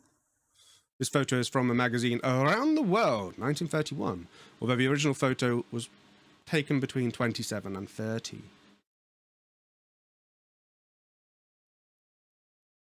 Very interesting. Though the region of Siberia in which the explosion occurred was very sparsely populated in 1908, there are accounts of the event from eyewitnesses. Yeah, I don't care. I don't care. Ooh, that's a pretty looking graph you got there, boy. Okay, so it's in Russian. Scientific investigation. Move it over. There we go, cool. Since the 1908 event, there have been an estimated 1,000 scholarly papers, most in Russian, published about the Tunguska explosion. Owing to the remoteness of the site and the limited instrumentation available at the time, modern scientific interpretations of its cause and magnitude have relied chiefly on damage assessments and geological studies conducted many years after the event. That's one of the problems, and one of the reasons why it comes up in these conspiracy circles so often is because it's just, there wasn't stuff to measure it and like properly record it like there is now. Something that happened recently, past few years, was the a similar meteorite in Russia, and that was captured by 1,001 dash cams. So we had evidence of what it looked like and where it was, and we could go find it and all that kind of stuff. This, not so much.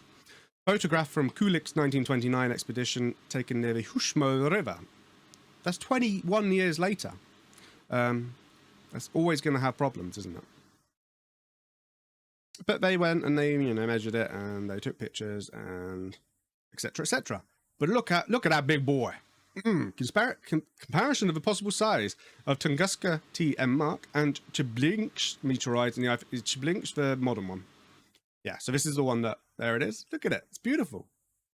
This is the one that came in 2013. Wow, it was a long time ago. I'm old. And was caught on just every dash cam and camera in a very long, There we go. So that shows how big this Tunguska event was. Imagine that. Imagine that. Glacier impact hypothesis. In 2020, a group of Russian scientists used a range of computer models to calculate the passage of asteroids with diameters 200, 150 meters at oblique angles across the Earth's atmosphere. They used a range of assumptions about the object's composition, as if it was made of iron, rock, or ice. The model was most closely matched with the observed event was an iron asteroid up to 200 meters in diameter, traveling at 11.2 kilometers per second, which glanced off the Earth's atmosphere and returned into solar orbit. So that's an interesting one. Maybe nothing did actually crash. Maybe it just skimmed and, the skimming was what caused the problem. Asteroid or comet? Why not both? In 1930, a British meteorologist and mathematician, F.J.W. Whipple. Now that is a name you can be proud of.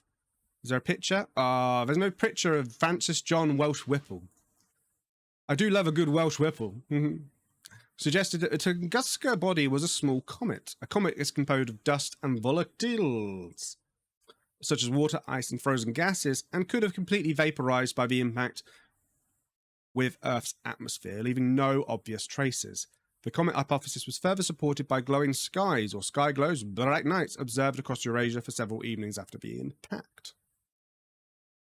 In 1978, Slovak astronomer Lubor Kresek suggested that the body was a fragment of an already known comet. Then they got people criticizing it, saying, it's not a comet! It's not a comet! Stony object should have produced a large crater. So that's why, maybe it's an asteroid. Whoa, look at these bad boys. Comparison of approximate sizes of notable impacts with the Hober meteorite, a Boeing 747 and a new Route Master bus.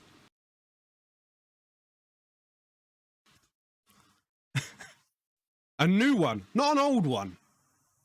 An old one. Wow, these guys are huge. Look at these guys.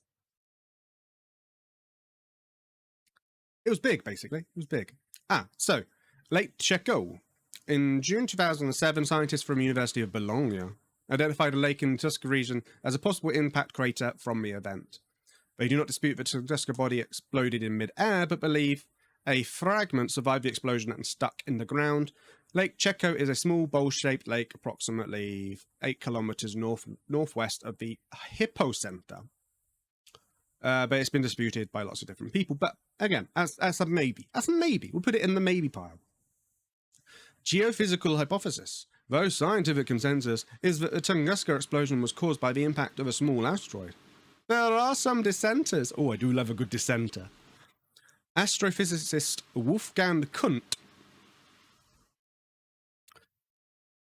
has proposed that the Tunguska event was caused by the release and subsequent explosion of 10 million tons of natural gas from within the Earth's crust. The basic idea is that natural gas leaked out of the crust and then rose to its equal density height in the atmosphere.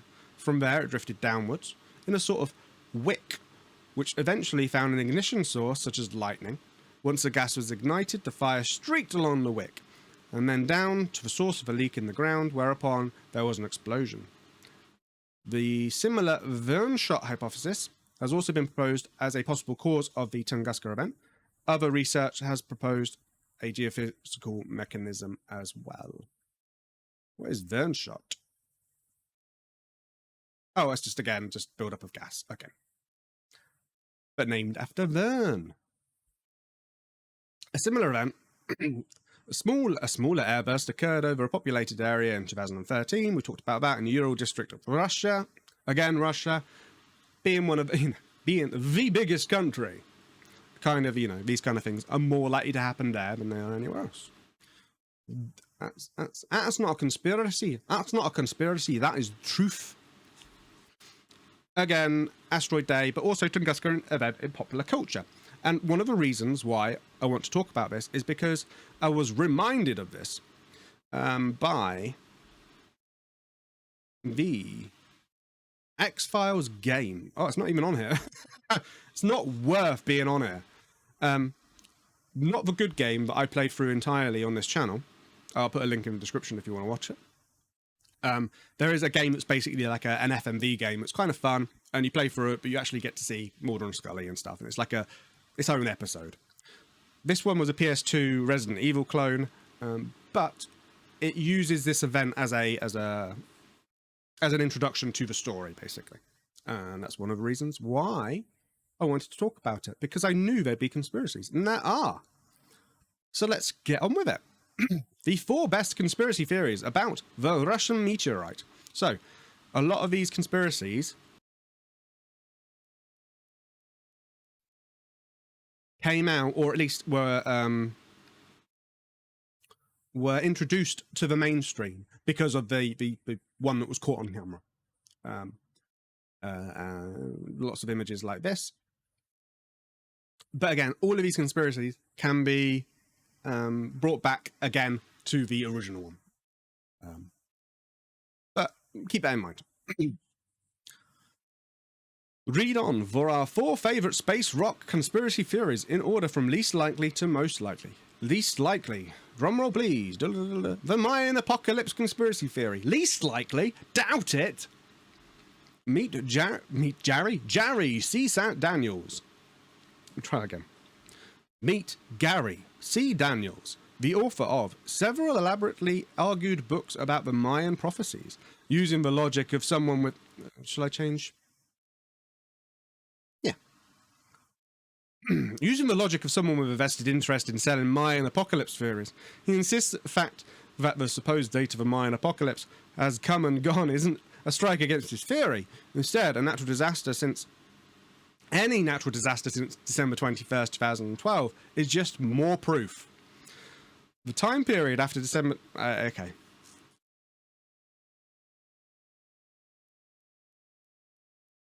The It Was a Weapon Test conspiracy theory. Now, this is more of an interesting one, especially for the 1908 one.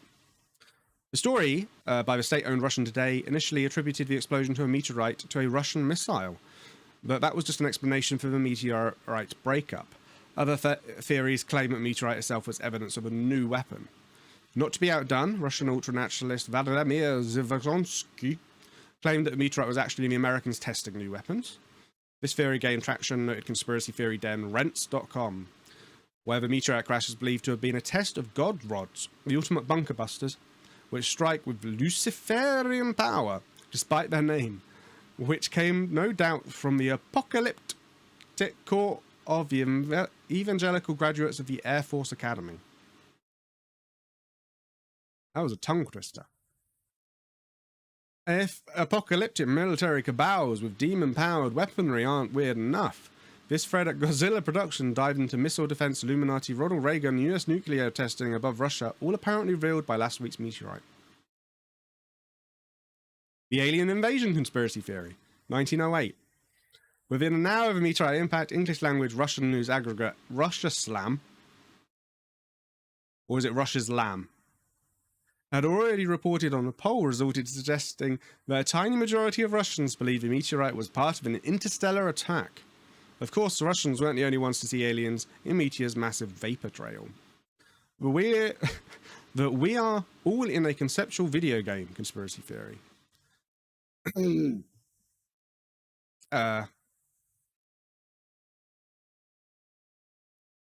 There we go. This is hardly the first time an astronomical phenomenon has sparked a plethora of alternative explanations. The 1908 Tunguska event, which most scientists believe was a meteorite that exploded mid-air, has been called everything from an alien crash landing, link doesn't work, to a Nikola Tesla experiment gone wrong. That's my kind of conspiracy. Let's go. Nikola Tesla. So, the Tesla Memorial Society of New York. Now, this is a website. This is a chef's kiss of a website. We got a lot of good websites. Welcome to Tesla Memorial Society of New York website. Mysterious this link, that link didn't work, by the way. I had to find this link. Mysterious Tunguska explosion of 1908 in Siberia may be linked to Tesla's experiments of wireless transmission. Look at that bad boy. He's lighting a bulb with his mind. Nikola Tesla holding a gas-filled phosphor-coated light bulb, which was illuminated without wires by an electromagnetic field from a Tesla coil. Many theories have been proposed for the cause of the explosion. One theory is that Tesla's experiments with wireless transmission may have inadvertently caused the explosion. There we go, that's a nice picture. That's the same one that was... Is that the same one that was like 20 years later? And it still looks like that?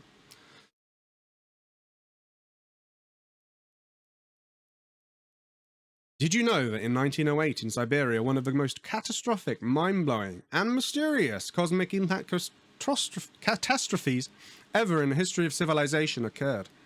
And yet it wasn't widely known outside Russia, save for a few astronomy and research scientist enclaves, until around the 1970s. Even interested research parties didn't learn about, or even set foot on the scene of the disaster until 1921. It didn't make the front pages news, the papers, when it happened, because of the extreme remoteness of the region in Siberia. Also at play was the secretive, unsettled nature of Russia at the time, which of course only heightened the many conspiracy theories surrounding it today. The so-called Tunguska event refers to a major explosion that occurred on 30th June 1908. Yep, we know all this. We are up to date with this. We know this. Nikola Tesla, in his Colorado laboratory with magnifying transmitter in action. 20 million volts of electricity.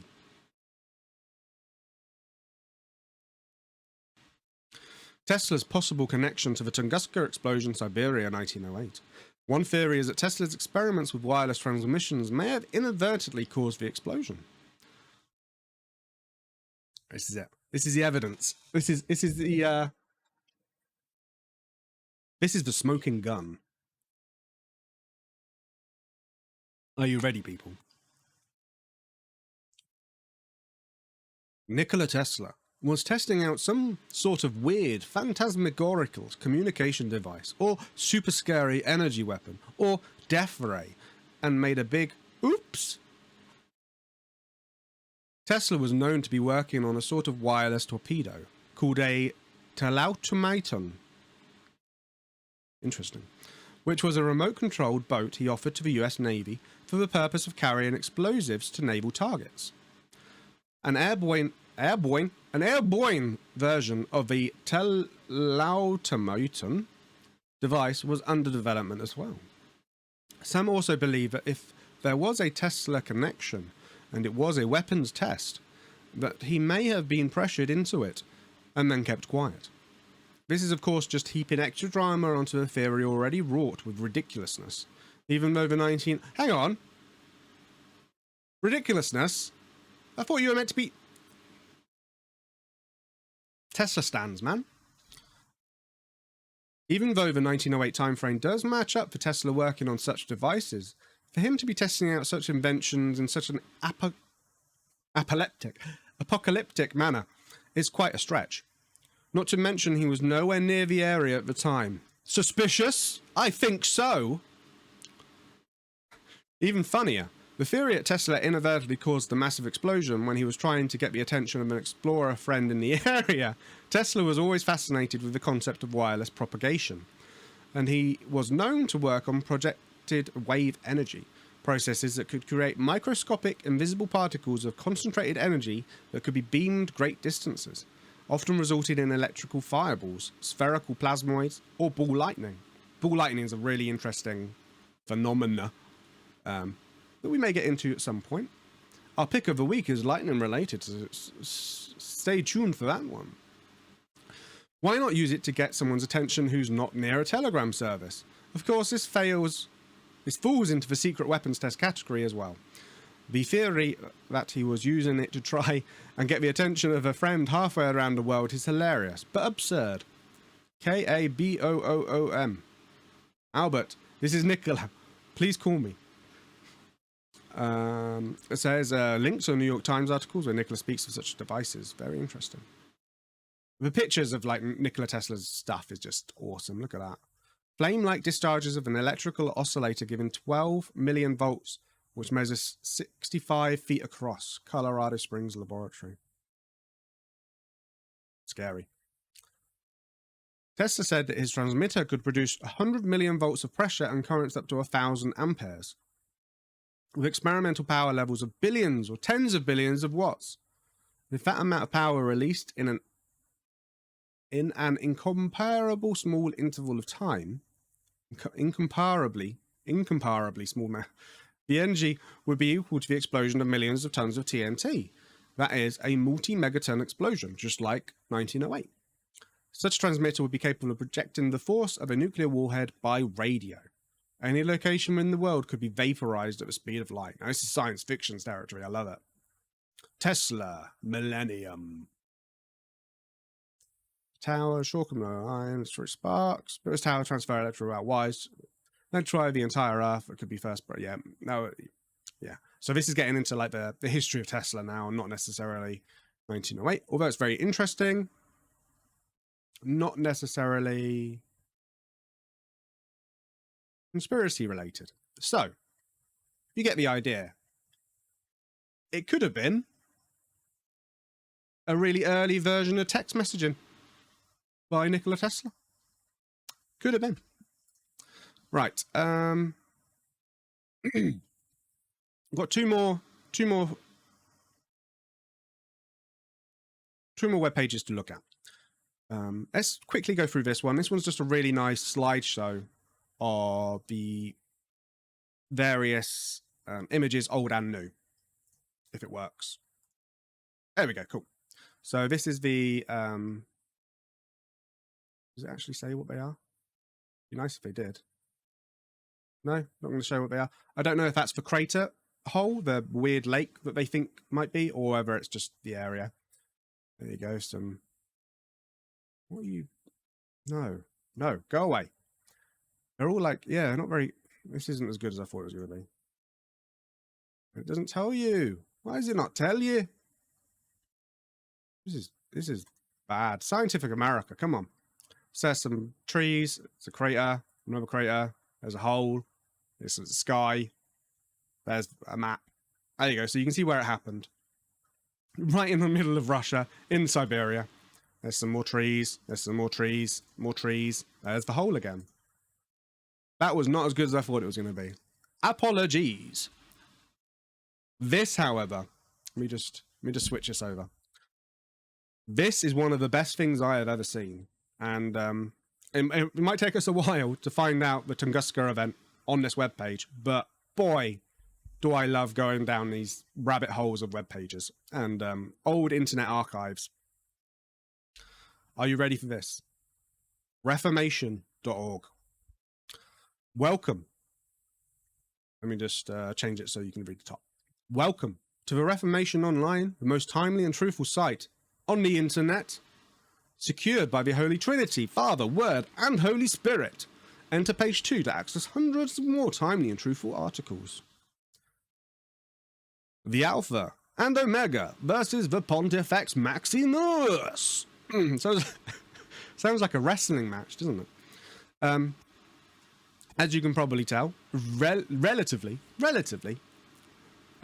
religious, but also amazing.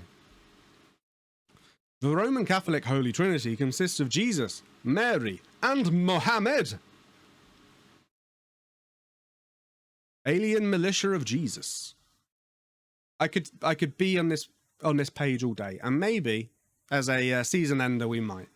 But it's just the royal murders in Babylon on the Thames revealed at last. George Washington was the great-grandson of King Charles II.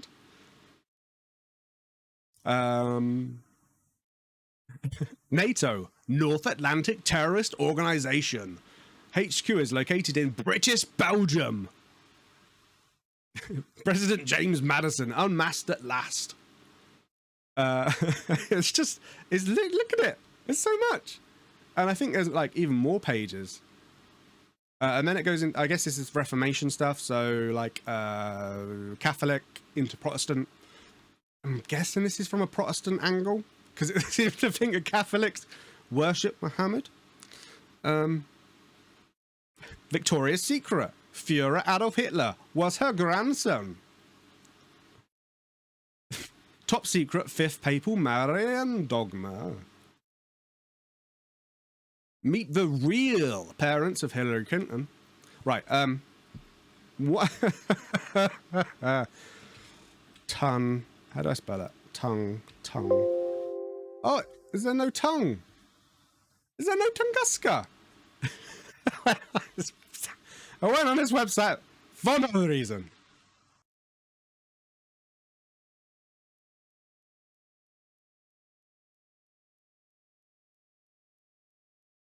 Mystery Babylon demolished the Twin Towers on 9/11. Is there really no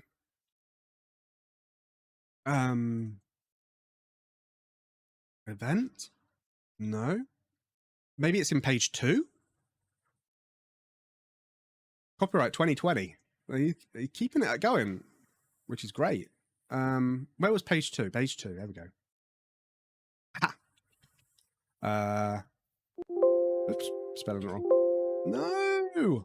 How is this? Ah, the greatest website of all doesn't have it.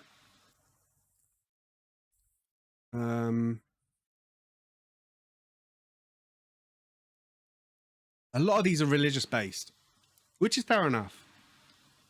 It's that website, you know, do what you want with that. But I could have sworn, basically, it was a corrupted link, but it was to this website. And I thought, oh, you know, when I'm live, I'll just look for it. I should have looked for it first. But I can't think of any other way. The top secret gay global nun, Catherine LeBeur.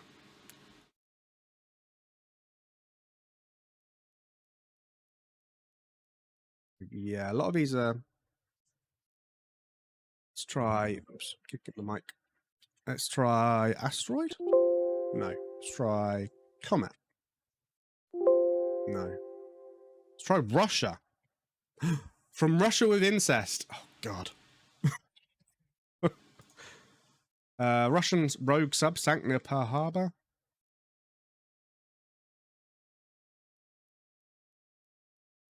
The real reason why the capital was moved from Philadelphia.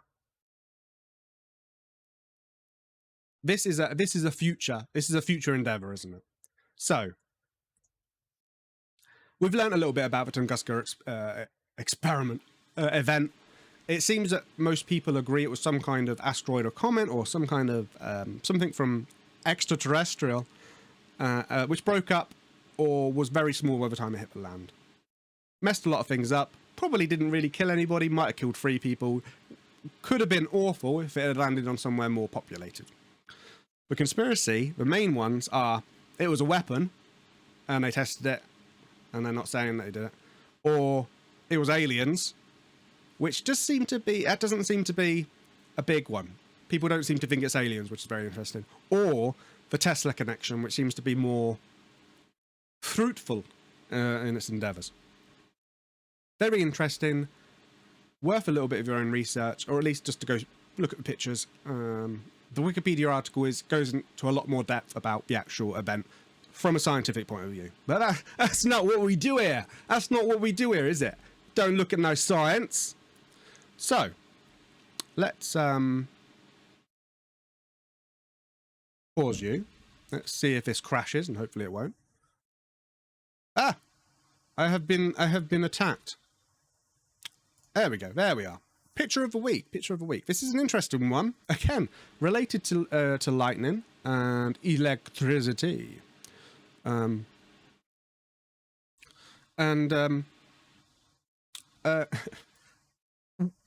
that might be described as being quite sober. Let's change it to you. Ah, no. No. Pick of the week. Bad pick of the week. There we go. So, this image gets used a lot in various websites, mainly Reddit. It comes up every couple of months in Reddit. And it shows two people just before a lightning strike. And the static electricity that causes your hair that's built up. Basically, as lightning strikes, if you go look at some really, really cool slow-mo footage of lightning, it sends out feeders to try and find the quickest way to the ground. And when it's doing that, the air around where lightning will eventually strike becomes built, you know, has a lot of electricity, a lot of positive charge in it. And it causes static, like, you know, when you rub a balloon and it makes your hair go up. These two people were unfortunately caught in a lightning storm. Now, the majority of times this is listed will have a source that says the person on the left died. The little kid died. That's not true. So this is an NBC News article, whatever you think of NBC. It's relatively good journalism in that they have their sources and they actually talk to the people in the photo. So Michael McQuilkin was 18 when he and his brother Sean, 12, climbed California's Morro Rock in 1975. So that's when this was. The photo was used for years to warn about the dangers of pending lightning strikes. So this was actually, you know, it was a used photo to show the dangers of when you're climbing, what's the word? Mountaineering? When you go for a walk. The photo has been reprinted, posted and passed around for decades. Two grinning brothers, hair standing on end, unaware that they are minutes away from being struck by lightning or climbing Morro Rock in California's Sequoia National Park. We were from San Diego and really stupid, says Michael McQuilkin, who was the long-haired 18-year-old when the snapshot was taken on August 20th, 1975. His brother Sean was 12. We thought it was something funny. But now, nearly 38 years later, McQuilkin says he recalls that deadly afternoon in Sierra Nevada mountains vividly. A flash of white light as bright as arc welding, a deafening explosion, the feeling of becoming weightless and being lifted off the ground. Most of all, McQuilkin says he remembers the sheer power of the bolt from above. I never was cautious before that, says McQuilkin, now 56. Now, if I'm out to climb a peak, I'm the first person to bail if the clouds gather. The shocking experience attracted new interest this month when John Jensenius, the lightning safety specialist for the National Oceanic and Atmospheric Administration, discovered McQuilkin's blog post about the incident and shared it with a wide audience.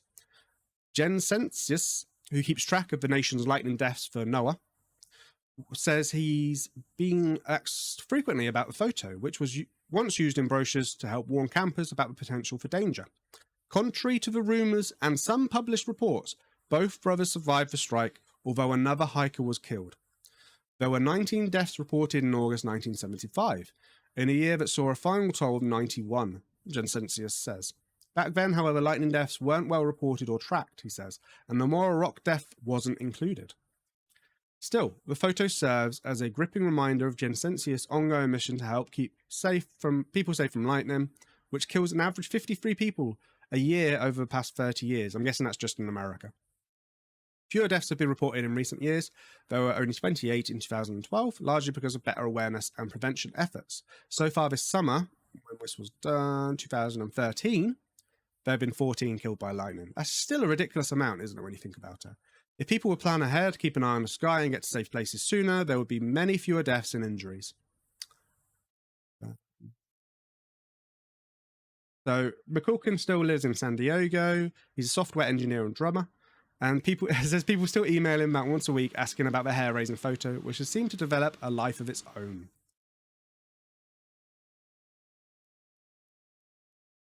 It was taken by his 15-year-old sister Mary, using an old Kodak Instamatic camera. McQuilkin says he and his siblings were hiking the Granite Dome. When they reached the top to enjoy the view, someone noticed that their hair was standing on end. At the time, we thought this was humorous, McQuilkin recalled. I took a photo of Mary, and Mary took a photo of Sean and me. I raised my right hand into the air, and the ring I had on began to buzz so loudly everyone could hear it. Not once did they consider that a lightning strike was imminent, he said. Suddenly, the temperature dropped dramatically, and it began to hail. The teens decided to return back to their mountain, but partway down, the bolt struck. I found myself on the ground with the others, McCorkin recalled. Sean was collapsed and huddled on his knees. Smoke was pouring from his back. It turned out Sean was one of at least three people hit directly that day by the triple-pronged bolt, including one man who died and another who sued the US government for not warning about lightning danger, Jensenius noted. The lawsuit was dismissed. Sean was knocked unconscious and suffered third-degree burns to his back and elbows. Although the kids didn't know it then, the hair standing on the end and the tingling skin may be signs that lightning strike may be imminent. If that happens, the best advice is to seek shelter immediately. If that's not possible, squat low to the ground on your balls of your feet, making yourself the smallest target possible and minimize contact with the ground.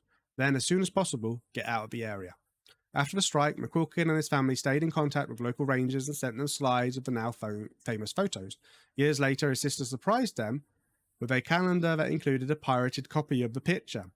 The whole experience just feels like it happened yesterday, says McQuilkin, who lost his brother Sean to suicide in 1989. That's probably where the information gets skewed. He still spends lots of time outdoors, but McQuilkin takes no chances with lightning. Interesting. This is the other picture of his sister on the same day. So yeah, if you're ever outside and you think, you know, clouds and your hair goes and starts doing that, don't risk it, mate. Don't risk it. Right, that has been a very interesting episode of Conspiracy 101. Please check out my other videos. Thank you very much for watching. I'll see you again next Saturday. Bye.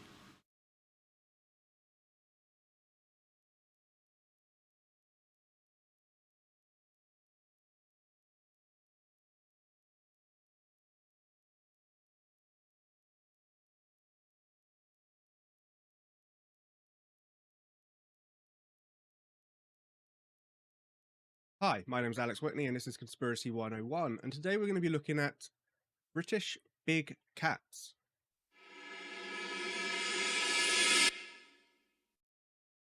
As always, we start with Wikipedia, the only source of information on the World Wide Web that is appropriate for this show. Let me just set my mic a bit better. There we go. Brilliant. Right, so British big cats. If you're from the UK, you've probably heard of this. If you haven't, then it might take a little bit of explaining. Basically, we don't have any native big cats. The biggest we have that are wild are Scottish wild cats, and they're basically the same size-ish, maybe a little bit bigger than your normal domestic cat.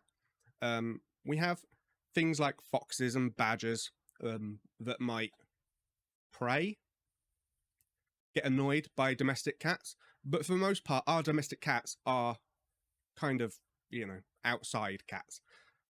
I know in America they don't have sort of domestic cats outside as much. They don't let them like roam free because they might get killed by actual big cats like mountain lions or coyotes, you know, or feral dogs, etc., etc. Lots of different countries have lots of different big mammals that might hunt domestic cats. We don't really have anything, so our cats are free. So keep that in mind when we look at some of the pictures. That there are a lot of domestic cats outside, a lot of farm cats that, you know, are there to hunt mice and ward off predators from chickens and stuff like that. But this is the first cryptid that we are doing on this show, and I thought bring it back close to home. And explore British big cats. So from Wikipedia, let's discuss British big cats. In British folklore, British big cats, also referred to as ABCs, alien or anomalous big cats, phantom cats, separate issue, we may come onto it, I'm not sure, and mystery cats feature in reported sightings of large felids, feral in the British Isles. Britain, United Kingdom, British Isles, it's all very complicated. We are 3 countries and technically a territory. Let's try and explain this. My geography brain, right. Britain. Great Britain is Scotland, England, and Wales. They are 3 separate countries, but they come together and are called Great Britain. The United Kingdom is the United Kingdom of Great Britain, Scotland, England, and Wales, and Northern Ireland. It used to be Ireland, but they separated it about 100 years ago, and that didn't go down too well with a few people, but it is what it is. The British Isles is a term that includes Ireland, the Isle of Ireland, which is North Ireland, and the Republic of Ireland, which is just Ire. So when they talk about British Isles, they mean Great Britain, so England, Scotland, and Wales, and the other island next to it, which is Ireland. You could also include a few of the... I'm not going to get into that. There's islands around us as well. It's very complicated. Basically, what I'm talking about is not mainland Europe. We're talking about just the UK. Great Britain, British Isles, whatever you want to call it. I will use them interchangeably from now on. But that's where we're talking about. We don't have any big cats. Hopefully, this Wikipedia article will say that, but we'll see. Many of these creatures have been described as panthers, pumas, or black cats. A sign requesting information on a big cat in West Sussex. That is a very famous picture. I'm sure we will come... Oh, no, that's not the one I'm thinking of. That is literally just a picture of a puma. The existence of a population of true big cats in Britain, especially a breeding population, is rejected by many experts. So-called experts owing to a lack of convincing evidence for the presence of these animals. Fair enough. There have been some incidents of recovered individual animals, often medium-sized species such as the Eurasian lynx, but in one 1980 case, a puma was captured alive in Scotland. These are generally believed to be escaped or released exotic pets, but have been held illegally, possibly released after the animals became too difficult to manage or after the introduction of the Dangerous Wild Animals Act 1976. Yes, 1976. So in the 60s, you could just own a lion. You didn't have to be a zoo, you could go into a shop and buy a lion. Some sightings at a distance may be explicable as domestic cats, seen near to a viewer being misinterpreted as larger animals seen farther away. A fringe theory suggests that these animals may be surviving Ice Age fauna. And you see that a lot with cryptids, in that something has survived from way back when these animals, or whatever it may be, dinosaurs, Loch Ness, etc., were around. So Great Britain used to be connected to, the British Isles used to be connected to Europe, a place called Doggerland, which is basically like east. But then sea levels rose and we became an island. When we were connected, Doggerland, and previously before that, our country was really forested. It was quite heavily forested, and we had a lot of different animals and species that we don't have now. There's some really good places. It's called like the Jurassic Coast, where you can find dinosaur bones and stuff. Britain as a country has an interesting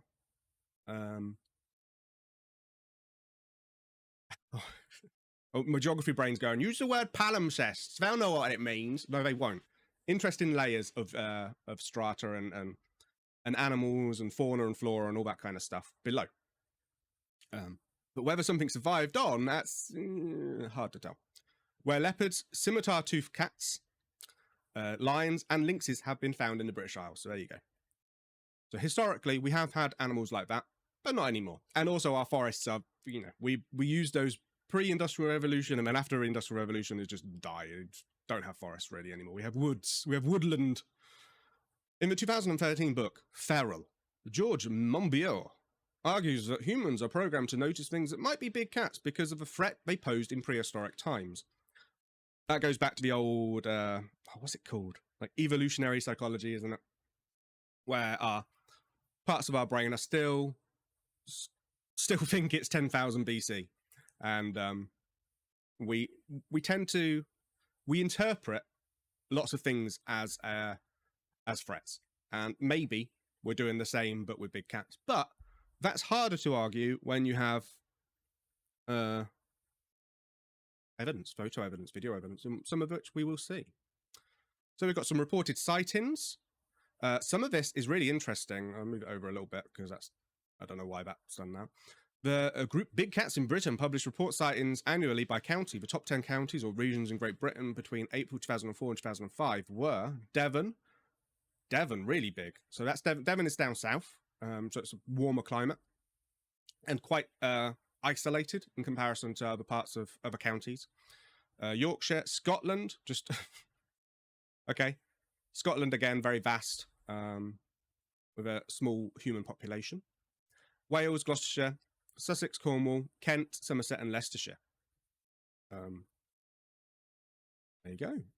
Some of this was found through Freedom of Information Acts, which I don't think we've got up in my research, but it's really interesting that you can people put in Freedom of Information Act saying, has the government found any big cats?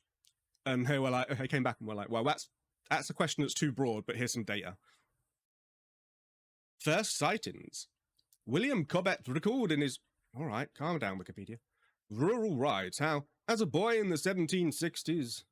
I feel like a boy in the 1760s sometimes. He had seen a cat as big as a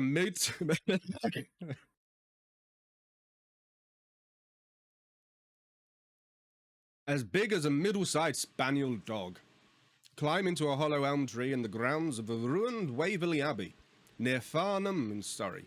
Later in New Brunswick, he saw a Lucifer, a North American lynx, Felis lynx canadensis, and it seemed to me to be such a cat as I had seen at Waverley. Another report appeared in the Daily Express on the 14th of January 1927 of a lynx being seen. Being able to discern a wildcat, a Scottish wildcat, from a lynx, I think would be quite hard. Sometimes you go to zoos and you see these cats and it's like, this is a fancy blah, blah, blah cat from blah, blah, blah. And it's like, it's just a cat. It's not a lot of difference. Usually they're just a bit more fluffy. The New Forest folktale of the Stratford Lion tells of how John de Stratford pulled a giant red antlered lion from the ground of South Badersley in the New Forest in the year 1400. The story is first recorded in the Marginalia of the 18th century Bible. In the 18th century Bible. In the late 20th century, sightings of the lion were recorded in the vicinity of a Red Lion pub in Bowldra. Further back, there is a medieval Welsh poem, Pagwa, in the Black Book of Carmarthen, which mentions the Calf Polog, meaning Polog's cat, or clawing cat, which roamed Anglesey until slain by C? I don't speak Welsh, sorry. In the Welsh triads, it was the offspring of a monstrous sow henwen. So, captures and remains. A Canadian lynx shot in Devon in 1903 is now in the collection of the Bristol Museum. Analysis of its teeth suggests prior to its death, it had spent a significant amount of time in captivity. So again, the captive big cats being released, that seems to be a thing. This puma was captured in the wild in Inverness Shire in Scotland in 1980. It is believed to have been an abandoned pet. It lived the rest of its life in a zoo. After it died, it was stuffed and placed in the Inverness Museum. There we go, that's the one we just read. His name was Felicity. So, some taxidermy, man. Taxidermied remains of jungle cat killed by a car on Hayling Island. In 1988, a jungle cat was killed after being hit by a car on Hayling Island. Where's Hayling Island? South coast of England, near Portsmouth.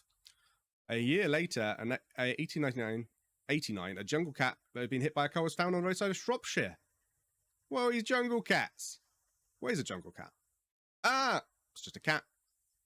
Medium-sized cat native to the Middle East. Just a cat, isn't it?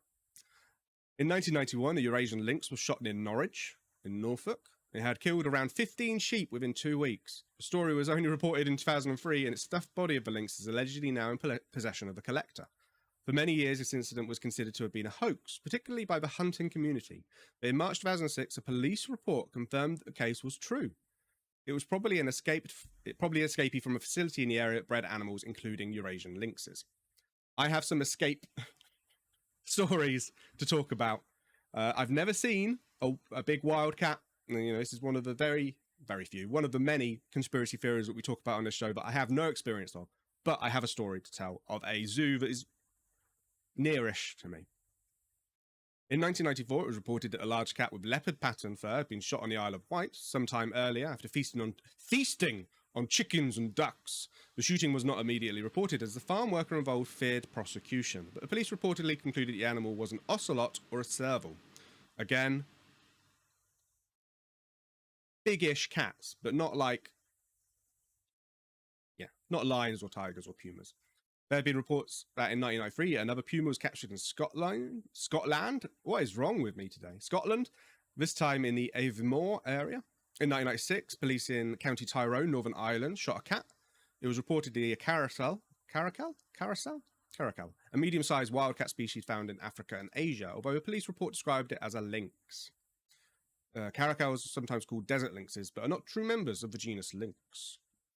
In a well-reported 2001 case, the Beast of Barnet, a young female Eurasian lynx, was captured alive by police and vets in Cricklewood, North London, after a chase across school playing fields and into a block of flats.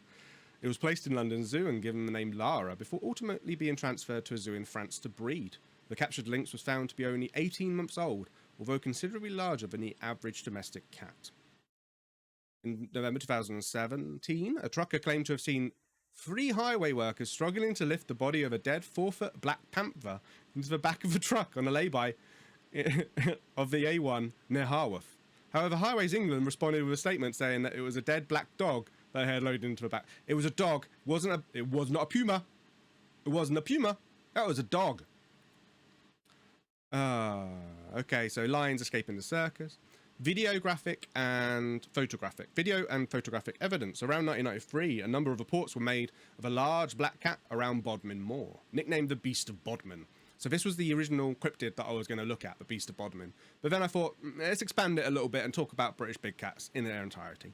With at least 2 videos made, some video evidence was examined by the government scientists, who concluded from position of the camera the animal was sightings of black cats no more than 12 inches high at the shoulder.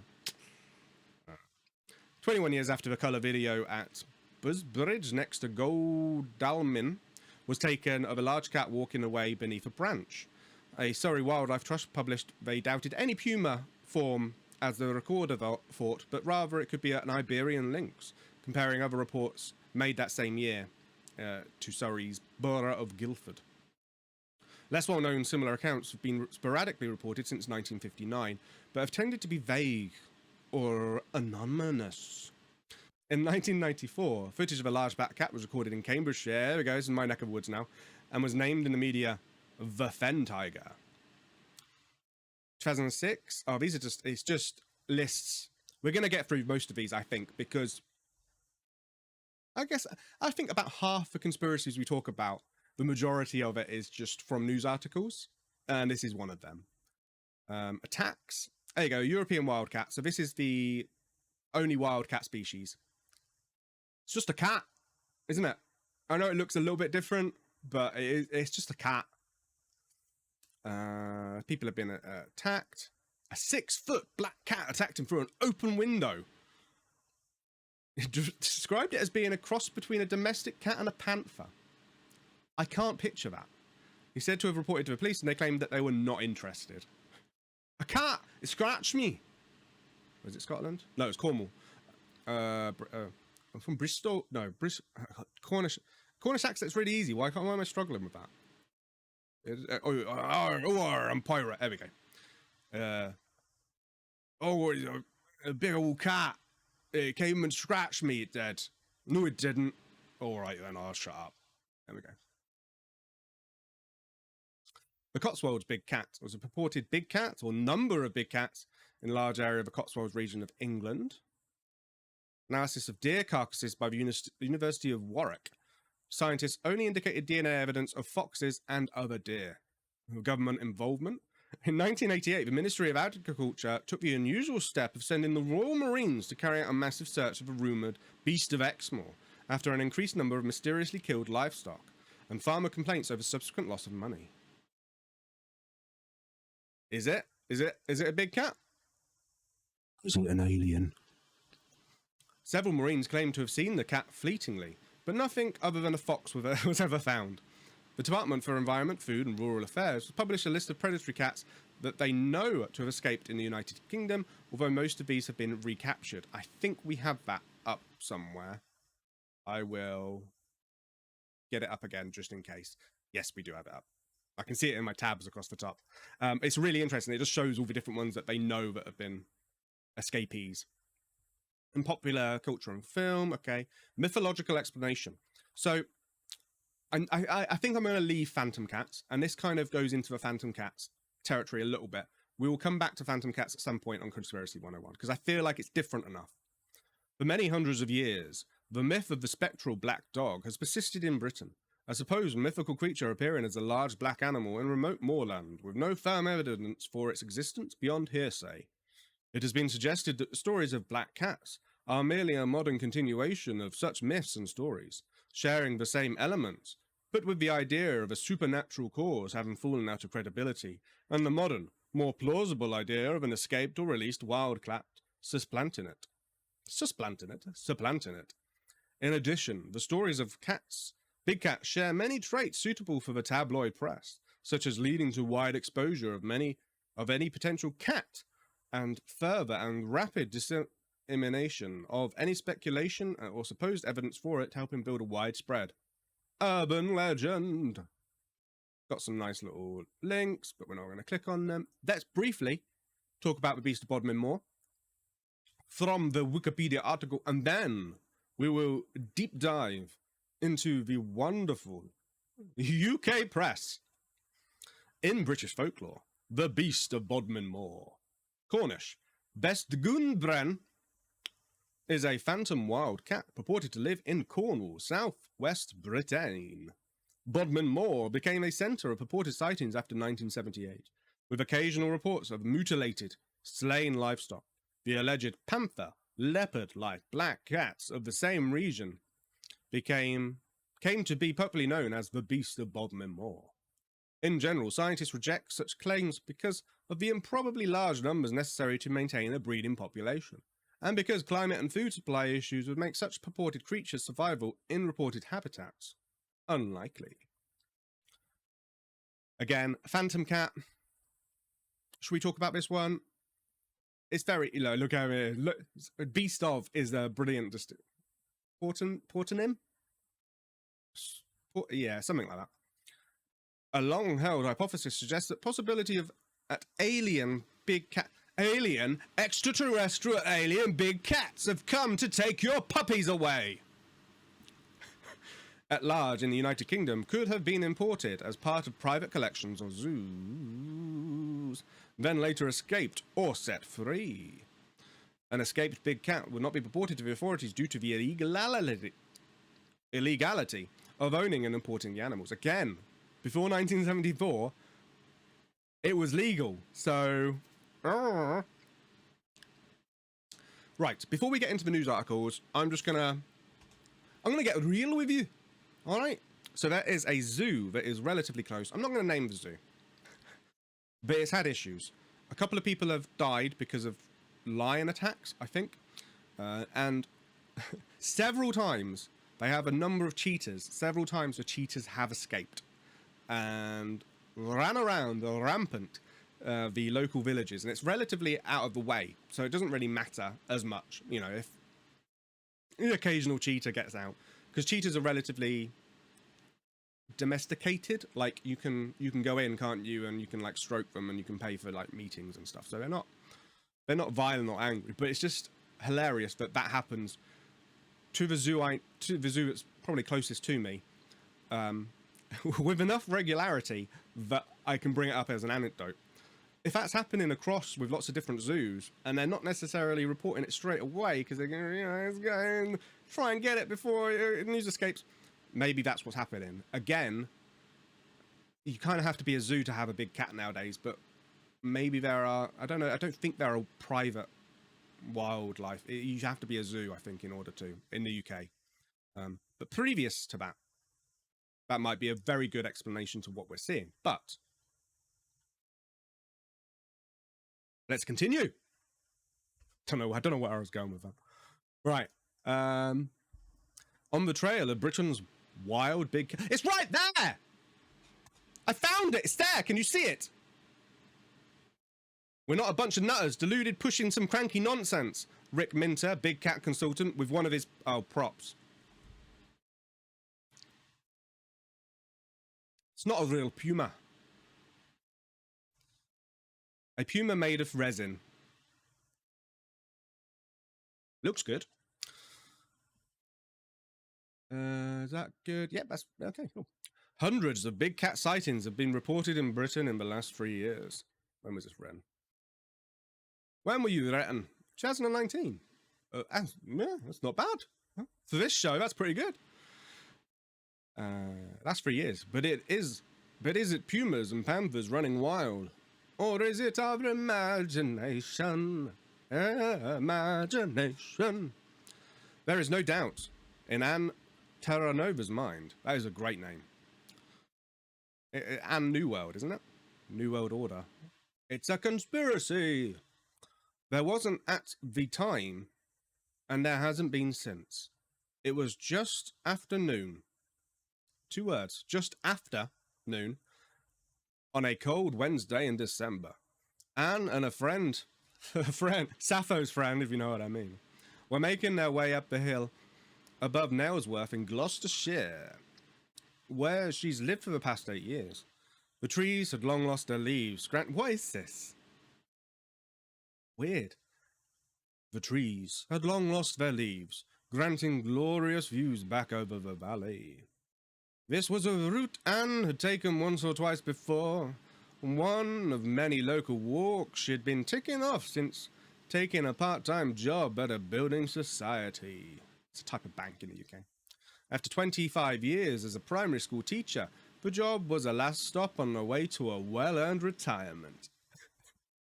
I was 2 days away from retirement, and that's when I saw it. The biggest cat I'd ever seen. Reaching the top of the hill, the two women stopped to catch their breath, turning back to admire the scenery. As they did, Anne's friend gestured down the hill. There, at the bottom of the field, sloping gently away from them, was a large animal padding slowly alongside a wooden fence towards a patch of woodland. It was sleek, a dark sandy brown colour, roughly the size of a Labrador. It might have been a Labrador. With a long tail that looped upwards. What on earth is that? Said Anne's friend. That, replied Anne, without taking her eyes off the animal, is a very large cat. Anne watched and thrilled as the creature swiftly and gracefully disappeared into the trees. I said creatures. It wasn't. It was just creature. That's my mistake. Hold my hands up. When she arrived home later that afternoon, she searched online for images of mountain lions. The pictures were an exact match. When she described her experience on a local Facebook group with a post accrued dozens of comments. Had you been to the pub? Asked one, mockingly. But other Nailsworth locals reported similar sightings of their own. One resident warned, people might laugh, but wait until you see one. For decades, reports of big cats have surfaced all over Britain. From Crystal Palace, to Cornwall, to Carlisle. There have been 155 big cat sightings reported to UK police forces in the past 3 years, according to forces responding to FOI requests. There are likely many more never recorded. Local newspapers publish dozens of eyewitness reports every year, and have helped to firmly establish certain creatures. The Surrey Puma, the Beast of Exmoor, in local legend. That's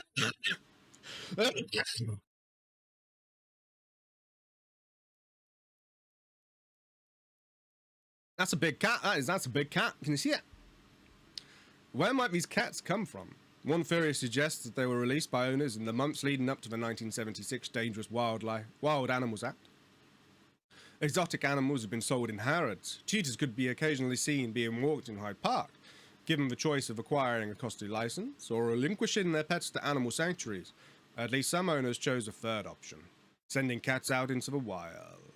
In 2000, Leslie Maiden, a Lyme tamer known as One-Eyed Nick, told the Birmingham Post. He sounds reliable. He'd released a panther and a puma in Derbyshire some 25 years before. At first I was a bit worried about how he would get on, he said, but I went up to the moors a few weeks later and saw bones of a sheep and pheasants, so I think they adapted pretty well.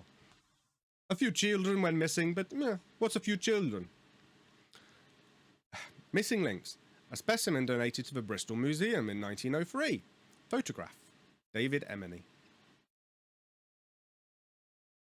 So lifelike. Taxidermy, so good, isn't it? So lifelike. On several occasions, big cat sightings have caused sufficient concern to prompt major official investigations. In 1983, following reports that a mystery predator had killed more than 100 sheep in Exmoor, a team of Royal Marines was deployed to the area. Yeah, we've heard about this. We've heard about this. They didn't find anything apart from a fox. Nowadays, the government is sceptical about British big cats. A spokeswoman for the Department for I really don't like that. It's just spokesman. Spokesman. Doesn't matter if you're male or female. It's a spokesman. It's just there. I know it has man in it, but you are human. It's a gender-neutral word. You don't have to be a spokeswoman. For the Department for Environment, Food and Rural Affairs, DEFRA, said neither Natural England nor DEFRA have received any credible reports of wild, living or breeding big cats in Britain in recent years. DEFRA is not currently engaged in any work related to the management of wild big cats in Britain and has no plans to do so. Oh, thou doth protest much. On a windy Thursday afternoon in January, I stood alongside... Oh, no, sorry. I thought that was lyrics. Rick Minter at Coley Peak in Gloucestershire. And looked across... Across? I don't know. I've not been drinking, honestly. I've not been drinking. The River Severn, towards the Forest of Dean. It was a few weeks after Anne Terranova's mountain lion sighting in Nailsworth, just a few miles away. Minter was unsurprised. He's heard dozens of similar reports over the years.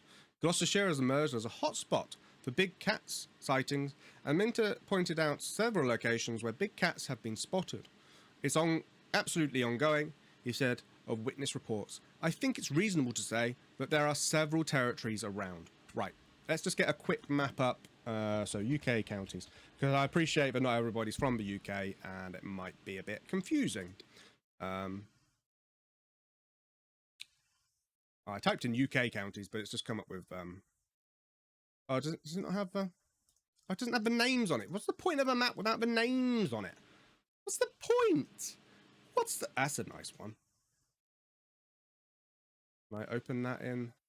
You bastards! They're trying to make me buy it. Well, I'm not buying nothing. Right, here we go. So, down here, let's just have a look at the map in general. Here you go. There's that is UK. So what is highlighted there is the UK. You can see the Union Jack. There's some debate about what it's called, but it's the Union flag, the Union Jack. Everyone calls it Union Jack, which is made up of Scotland and England and the Northern Irish flag, but that's not the Northern Irish flag. It's very confusing. And then there's Wales as well, but Wales was part of England when it was done. So, right, so you have Devon down there in Cornwall. Gloucestershire is... Where are you, Gloucestershire? You're in the middle, aren't you? Gloucestershire, Aylesbury, Berkshire, Hampshire, West Sussex.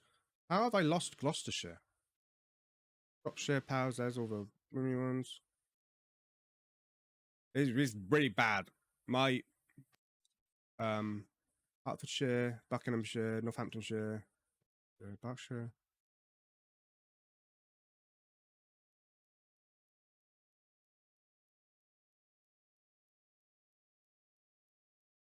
Oh, it's right. I'm just not looking properly. Yeah, so that is right in the middle. Let's change that so you can see me a bit better. Oh, no. See me too much. There we go. So, yeah. So it's the yellow one above the pink one. Gloucestershire. Next to Oxfordshire. So it is in the middle. This map's a bit hard to see. It's a bit blurry. I don't know if it comes up very good on there. But, as you can see, it's kind of surrounded by a lot of land. Not massively close to London, but close enough. I'm in this sort of East Anglian region, which you would expect it being, that'd be like prime territory for that kind of thing. Lots of farms, lots of easy pickings, but then it's not mountainous, so maybe that's what the big cats want. And then obviously Scotland. Look at the Highlands. That's where most of the wild cats are that live in this country, and even all the way down to the border towns, like Scottish borders. It's very sparsely populated. And again, with Northern Ireland, a bit more heavily populated, but again, there's a lot of rural land.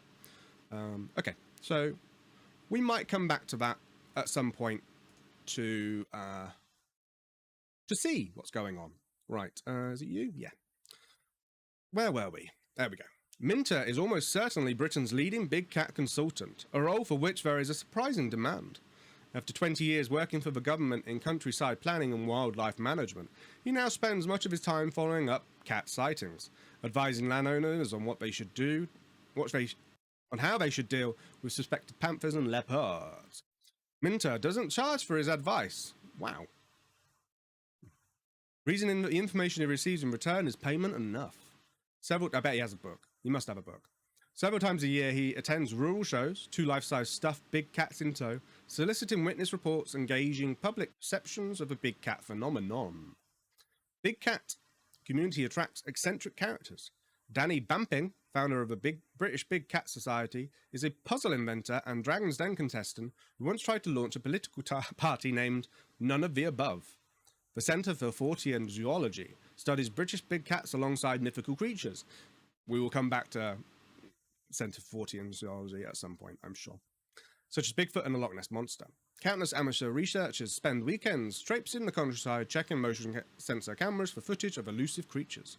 One tracker allegedly spent a cold couple of nights in Exmoor surviving on raw pheasant after getting stuck in his own trap. That's grim. A pheasant is like a game bird. He must have got ill after that. Claws out. Warnings like this appeared in the countryside around Stroud this winter. No one knows who put them there. By contrast, Minter is measured, methodical, and professional. His work occasionally attracts ridicule, but he enjoys challenging people's preconceptions. We're not a bunch of nutters, deluded, pushing some cranky nonsense, he said. Witnesses are often relieved to find someone who believes what they've seen. Minter is keen to stress he evaluates each report thoroughly. We have to be careful we're not gullible. Whatever the circumstances of a report, we are thinking, does it tick the boxes? Around a third of the time, he's just not sure. People don't want that response, he said. But you've got to be honest. It was in 2000 when, taking a break from a meeting at a rural hotel, he spotted a large black cat strolling through the grounds. He described the experience matter-of-factly. Over time, he began to wonder, how does it live its life? Is it one vagrant cat? Did it grow up here? What are its hopes and dreams? Where is it going? Where has it been? As Minter investigated, his fascination grew, and he realized there were a few others taking the subject seriously. He left his government job in 2005, but retains the serious air of a public official, choosing words carefully and presenting both sides of every story. I see this as just a form of countryside management, he said of his big cat work. Here we go. In 2011, he published a book. It may seem audacious to propose big cat territory throughout Britain, but I am not alone, he wrote. There are many closet followers of these mysteries, animals, and yes, we do keep pinching ourselves. Well, I am out of the closet. On the evening after I accompanied him to Coley Peak, Minter stood before an audience of around 70 people at the old Flying Cub Cafe in nearby Nymphsfield. Nymphsfield. He was joined by Frank Tunbridge, his frequent research partner, and the perfect foil to Minter's academic persona. With the rugged appearance of a man used to sleeping under the stars and a knack for telling his... That's a nice way of putting home, like vagrant.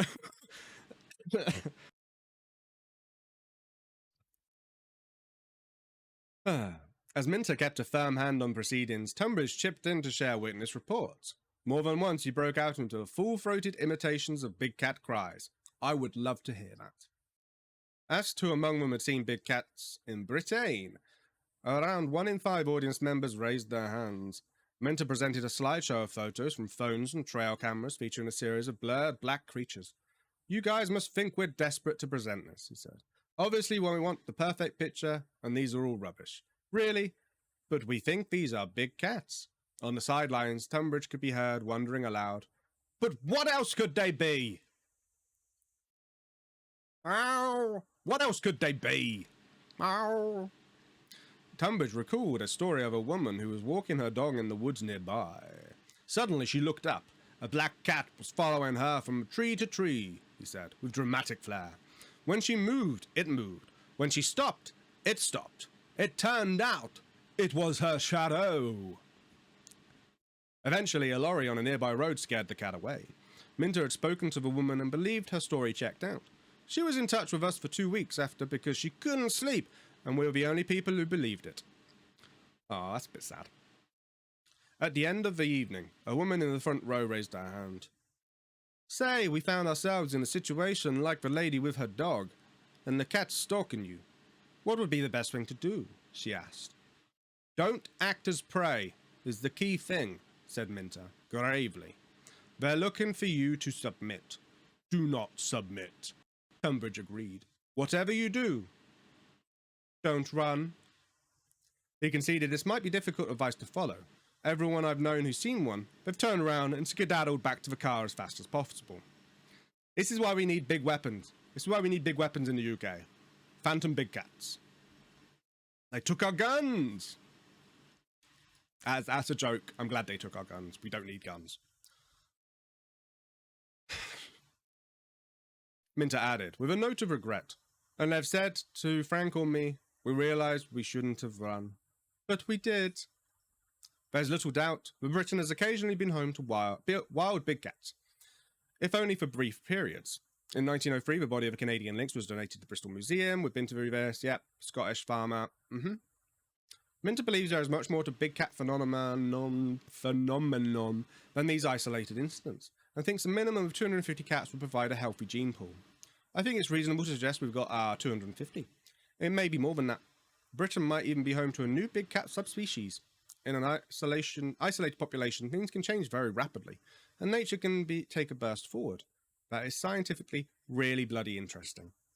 But where is the proof? I think if there was 250, we'd have more of a gauge on it. But where is the proof? Minter points out that sightings are rare, even in countries where pumas and panthers exist in far greater numbers. True. He claims to have seen conclusive photos, though the evidence has been withheld from publication by landowners reluctant to attract publicity. Fair enough. There are other lines of inquiry. Dr. Andrew Hemmings, a researcher at the Royal Agricultural University, has for several years been conducting analysis of bite marks on animal carcasses. Ew. In 2016, he told the BBC. That doesn't stand for British big cats, by the way.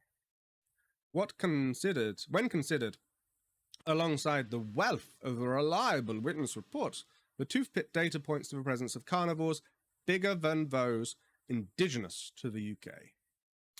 In the weeks after Minter's talk at the Old Flying Club, news of several more sightings emerged. A man in Cornwall claimed he was attacked by a panther as it tried to climb through his window. Oh, the big old cat, it came in my window, it did. It came in, it was a cat. It was huge. That'll do. That's beautiful. I'm just going to leave you with that for a second whilst we look on to the next one. So that was from The Guardian, wasn't it? Yeah.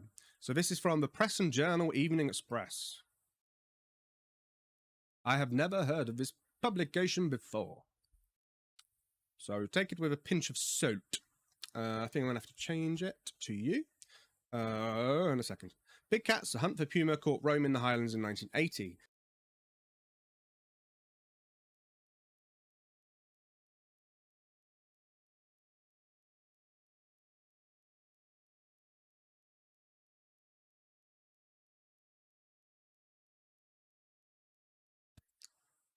I don't know how long I've been muted for, but there we go. We've got an example of an actual cat that escaped and was caught.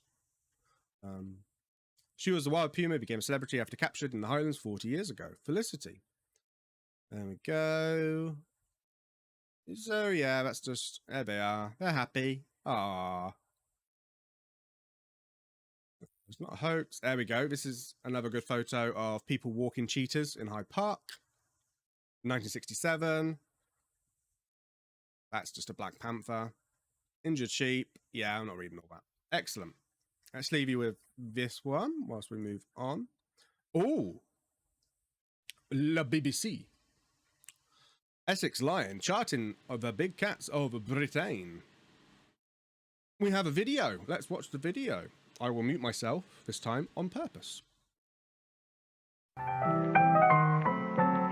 Britain's fascination for big cats goes back a long way. Once courted by royalty, lions, tigers and cheetahs like this were later imported by the wealthy to keep as pets. Tales persist that some escaped or were released into the wild. But if feline giants live in the countryside, their presence remains a mystery. Sightings are rare. When a puma-like beast was spotted in West Wales, police were scrambled. It was never found. Officers in County Antrim scoured the countryside for a black panther. After 30 sightings, they later abandoned their search. In Hampshire, they had better luck, tracking down what they thought was a 6-foot tiger. It turned out to be a large cuddly toy. Not every sighting so easily explained. In the mid-90s, an inquiry dismissed photographic evidence of the beast of Bodmin Moor. A week later, though, a leopard's skull turned up. So do cat-like images like those in Essex let our imaginations run wild? Or are there big cats out there waiting to be found? Tim Reid, BBC News. Well, that was awesome. Let's just find, well, yeah, that one. But this imagery is really interesting. It does look like a big cat, but also maybe it's just a big cat. That one going through the brush is quite cool. Yeah, that seems more like a big cat, doesn't it, that image? That's really interesting. The Beast of Bodmin. A couple took a photograph of what they said to be a very large animal in Essex, yep, but it turned out to be a toy tiger. So, we're getting there. Lots of evidence. This is from a Wayback Machine. Could giant cats be roaming the UK? Is this not going to work? Big cats in the UK, fact or fiction?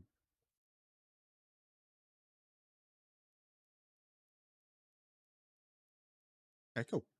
So, not that one. There we go. So, you've got European jaguar, cave lion, Eurasian lynx. What's that one down there? Homotherium. Oh, that's a really old one. European jaguar.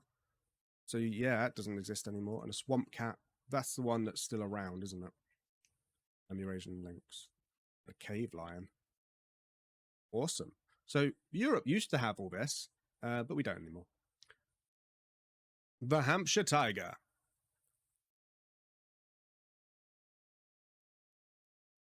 Yeah, is that just a cat, though? That's just a stuffed animal. That doesn't work. That's interesting. Could just be a normal cat. Again, hard to tell. Okay, so we got a few. Tracks and signs of cats. Okay, secret of the bones. Could a long-lost cat return? The Eurasian lynx disappeared from the UK roughly 1,300 years ago. However, the Lynx UK Trust believe they could be part of Britain's wildlife once again. They are carefully assessing reintroduction sites that would be suitable for cats and the native wildlife, but also for local residents and livestock farmers. The team would act as a centre point for monitoring and support of the population. So we might be introducing big cats back in. That's very interesting. Should we introduce it? Why not? Oh, the poll's gone.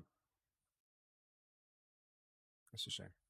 Right, moving on. Right, now we're going to go into a bit more of the tabloid side of things.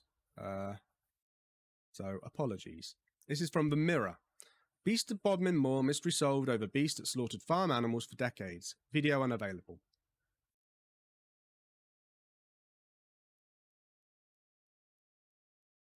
Could be a dog. Oh, grim. Horrifying. The rotting remains of what appears to be a big cat were found near to a Scottish beauty spot. Yes. I'm not. I don't think I could identify stuff from their teeth, but I could look. That looks like a dog. I don't know. Do you think wildcats are in the UK? Yes. Wow, 77%. Interesting. Okay. 2013, another BBC article. Big cat, Canadian lynx, was on the loose in the UK in 1903. I will mute myself. Well, move over the beast of Bodmin Moor. There's a new big cat in town. Scientists believe that this cat here was actually on the loose, prowling around the fields of southwest England 100 years ago. It was brought here to the Bristol Museum in 1903, and there are actually the original records. It was brought in by a Mr. J. Niblet after it attacked and killed 2 dogs. It was shot dead after that, an untimely end for this cat. Now, I'm here with Isla Gladstone, a curator at the museum. At first, they didn't really know what this cat was, but now some scientists 100 years later have got their hands on it. What have they found out? That's right, the early records just say wild cat, but scientists at the University of Durham have been able to apply really modern research techniques to find out that it's a Canadian lynx. So it's an exotic species not native to this country. They've also looked at the skull, so we have the skull here of the same animal. So this is the skull of the same animal? That's right, yeah. And so you can see here there's a build-up of plaque on the teeth, and this can be very indicative of an animal that's been in captivity. Because they have a different type of food, they get plaque, and also you can see some of the teeth missing as well. The teeth have been lost as well, yeah. So it's a captive bred, released animal. So an animal that was kept and got out there in the world. I mean, do we have any idea who actually owned this animal, or how it got free and how long it was roaming around for? No, I mean, they looked for newspaper reports at the time, perhaps about a missing or escaped cat, and there weren't any. So we don't know where it was released from, perhaps a private collection or a travelling menagerie. But we know that it wasn't bred in the wild, so it was definitely released. So this is probably the earliest example of a big cat on the loose in the UK. That's right. There's stories going back a little bit earlier, and I remember stories from when I grew up of, you know, the beast of Bodmin Moor, with sort of funny evidence on a camera, a flickering cat in the background. But this is the earliest actual evidence that we have, and so we've been able to effectively go back in time and have a look into what species it was, whether it was captive or not. Well, thank you very much. So spotting big cats in the countryside does seem to be a bit of a national pastime here in the UK, but as this link shows, just sometimes these rumours do turn out to be true. Well, that was a nice little fluff piece, wasn't it? I enjoyed that. It's beautiful. Right. What else have we got?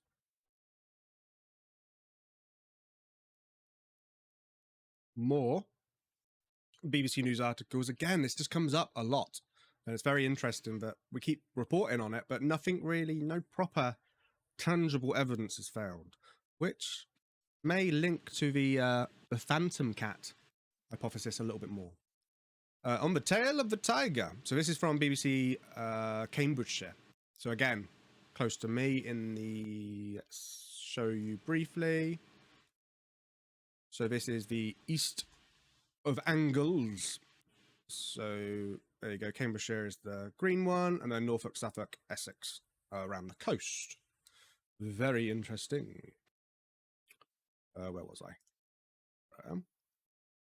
Okay. It's been 14 years since a still image from a video of a big cat in Cottenham was taken. Since then, numerous other sightings have been made. We track the movements of the fen tiger up until its most recent appearances and ask, could it exist? The Loch Ness Monster, the Abominable Snowman, Santa Claus, and the Easter Bunny. There are just some of great British myths that have yet to be proven as fact or fiction. For many years, however, the folk of Cambridgeshire have debated the existence of large cats stalking the fens and the south of the county. We trace let me just explain what the fens are as well, because that's not always obvious. So the fens are really Lincolnshire. It's basically, can't really point to it very well, but you see where the wash is. You see where Norfolk and Lincolnshire meet. From there downwards, kind of east of Peterborough, north of Cambridge, if that makes sense. If that makes any sense at all. Where were we? Not on that one. Here we go. Fen south of county, we trace history, blah, blah, blah. Where and when? Paw prints, courtesy of the Cambridgeshire Times. The fen tiger, which, if in fact is a big cat, is definitely not a tiger, was first reported... The fen tiger, not a tiger, not from the fens. In 1982 in Cottenham. Cotton. Have they spelt that wrong? They have. Excellent. A nice little typo. Going back in time and seeing the typos. Many of us mused about big cat sightings for years after, but it wasn't until 1994 that whiskers were twitching again. I like it. It was then that William Rooker managed to capture on film what he believes to be a large cat. The British Big Cat Society have provided us with a still from the video, top left. Filmed in a field near Oakington Road in Cottingham. The video lasted 2 minutes and shows, according to the British Big Cat Society, what is almost certainly a large cat-like animal. A year later, 2 police officers claimed they saw a large black feline in the Westwick Hall area, a few miles from the filming of Williams' videos. On its travels. From 1995, numerous reports of big cat sightings in other parts of East Anglia had existed, ranging from Holbeach in South Lincolnshire. I'm making it, I know it's share, I'm just making Wisbeach in North Cambridgeshire, and the relative safety of cover in Thetford Forest. This could mean that the animal likes to travel. It's a jet setter. Loves getting its air miles. This could mean that the animal likes to travel, though there is more than one, or that lots of people in different places are just getting it wrong. In May 2004, the Cambridge Evening News printed a story featuring Vernon Whiterod, a Cambridge University cleaner, who claimed he had spotted an animal similar to an ocelot, a large cat native to Central and South America, in between Histon and Waterbeach. However, recent eyewitness accounts point to a North Cambridgeshire return of the mystery beast, signifying that the animal feels more at home in the fens that make part of its popular fen tiger moniker. Petrifying. So let's fast forward to March 2008. Jackie from Menee, situated between March and Littleport, recalls seeing a large dark cat stalking in the fields at the back of her house. It's a frightening thing to come face to face with. When you don't believe in it and you've seen it, it's really frightening. We keep thinking about selling up because it petrifies me at nights now. I won't come down the garden. Her daughter Lorraine was calling in the family's dogs when she caught sight of our feline friend.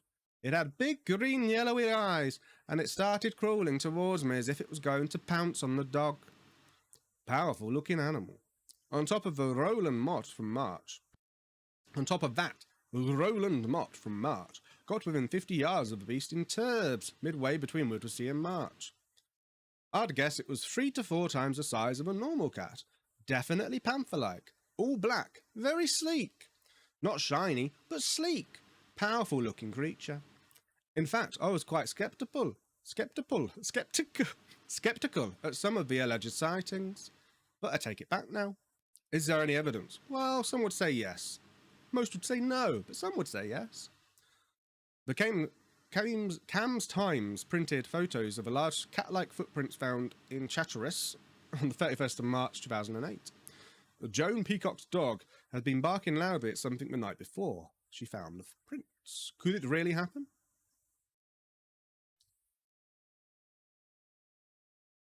Oh, it's got comments. Love it. Natasha Beach. We definitely saw this in the morning, 13th of the 8th, 7:40 a.m. In Black Horse Grove near Littleport, Cams. Not a black panther, but a dark tabby-coloured, more like an ocelot. Stood about 80 centimetres high, with a very long thick tail and a small feline head. Thought it was a dog at first, but they looked our way and it was definitely a cat. Never knew about the fen tiger story until I looked up big cats in the area after seeing it. It was a heart-stopping sight, and one I'll always remember. Daniel Butcher. I saw it as well, a couple years back. Thought it, at the time, it was just me overreacting, but I believe it is out there. Honest true, XOXO. Chris. Just seen the fen tiger, 1930 in Dry Drayton, Thames. Kev. I saw a large black cat about 6 foot long, 2 feet high at Setchi on banks in the River Nar at dawn last October. I was out fishing. It was in the field to my left. It scared the hell out of me. Emma Adair, that's too long. Bert. Saw it last night. Big black scary. Ran in front of my car. Well, I thought I was fen tiger's easy 5 times size big house cat pet. Tim Coles. My son Barney, age 26. Exclamation mark. Saw a large cat like an animal today, 21st of January 2009, at 16:50 hours, just outside the village of Napwell. It's true, you losers. Grow up. I think it's just jealousy, people. There is a panther on the loose. That was from Miss F. I saw it too. It licked my hand and now it's my pet. It says, sorry, Colin, you look tasty. Colin, I saw it. It ran towards me and bit me. Ben Hollis, aged 13. I was in a field near London Road stores in Chatteris when I saw an owl in broad daylight flee from a tree. That's when my friend said, look, Luke said, look. And I said, oh my God. It happened to be a big cat peering its head from above the grass, and we ran and never saw it again. Ben Hollis, 2008. Debs. My neighbour saw a cat in the field behind our house on Thursday. We live in the outskirts of Witney, near the railway line. She is convinced. Barry from Huntingdon. Let's do this as the last one. About 9 years ago, I was employed as a coach driver for a company in the March area. I was returning late one night after dropping my last passengers off at Downham Market.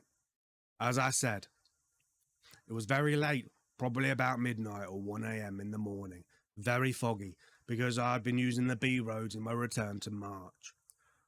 I had been to London and had taken a party to Hammersmith Theatre to see Cliff Richard appearing at Heathcliff. My route back from Downham was using the B1094 and the B1098 running alongside the 16 drain. From my right-hand side and the riverbank came this large animal. It was tan-coloured, much bigger than any dog I had ever seen. It had a large head, much like a lioness, muscular body, and a long tail that went down and curled at the bottom. Its feet were enormous compared with any dog, forcing me to stop the coach. It was not in a hurry, as it crossed the road in front of me.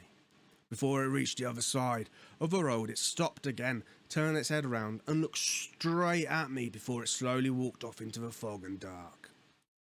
I don't know what I had seen. It was not a domestic animal. I do know. I have looked at web sites, and it probably looked more like a cougar. As I've said, my first impressions were it looked like a lioness.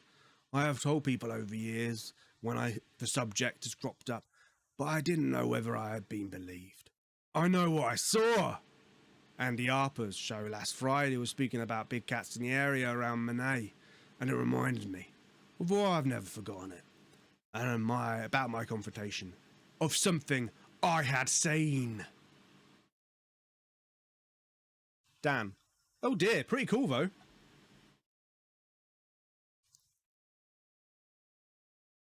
Right, thanks Barry. Where are we up to? Ah, okay, this is a really good one. So this is the...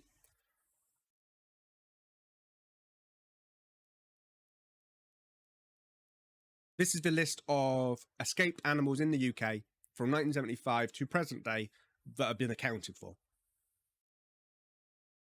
So you can see, you know, leopard, cloud leopard, puma, carousel, ocelot, all of these recaptured, shot, shot and recaptured. Accidents. Ooh, Leicestershire. Excuse me.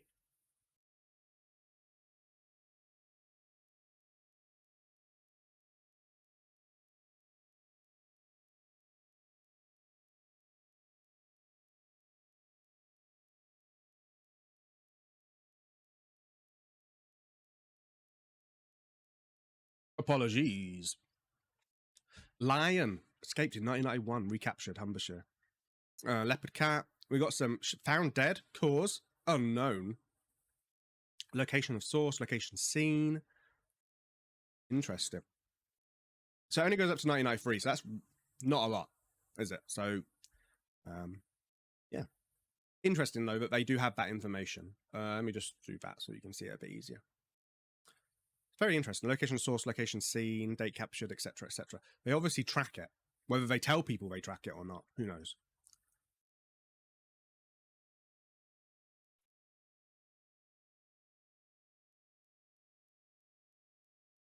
This is another one from 2020. Let me just get rid of the web. There we go. So, are 500 big cats Are 500 big cats are prowling the British countryside? Yes, this is the Daily Mail. Are 500 big cats are prowling? That's their first line. Are 500 big cats prowling the British countryside? Wildlife expert warns rural UK is home to 250 black leopards and 250 250 gets thrown around a lot, doesn't it? A study finds 5 carcasses with telltale gnaw marks on the bone. Countryside expert Rip Minter. Ah, Mr. Minter's back again. Okay, let's have a look. An advertisement. Okay. What the hell? Big cat sparked panic in upmarket Hampstead neighbourhood at the end of May when it was spotted prowling through gardens. That looks like a big cat. That is a big cat, isn't it? Probably an escaped one, but awesome. Oh, what's that? Just strolling through Cambridgeshire. That's awesome.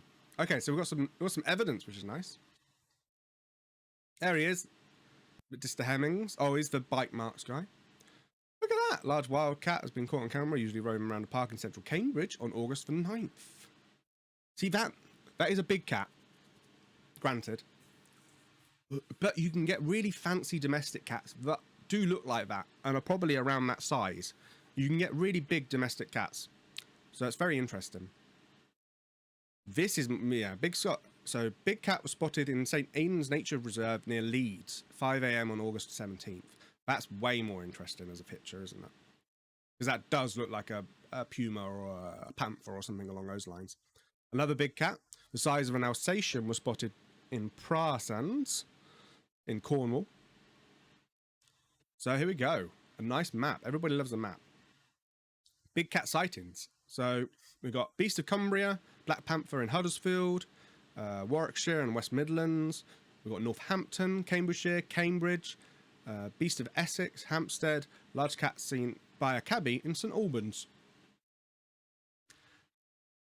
Cambridge University worker who wished to remain anonymous spotted a big cat from his kitchen window in central Cambridge. Again, that kind of looks like a lynx, doesn't it?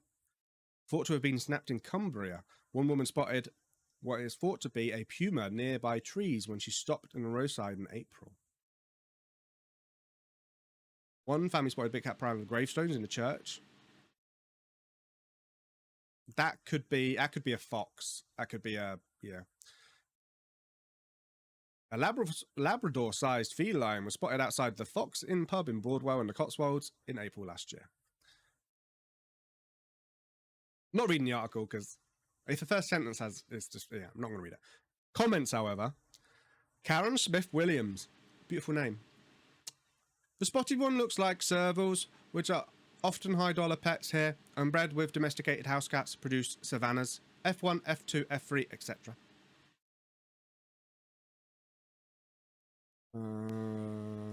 Saw a group of reflecting eyes driving down a country lane near Bodmin. Once we got closer, they had disappeared. Although a young kitten with yellow fur, with dark spots the size of a grown cat, bounded out from behind a hedge. Looked startled and ran past the car. Don't think it was a puma or a leopard, though. More like a serval. You just can't recognise the UK anymore. Bee bears roaming around next, and protest groups complains about the lack of lions and tigers. It's from a Welsh Canadian, who is apparently in the British Indian Ocean Territory. If there are, then they're not hurting anyone. Thanks, Smart Bart.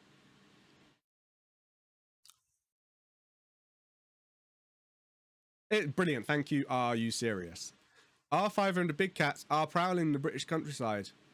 Question mark. For goodness sake, Daily Mail, read what you write. Could 29 times and might 3 times. Right, perfect. That's a great way to end it. I forgot to do pick of the week. I even got a little button so I can change it now so I don't have to mess about. But I completely forgot. So we're not having a pick of the week because, in fact, no, we are having pick of the week. We are having. I reneged that. Reneged net. Pick of the week goes to. There we go. That bad boy. That's pick of the week. Beautiful. There we go. Picture of the week. Can't beat that. Can't beat that. this has been a really interesting episode. Obviously, each season we do in the 10-episode blocks. We're going to do a cryptid. We kind of spoke about giants, I guess, in the first series. Second series is British Big Cats. Cryptids and aliens will always come up in conspiracy theories because they are so interesting. And the history behind cryptozoology is something that I want to talk about. But this is a nice introduction to the world of cryptozoology and cryptids in general. And, yeah. Have you ever seen a British big cat? Have you? I'd love to know. Write in the comments. Like I said. Yeah. I haven't, but I've heard stories about escaped animals at the zoos, so who knows? Thanks for watching. See you again next Saturday. Bye, everyone.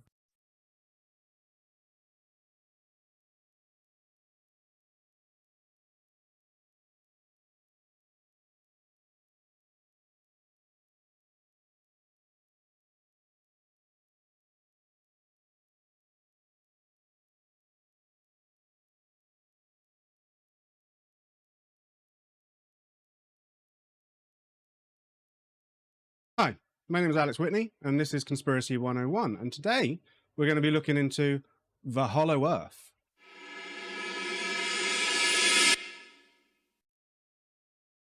We are finally here. We're finally on the Hollow Earth. How exciting. Are you excited? I'm very excited.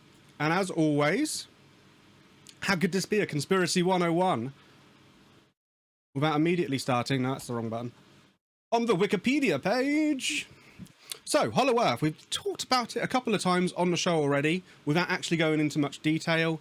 A lot of that is to do with giantes. And did we talk about it in cryptids? No, because we haven't really done cryptids. The only cryptids we've done is British Big Cats. We did slightly talk about it on aliens, I guess. I swear it came up. Maybe it came up in the Flat Earth episode we did. Right. Hollow Earth. You may have heard of it before, but what is it and what does it mean? If you haven't watched Conspiracy 101 before, we're going to go into the basics of what Hollow Earth is, and then we'll find some news articles, some websites to discuss the conspiracy slightly more and whether or not it is popular pseudoscience or something more real. The Hollow Earth is a concept proposing that the planet Earth is entirely hollow or contains a substantial interior space, notably suggested by Edmund Halley in the late 17th century. The notion was disproven,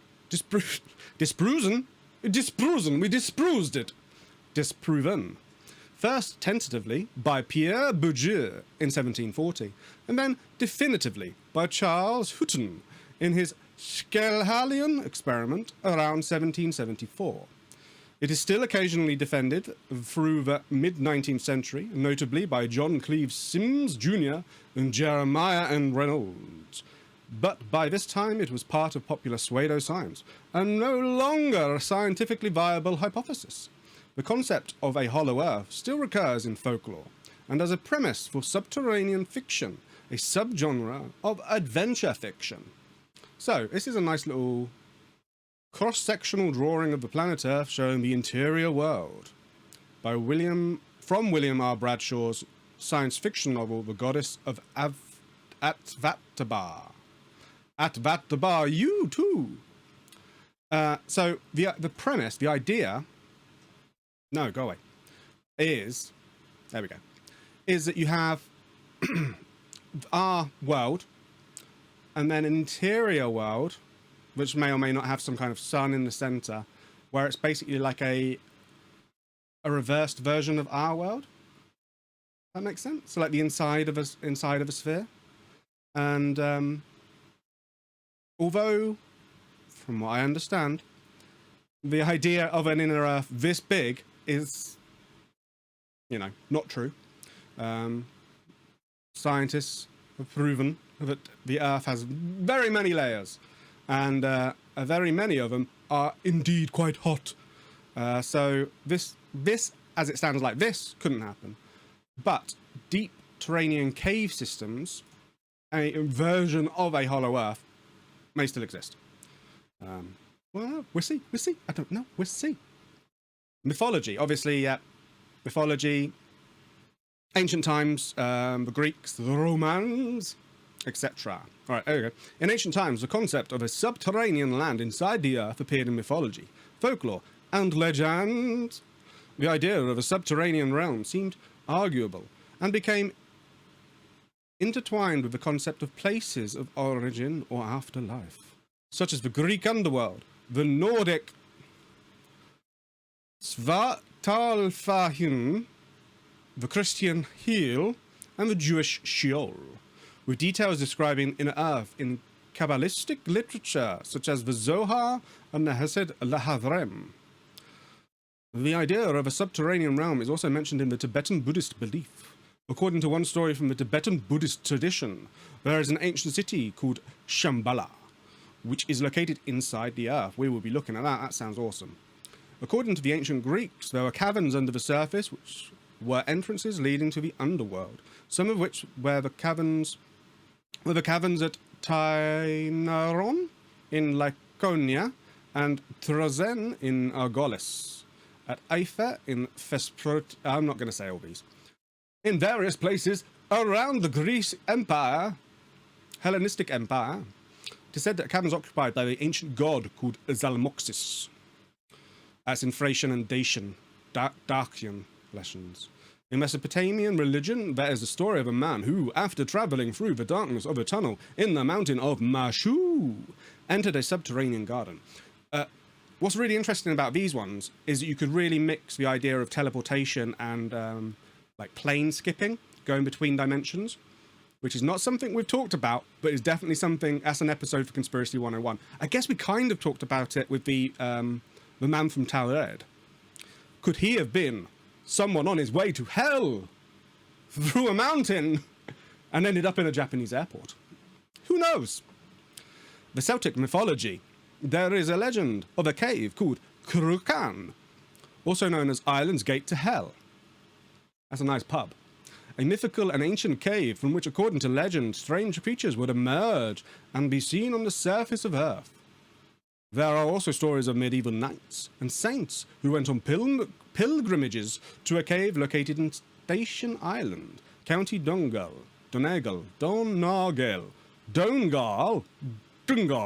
in Ireland, where they made journeys inside the earth into a place of purgatory. I'm pretty sure Dante's Inferno and Purgatorium and all those, doesn't he just, there we go, he walks in, doesn't he?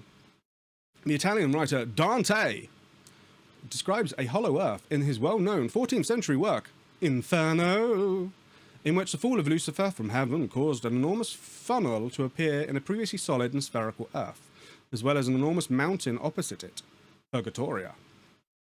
Native American mythology.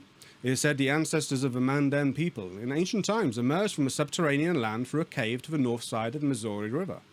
There is also a tale about a tunnel in the San Carlos Apache Indian Reservation in Arizona, near Cedar Creek, which is said to lead inside the earth to a land inhabited by a mysterious tribe. It is also the belief of the tribes of the Iroquois. Iroquois? I haven't played enough Assassin's Creed to know how to pronounce that. That their ancient ancestors emerged from a subterranean world inside the earth. The elders of the Hopi people believed that Sipapu entrance in the Grand Canyon exists, which leads to the underworld. Brazilian Indians, who live alongside the Parima River in Brazil, claim that the forefathers emerged in ancient times from an underground land, and that many of their ancestors still remain inside the earth. Ancestors of the Inca supposedly came from caves which are located east of Cuzco, Peru. So, lots and lots of mythology. I think a lot of that tracks back to people used to use caves for habitation, didn't they? It's a lot easier to find a nice cave and live in it than build yourself a house, no matter what you're building it out of. I think humanity, in the very early days of humanity, of what could be called humanity, used caves a lot. And I think that's come through in our myths and our legends, these old stories of our ancestors that these people remember living in caves, you know, passed through the stories and the legends and the mythologies. Very interesting. The modern concept. Right, now we're getting into a conspiratorial realm rather than the mythology realm. The following lines from Act 3, Scene 2 of Shakespeare's play A Midsummer Night's Dream, written in London in 1595 or 6, or both, suggest the idea may have been known in Western Europe 100 years before it took a more scientific form. Right.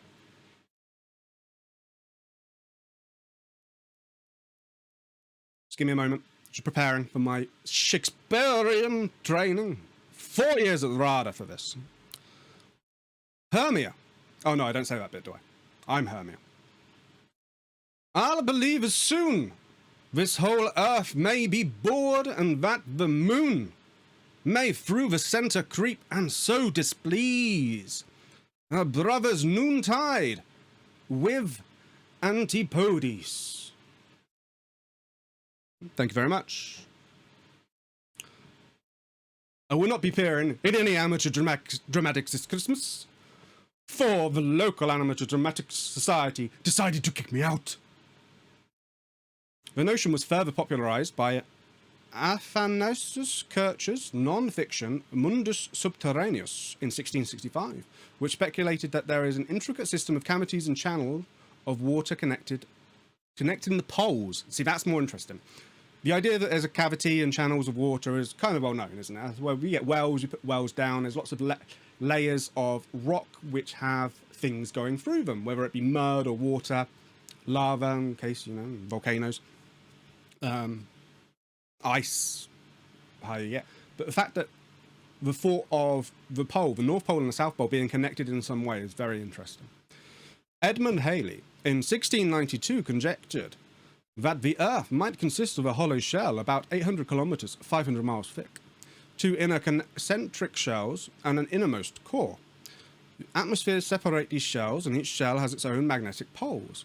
The spheres rotate at different speeds. Halley proposed this scheme in order to explain the anomalous compass readings he envisaged the atmosphere inside as luminous and possibly inhabited, and speculated that escaping gas caused the aurora borealis. At this time, in this Wikipedia article. So, Edmund Halley seems to be the main guy, and he was trying to explain anomalous compass readings. Now, anomalous compass readings, we know compasses don't really work around certain. The whole north-south pole. Reason we get the compass going to the north and the south and being able to do that is because of the magnetic. What's the word for it? The magnetic.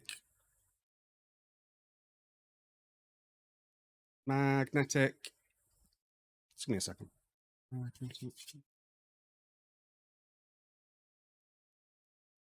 BVM. Now the M is a claw, but in the Hebrew, 1, 2, 3. No, I'm not going to do that. So yeah, it's just electromagnetism, isn't it? And that's what points the compass in the right direction. But if you have strong influences via magnets, other magnets, pieces of iron, other magnetic metals, various things, it can throw that off. And this comes up a lot in if you ever watch air crash investigation programs or read about various missing peoples who were lost because of small planes. Compasses going dodgy happens, whether it's because of the atmosphere or because of something within the actual craft itself, etc., etc. Before the advent of electronical. Is electronical a word? It should be.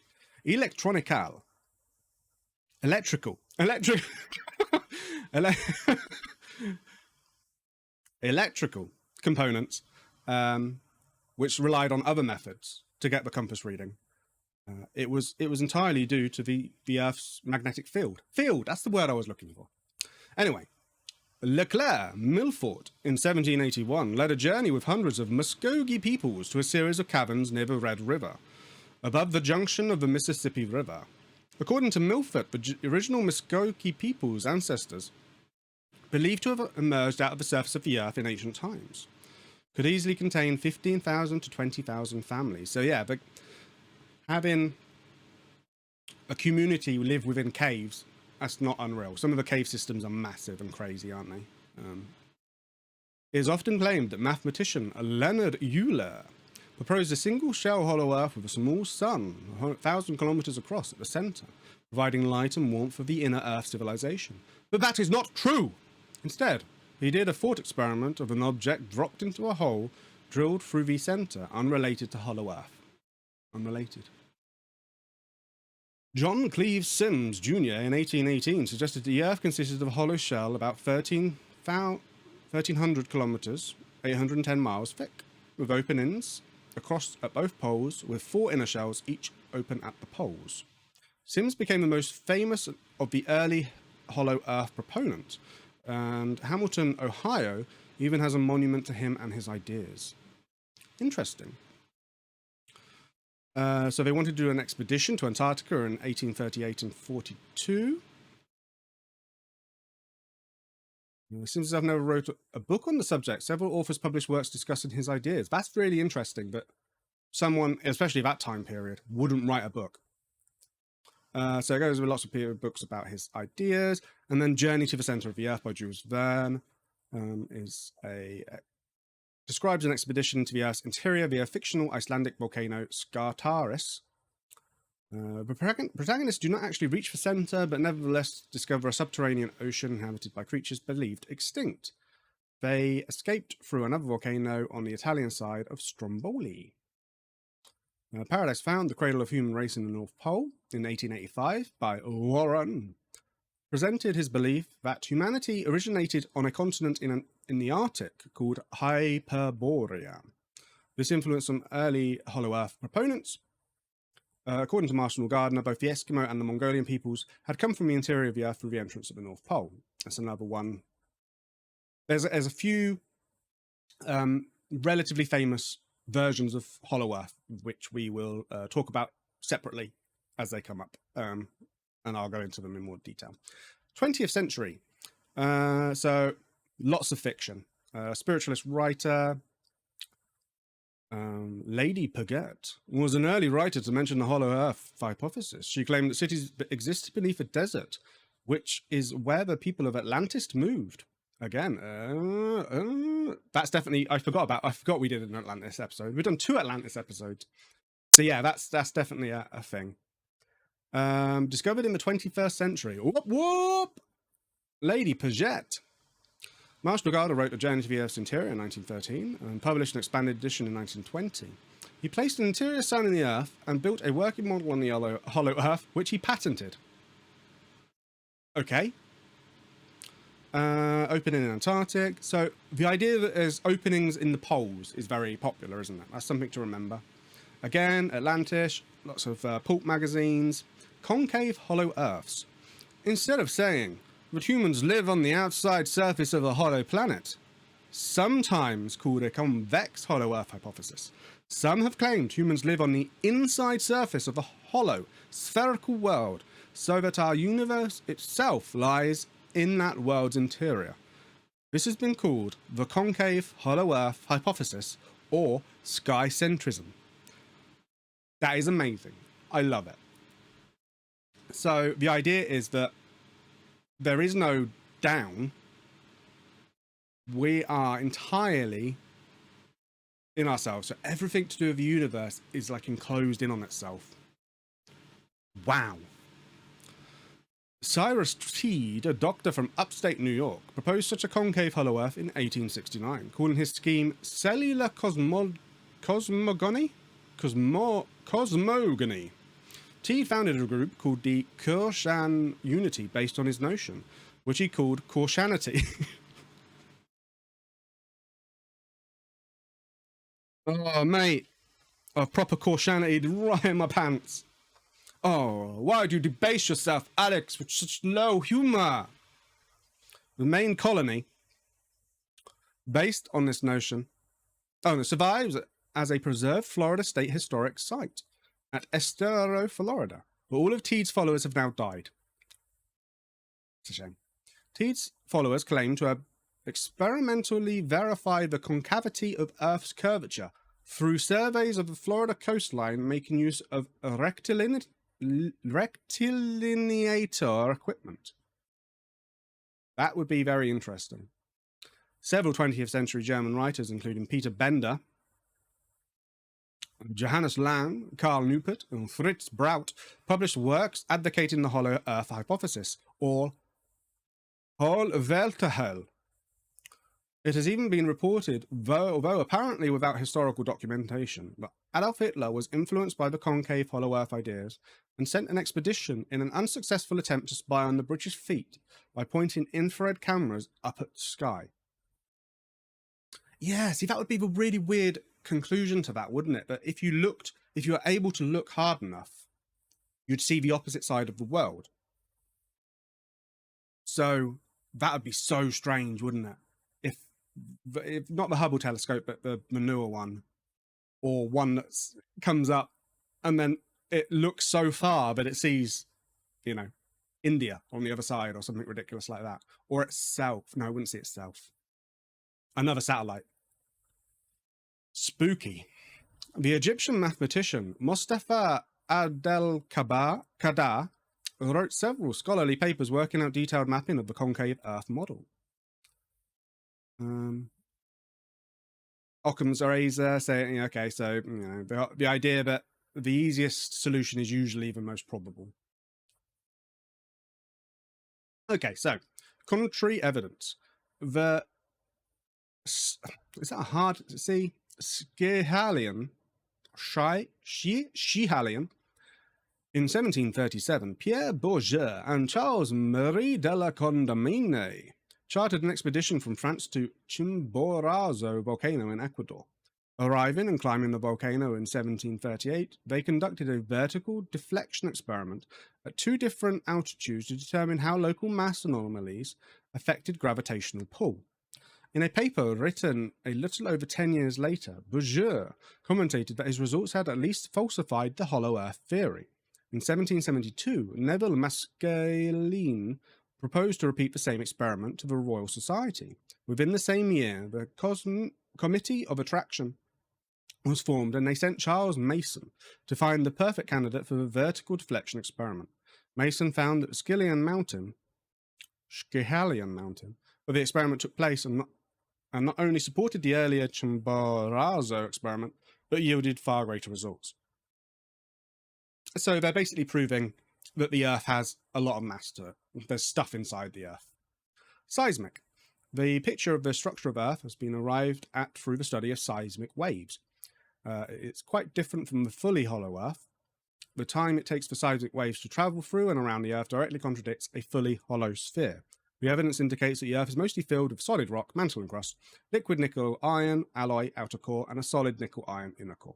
So by sending waves, sound, motion through the Earth, seismic waves happen because of earthquakes, the movements of the crust. Again, this is my geography background. I know all about this.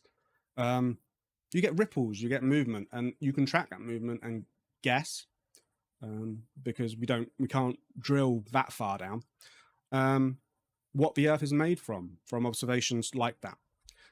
So it kind of puts the idea of a completely hollow Earth, it puts it on the back burner.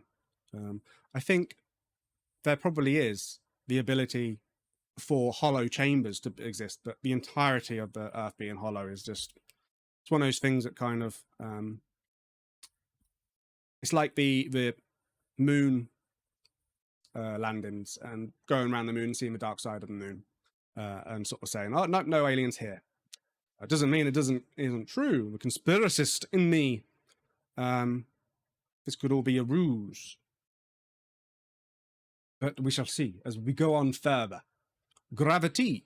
Another set of scientific arguments against the hollow Earth or any hollow planet comes from gravity. Massive objects tend to clump together and gravitational, creating non-hollow spherical objects such as stars and planets. The idea, yeah, so gravity would force everything down because it's so big. The amount of gravity pushing on it would cause, we wouldn't allow for hollowness. Direct observation. Drilling holes does not provide direct evidence against the hypothesis. The deepest hole drilled to date is the Kola Super Deep Borehole, with a true vertical drill depth of more than 7.5 miles. However, the distance to the centre of the Earth is nearly 4,000 miles.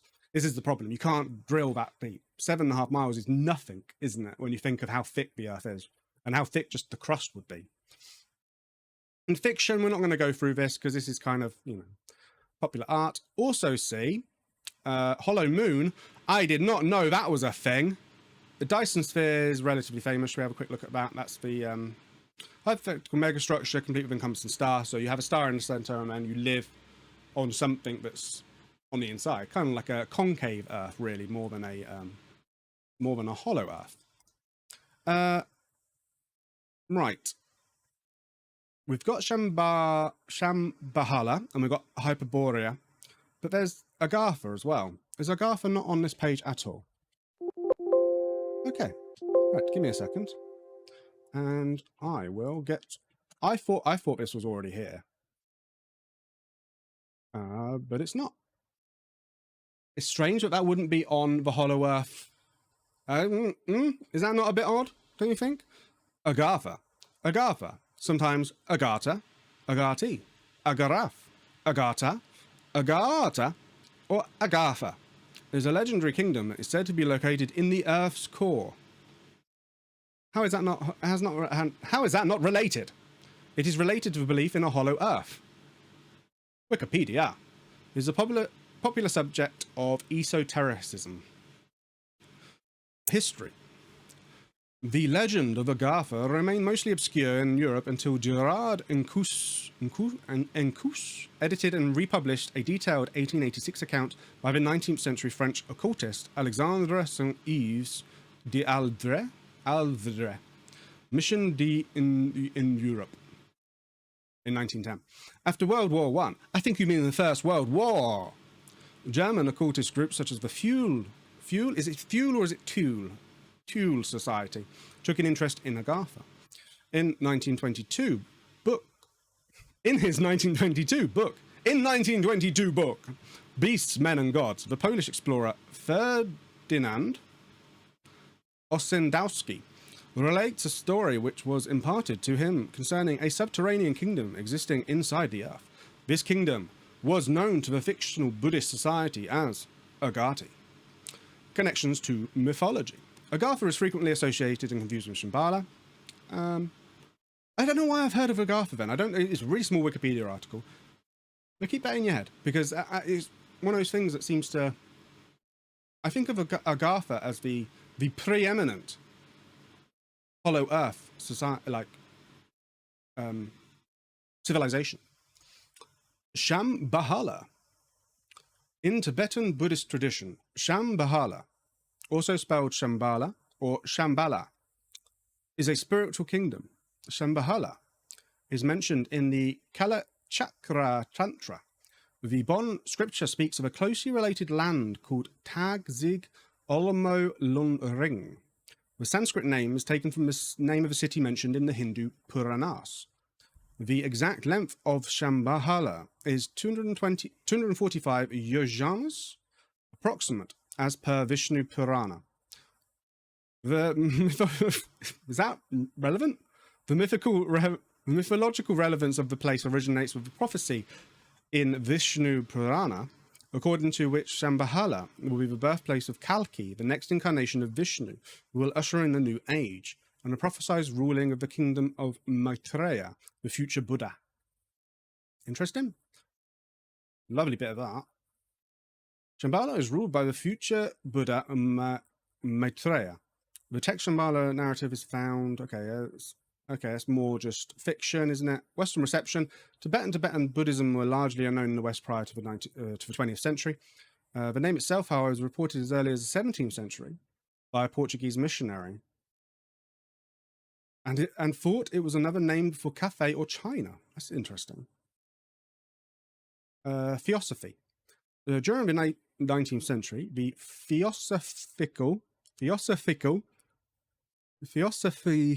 Society co-founder Helen Blavatsky alluded to the Shambhala myth. Blavatsky, who claimed to be in contact with the Great White Lodge of the Himalayan Adepts, mentioned Shambhala in several places, but without giving it especially great emphasis. Later esoteric writers further emphasized and elaborated on the concept of a hidden land inhabited by a hidden mystical brotherhood, whose members labor for the good of humanity. So this is very getting into that sort of esoteric knowledge, like knowledge that is unknown to the majority, but only known to a few. Alice A. Bailey claims Shambhala, her spelling, is an extra-dimensional spiritual reality on the astral plane, a spiritual center where the governing deity of Earth, Sanat Kumara, dwells its highest avatar at the planetary logos of Earth, and is said to be an expression of the will of God. That was a lot of words. That's a lot of big words in your sentence there. I like it. Very interesting. Again, another extra-dimensional aspect. Expeditions and location hypothesis. The Rorich is Helena and Nicholas led a 1924 to 28 expedition named. Oh, I wish I was rich enough to just go off on an expedition somewhere. Like, oh yeah, I'm just going to go spend 4 years looking for places. They also believed that the Beluka mountain in the Altai mountains was the entrance to Shambhala, a common belief in that region. Inspired by a theosophical law and several visiting Mongol lamas, Gleb Boki, the chief Bolshevik cryptographer, and one of the bosses of the Soviet secret police, along with his writer friend Alexander Barchenko, embarked on a quest for Shambhala in an attempt to merge the Tantra ideas of communism in the 1920s. Among other things, in a secret laboratory affiliated with the secret police, Boki and Barchenko experimented with Buddhist spiritual techniques to try and find a key for engineering the perfect communist human beings. I think you mean Russian super soldiers. They contemplated a special expedition to Inner Asia to retrieve the wisdom of Shambhala. I'm saying that wrong, aren't I? Shambhala? I don't know. The project fell through as a result of intrigues within Soviet intelligence service, as well as the rival efforts of the Soviet Foreign Commissariat, that sent its own exhibition to Tibet in 1924. French Buddhist Alexandre David Neil associated Shambhala with Balkh in present-day Afghanistan, also offering the Persian Shambhala, elevated candle, as an etymology of its name. Ooh, wouldn't that be interesting if it was in Afghanistan, and that's why it's just been decimated by so many of the countries around it? The Americans, the Russians, they're all looking through the entrance to the Hollow Earth. Hitler sent several expeditions to Tibet in 1930s to contact Agartha and Shambhala, supposedly as part of Nazi esotericism. We'll do multiple episodes on Nazis. They're very interesting with what they believe. Oh, it's in Uncharted 2, Among Thieves. Okay, very interesting. Oh, Agartha's on this one. Right, and the next one is Hyperborea. In Greek mythology, the Hyperboreans were a mythical people who lived in the far north part of the known world. Their name appears to derive from the Greek beyond Boreas, the god of the north wind, although some scholars prefer a derivation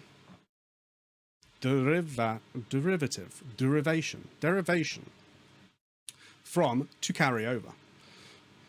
Despite their location in an otherwise frigid part of the world, the Hyperboreans were believed to inhabit a sunny, temperate, and divinely blessed land. In many versions of the stories, they lived north of the Riphean Mountains, which shielded them from the effects of the cold north wind. The oldest myths portray them as favourites of Apollo, and some ancient Greek writers regarded the Hyperboreans as the mythical founders of Apollo's shrines at Delos and Delphi. Later writers disagreed on the existence and location of the Hyperboreans, with some regarding them as purely mythological, and others connecting them to real-world peoples and places in northern Eurasia, Britain, Scandinavia, or Siberia. In medieval and Renaissance literature, the Hyperboreans came to signify remoteness and exoticism. Modern scholars consider the Hyperborean myth to be an amalgam of ideas from ancient utopianism, the Edge of the Earth stories, the cult of Apollo, and exaggerated reports of phenomena in Northern Europe, e.g. the Arctic midnight sun. This is really interesting. The Greeks did venture as far as the Arctic Circle. And when the guy came back and said, the whole place is in white, covered in snow, and there are white bears everywhere. White bears. Everyone thought it was a lunatic. So the idea that they would take notions of, you know, these people are trading. The Greeks are trading with, I don't know, the Gauls or the Germanic tribes, and the Germanic tribes are dealing with the people in Russia, and the Russians are dealing with the Finnish, and the Finnish are dealing with the Inuits. The Inuits are obviously going to have stories of polar bears, of midnight suns, of the aurora borealis, of various other phenomena, sundogs, weird stuff that happens that doesn't happen in Greece.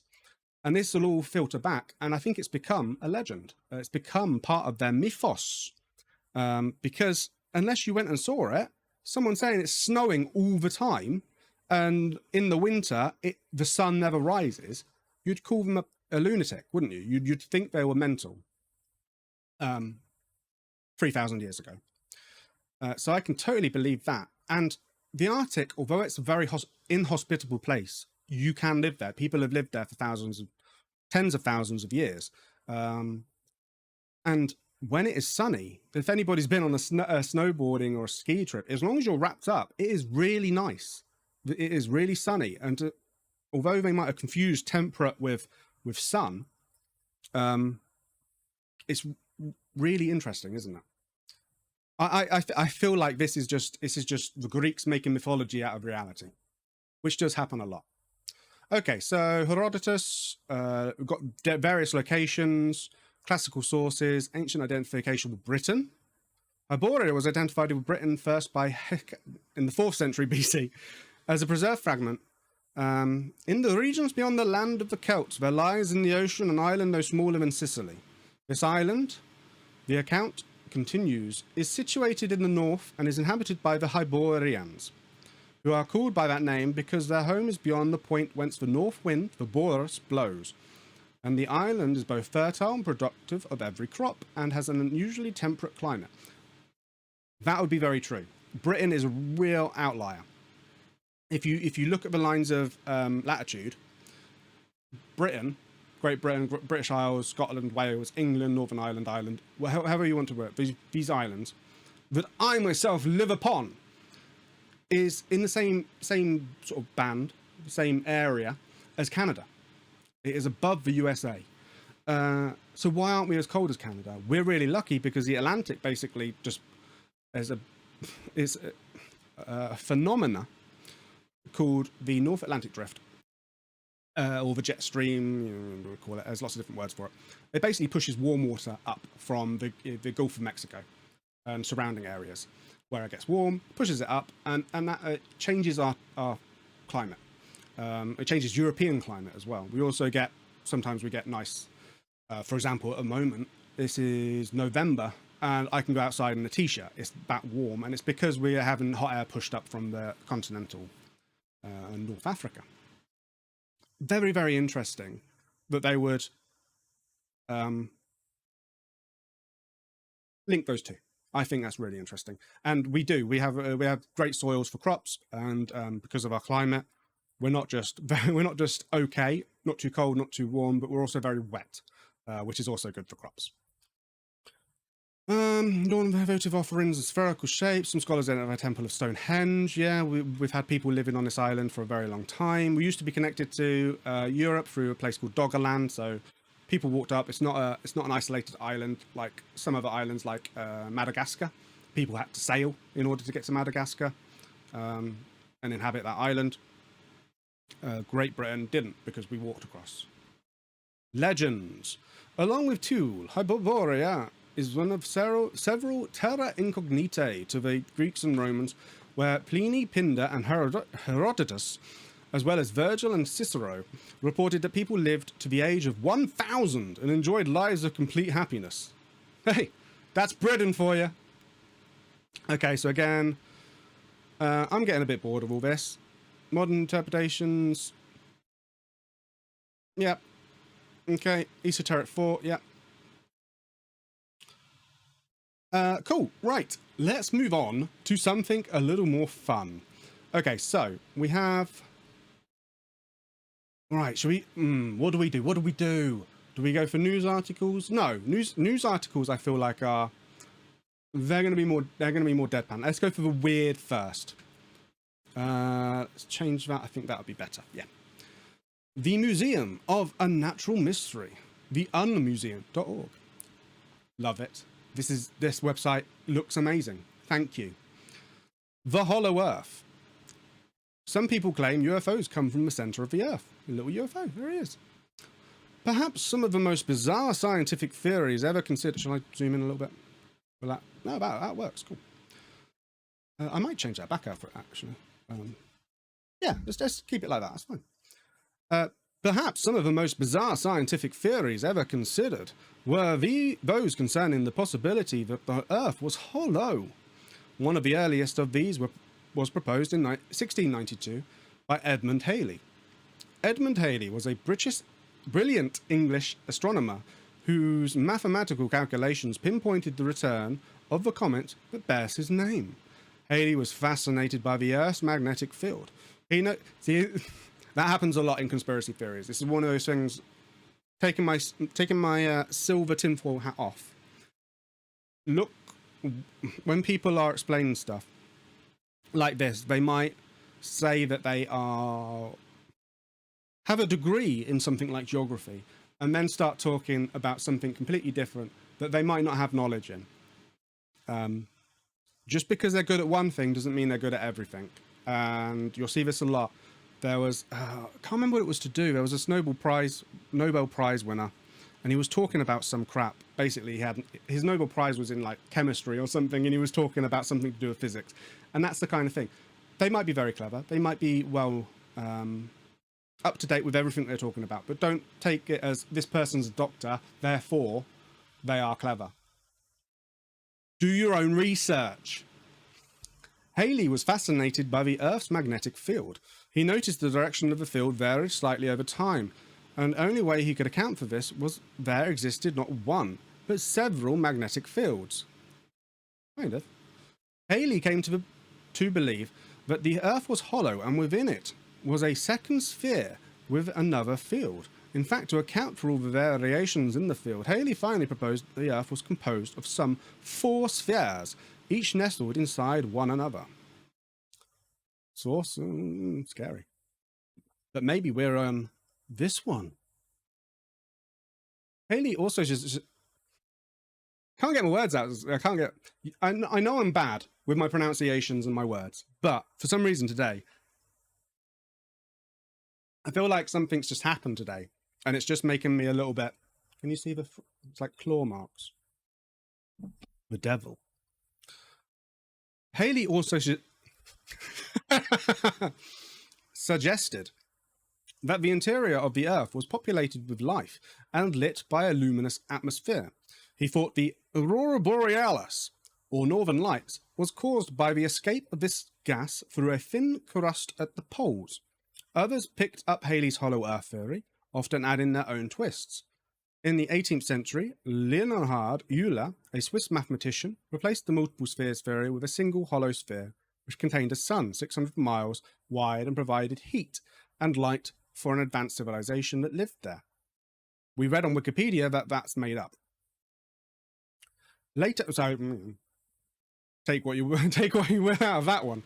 Later, Scottish mathematician Sir John Leslie proposed there were 2 inside suns, which he named Pluto and Proserpine.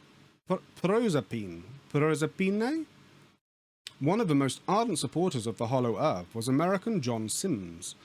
Sims was an ex-army officer and a businessman. Suspect. Sims believed that the Earth was hollow and that the North and South poles there were entrances 4,000 and 6,000 miles wide, respectively, that led to the interior. Sims, pronounced it different every time, dedicated much of his life to the advancing his theory and raising money to support an expedition to the North Pole for this purpose of exploring the inner Earth. He was never successful, but after his death, one of his followers, a newspaper editor named Jeremiah Reynolds, helped influence the US government to send an expedition to Antarctica in 1838. While the explorers found no hole there, they did bring back convincing evidence that Antarctica was not just a polar ice cap, but the Earth's 7th continent. In 1846, the discovery of an extinct woolly mammoth frozen in the ice in Siberia was used by Marshall Gardner as evidence of a hollow Earth. Gardner subscribed to the single sun inside the Earth theory and suggested that the mammoth was so well preserved because it had died recently. Gardner thought that mammoths and other extinct creatures wandered freely in the interior of the Earth. This one had wandered outside by using the hole at the North Pole, then was frozen and carried to Siberia on an ice floe. That same decade, a new theory about the hollow Earth appeared. It was the brainchild of Cyrus Reed Teed. Great name. Teed proposed that the Earth was a hollow sphere and that people lived on the inside of it. In the center of the sphere was a sun, which was half dark and half light. As the sun turned, it gave the appearance of a sunset and sunrise. The dense atmosphere in the center of the sphere prevented observers from looking up into the sky and seeing the other side of the world. Interestingly enough, Teed's theory was hard for 19th century mathematicians to disprove based on geometry alone, since the exterior of a sphere can be mapped onto the interior with little trouble. Teed changed his name to Koresh. Uh-oh. Well, as soon as they change their name to Koresh, you know there's going to be problems. And founded what might today be called a cult. After buying a 300-acre tract in Florida, Koresh declared himself the messiah of a new religion. He died in 1908 without proving his ideas. Even after his death, though, some continued to subscribe to this theory. The story is told that during World War II, Hitler sent an expedition to the Baltic island of Rügen. There, Dr. Heinz Fischer pointed a telescope camera into the sky in an attempt to photograph the British fleet across the hollow interior of a concave Earth. He was apparently unsuccessful, and the British fleet remained safe. Apparently unsuccessful. So, we don't know. After World War II, there seems to be a continuing connection between hollow Earth stories and Nazi Germany. One author, Ernst Zundel, wrote a book entitled UFOs, Nazi Secret Weapons, claiming that Hitler and his last battalion had boarded submarines at the end of the war, escaped to Argentina, and then established a base for flying saucers in the holes leading to the interior of the Earth at the South Pole. Zundel also suggested that the Nazis had originated as a separate race that had come from the inner Earth. As time has gone on, the idea of a hollow Earth has become less of a theory of fringe science and more of a subject of science fiction and fantasy. We have seen that. Perhaps this has happened because new discoveries continue to show there is no validity to most of the hollow Earth ideas. United States Navy Admiral Richard Byrd flew across the North Pole in 1926 and the South Pole in 1929 without seeing any holes leading to an inner Earth. Photographs taken by astronauts in space show no entrances either. Modern geology indicates the Earth is mostly a solid mass. Yeah, the modern geology bit, not really relevant. Taking pictures though and not seeing any holes. Top tier science. One believer did seize on NASA photograph showing a black hole at the North Pole and called it proof of an entrance to a hollow Earth. As it turned out, the photo was actually a composite of several pictures taken over 24 hours, so that all sections were seen in daylight, and the black hole at the top was a portion of the Arctic Circle never illuminated during the day over winter months. So this is what it actually looks like. Ish. Perhaps the most well-known of the books about hollow Earth is Verne's Journey to the Centre of the Earth. Passages with surf-related cabins. Yep. In the book, Scientists Climb. Okay. Yep. In addition to this kind of hollow Earth, there may be a hollow Mars. A Mars rock discovered in Antarctica suggests the bacteria may have and might continue to exist underground on the red planet. Ooh. 1997. This is awesome. This is definitely one of the the Museum of Unnatural Mystery is definitely a website we will be returning to. Thank you very much, sir. Right, so the next ones we've got are basically BuzzFeedy articles about hollow Earth, which I figured we'd go through because why not? This is from Blaze. Oh my god. That's my doorbell. I'll see you in a minute.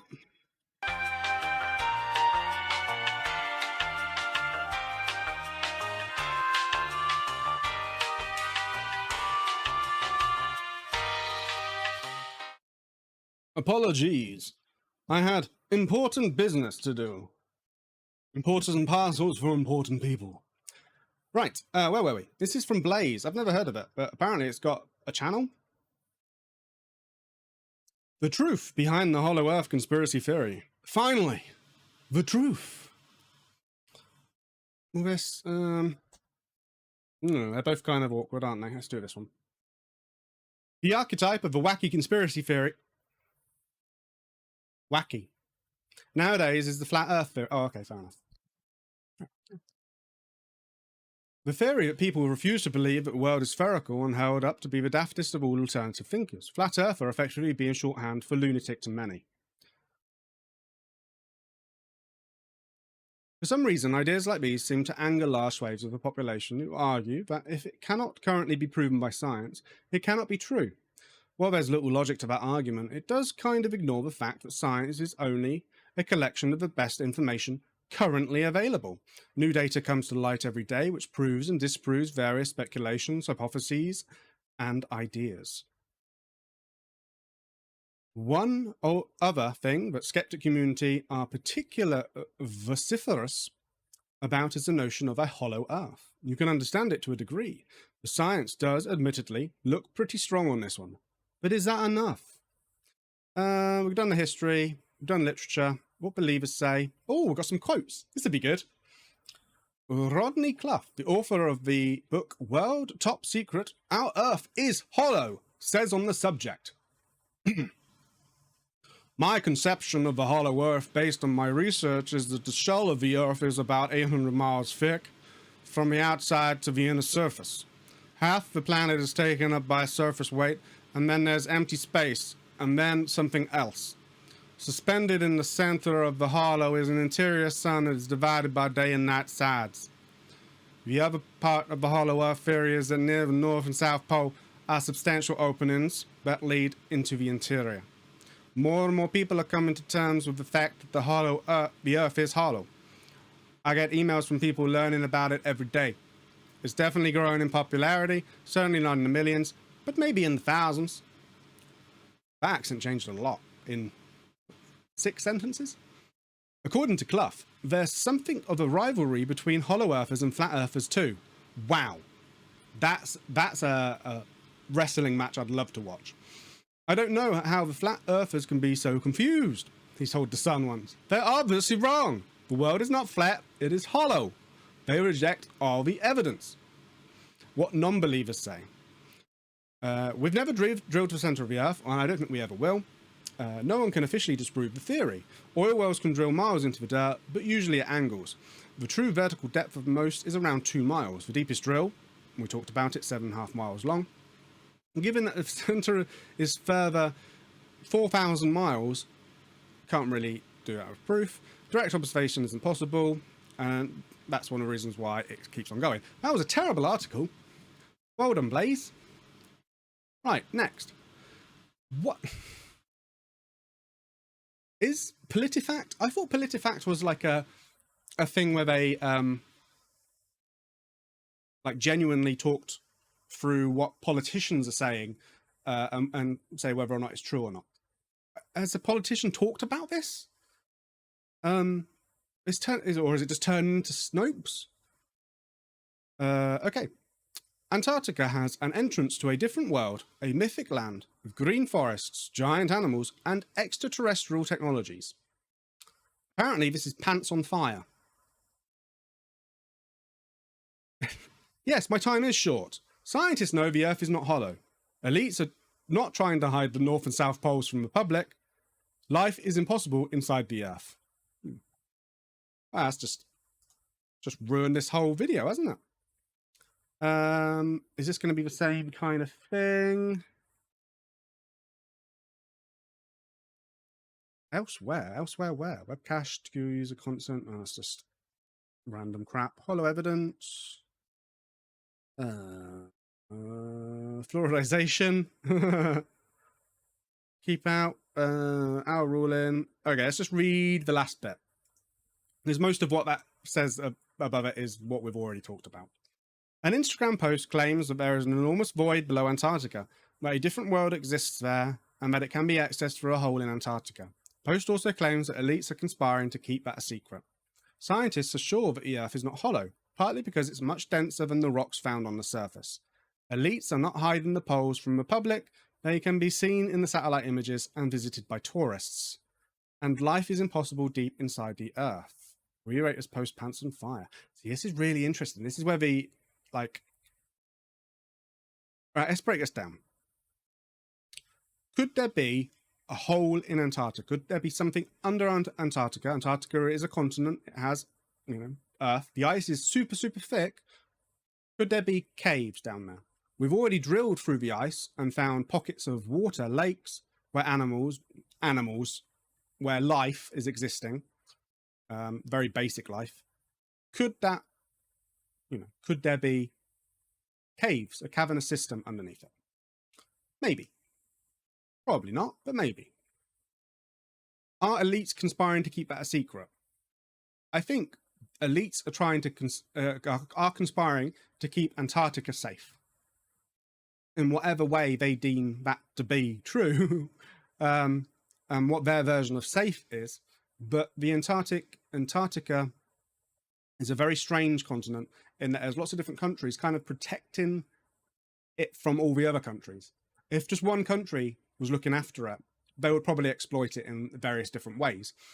But because there's so many other countries watching their back and then they watching their back, no one's done that yet. Scientists are sure the Earth is not hollow. Yeah, you can see how scientists would come to that conclusion based on all the different factors that we've talked about. Partly because it's much denser than the rocks found on the surface, seismic waves, etc., etc. They can be seen from satellite images. Yes. We can see from satellite images the North and South poles. Would that be good enough resolution available to the public? I'm sure America has great resolution of the North and South poles, but what's available to the public, would we be able to see anything, even if it was there? If there was a hole there, a cave, an entrance? Probably not. And visited by tourists. That's a really interesting one because there's not really a tourist place to visit. Visiting Antarctica is really expensive. And when you go there, there are lots of rules and restrictions about what you can do there. There are people on Antarctica pretty much year round, but most of them are scientists. And if you're already of the persuasion of conspiracy, then you're not going to think, you know, scientists are doing what you are. Yeah, scientists are going to be doing science stuff, aren't they? So, could I, as a tourist, go visit and explore Antarctica or the Arctic in the way I see fit if I had lots and lots of money? Discount the money? Probably not. I think there would be people and forces involved that might try and stop me pissing about on the Antarctic continent. I don't know, maybe not. And life is impossible deep inside the Earth. Well, yes, maybe really deep inside the Earth because we've drilled really far down and all we've found is rock. But within cave systems, there are lots of evidence of civilizations grown in and out and around caves, so that's a bit silly. Pants and fire. Harsh. Right. Atlas Obscura. This is from 2015, all but updated. Ooh. Once a serious scientific theory, the idea now attracts the conspiracy-minded with tales of giants living within the planet. Ooh, giants. The Aurora Borealis. A 19th century proponent of Hollow Earth theory posited that the Aurora Borealis was created by gas escaping from the inner Earth. From time immemorial. That's just the best way to start anything, isn't it? People have believed that there is another world lying just beneath the surface of our planet. To a number of cultures, the ancient Greeks, for one, is a dark place filled with the souls of the dead. But most of those early beliefs were metaphorical or mythological in origin. That's always an awkward one, isn't it? Like, we can't really go back and talk to the Greeks, but I don't think they thought they were. I would posit that they would think that they were real.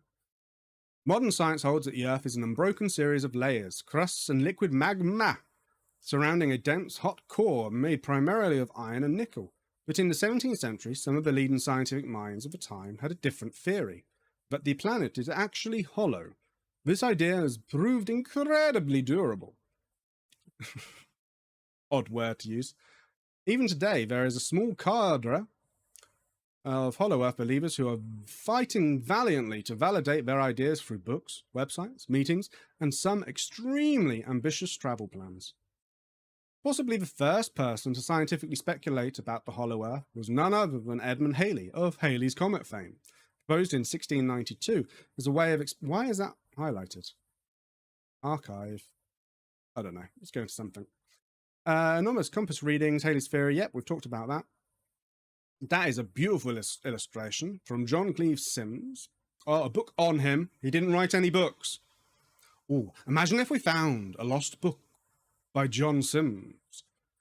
It was expanded, yeah. First declaration, Sims proposed to mountain, yep, go to North Pole. Oh, look at this. Light gives light, to light discover ad infinitum. To all the world, I declare the earth is hollow and habitable within, containing a number of solid concentric spheres, one within another, and that it is open at the poles 12 or 16 degrees. I pledge my life in support of this truth, and am ready to explore the hollow if the world will support and aid me in the undertaking. Of Ohio, late captain of infantry. Note, I have ready for the press a treatise on the principles of the matter, wherein I show proofs of the above positions, account for various phenomena, and disclose Dr. Darwin's golden secret. My terms are the patronage of this and new worlds. I dedicate to my wife and her 10 children. Ooh, boy! I select Dr. S.L. Mitchell, Sir Davy, and Baron Alex de Humboldt as my protectors. I ask 100 brave companions, well equipped to start from Siberia in the full season, with reindeer and sleighs on the ice of the frozen sea. I engage, we find warmth and rich land, stocked with thrifty vegetables and animals, if not men, on reaching 1 degree northward of latitude 82. We will return in the succeeding spring. I'd go with him. He sounds awesome. Sims Hole, as it would appear in a lunarian with a telescope. That's the first time I've seen Sims Hole. In 1822, Congress considered funding an expedition to find the entrance to the inner Earth. The vote failed, and Sims never made the trip. That's a real shame. And then Jules Verne. So this is 19th century novels like The Goddess of Atverbar, elaborated on the theories. Again, it kind of goes into that science fiction-y era. Among most believers. Oh, here we go.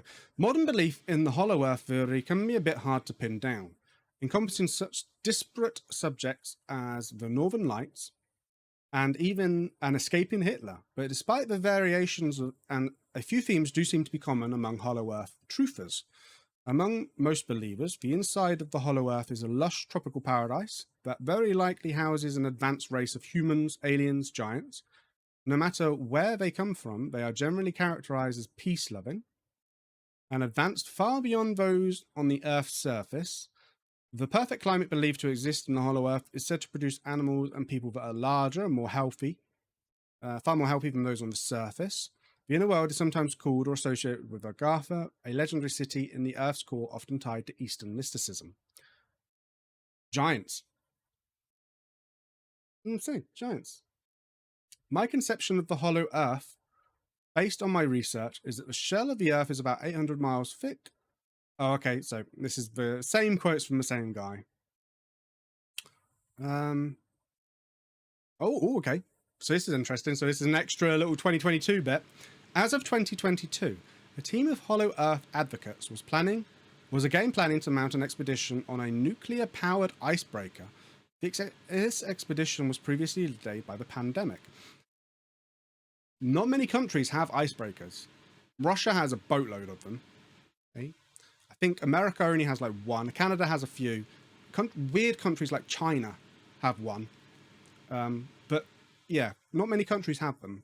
So probably a Russian one, which even after the pandemic, again, that's going to be really awkward.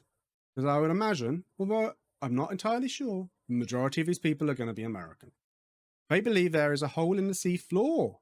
That's an interesting one. That is one we haven't heard. Right at the end, curveball, which will allow access to the interior of the Earth under the near constant cloud cover and ice of the Arctic Sea, 7 days out from Murmansk, Russia. Even if they don't find it, the hollow Earth theory will likely continue on until humans can actually peer into the Earth's core. Who can say that it's not filled with Germans or aliens or a very small sun? That's better. That's the kind of attitude I like. None of this PolitiFact crap where it's, oh, it's all rubbish. I think drilling down and seeing what's inside the Earth is not just a fool's errand, because geothermal technologies, turning the heat from the Earth, it's very, very hot down there, the heat from the Earth into power is something that's done in quite a few countries where the crust is thinner than over other countries. So when they drill down, because it's thinner, they're getting the heat easier. If we can get the technologies, we'll put the get the weight of humanity behind it, we would not only figure out whether or not the Earth is hollow, but also we might get some, energy reliance on something other than wind and solar. But that's just one man's theory in a world full of crap. Right, is that going to work? Yeah, it worked. Go me. Just muted myself. Sorry. Picture of the week. Right. Let's do picture of the week. Right. So this is a weird one, which I might have to explain. But I was watching. What was I watching? Yes, I was watching a video about caffeine overdose. And you can actually, in drinks, kind of hard to do. But when people make their own drinks, sometimes they put in too much caffeine. And it made me think, how much caffeine is in other drinks? And let's go like this. Perfect. And then let's do that. And then you can roughly see. So let's start at the bottom.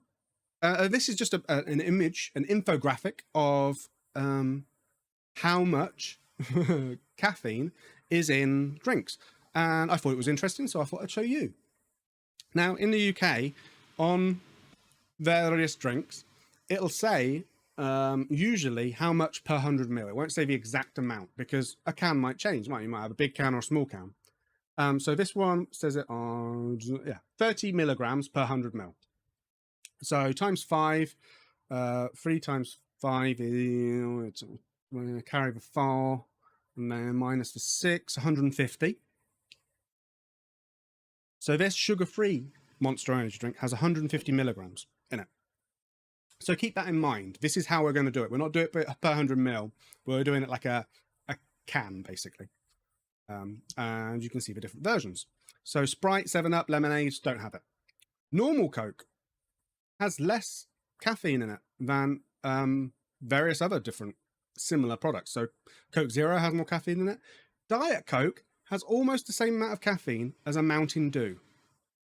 And that blew my mind. Dr. Pepper has a lot of caffeine in it as well, which is very interesting. And I would like to know, I don't think it's on here, but like diet Dr. Pepper. So Dr. Pepper Light is what we'd call it in Europe, I guess. So Diet Coke, Coke Light, a lot. And if we look at, tea, black tea, again, this is just milligrams, so it's very hard. Like how much you have? You have a litre of black tea? That's going to be way more, isn't it?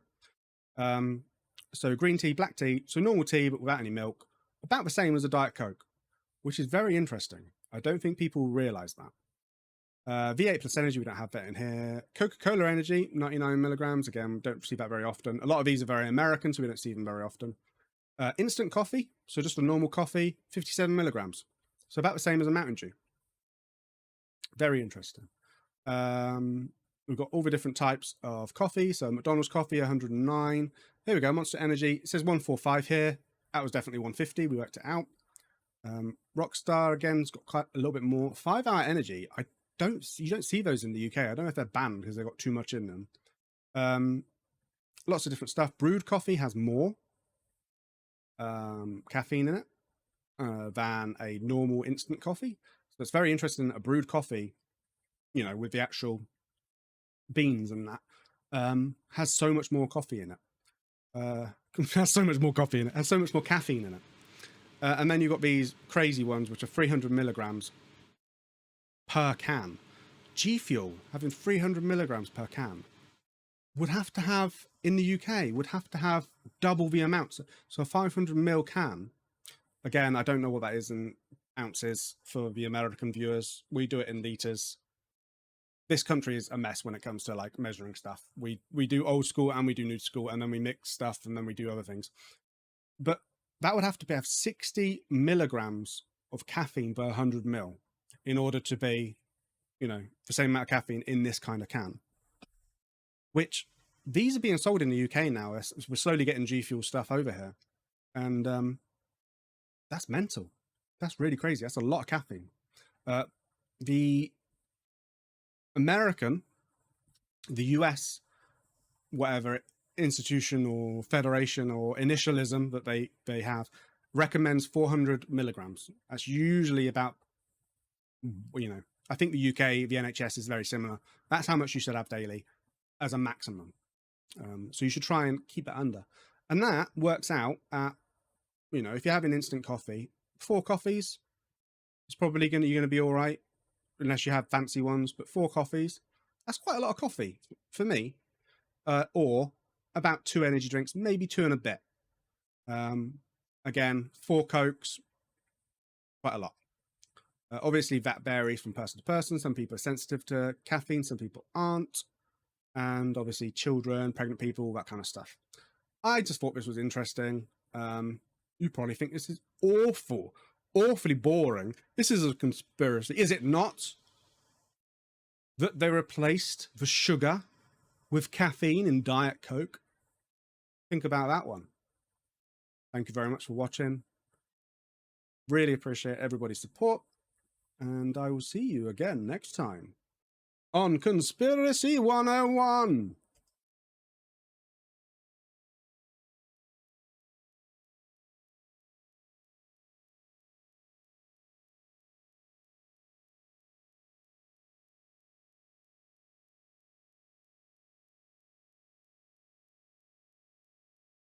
Hi, my name's Alex Whitney. This is Conspiracy 101.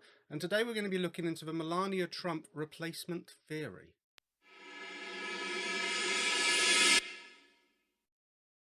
Now, this is a really odd one, and it kind of links in with a lot of other conspiracy theories that we've touched on slightly, not really gone into much detail about, but we will do in the future.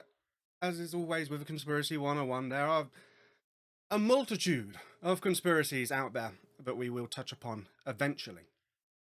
But body doubles, the idea of having someone else represent you in some way, is not a new thing, it's an old thing. You see it in lots of different areas. And what's really interesting about Melania Trump, and we'll get into who she is if you don't know, is that she sort of straddles the 2 different ideas. So why do you have a body double? I think one reason is because you might get assassinated or hurt. The idea of having a body double when you're a dictator is kind of well known, isn't it? So we have the likes of Saddam Hussein in Iraq. I think he had body doubles quite famously.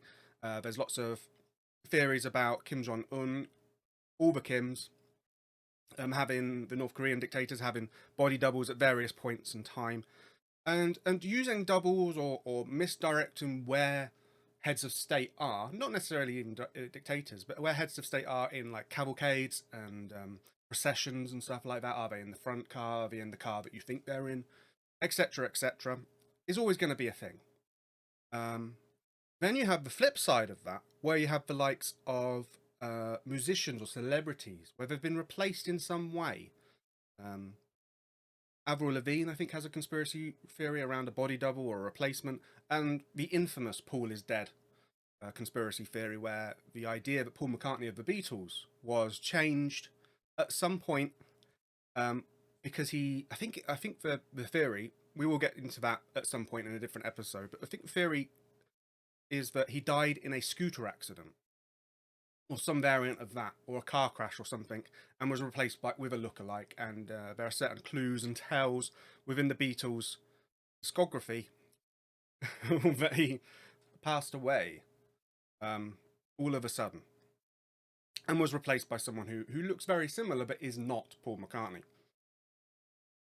The reason that I've chosen Melania Trump as a starting off point for our doubles, mystery doubles, for the Conspiracy 101 episode, is because she straddles the two. She is a political figure, but she comes from the celebrity world.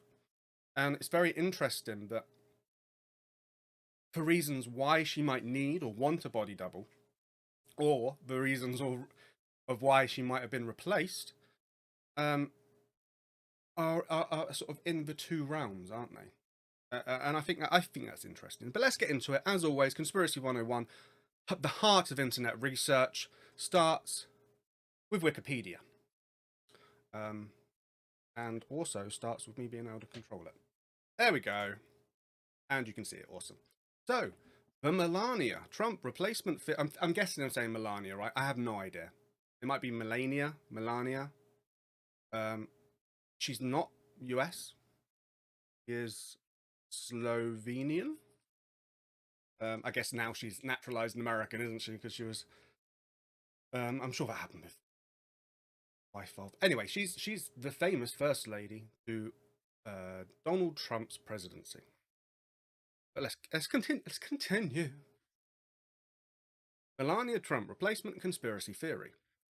In 2017, a conspiracy theory began that then First Lady of the United States, Melania Trump, was replaced, or was sometimes replaced, by a body double, and that the real Melania was either dead, refusing to attend occasional events, or had exited from public life entirely.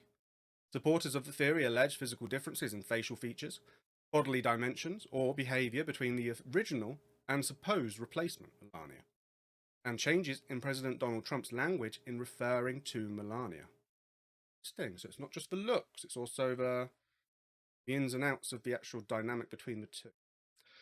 Theories arose at several periods during Trump's presidency, particularly in October 2017, May-June 2018, and March 2019, and October 2020. Trump himself addressed the theory through tweets, and in comments to reporters denouncing it as false and fake news. Right, that just adds credibility to the idea, doesn't it?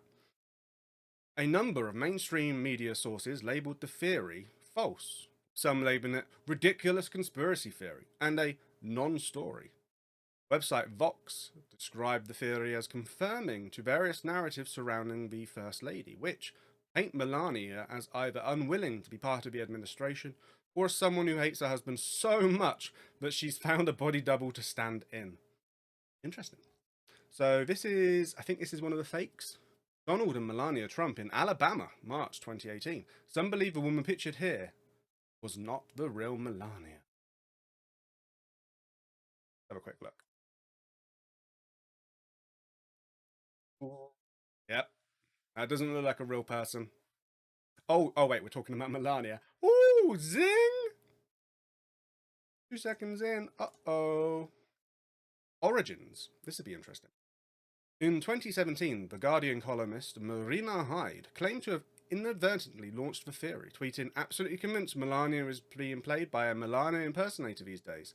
Theory, she left him weeks ago." On October 13th, however, Business Insider referenced tweets speculating about a body double from a month before Hyde tweeted.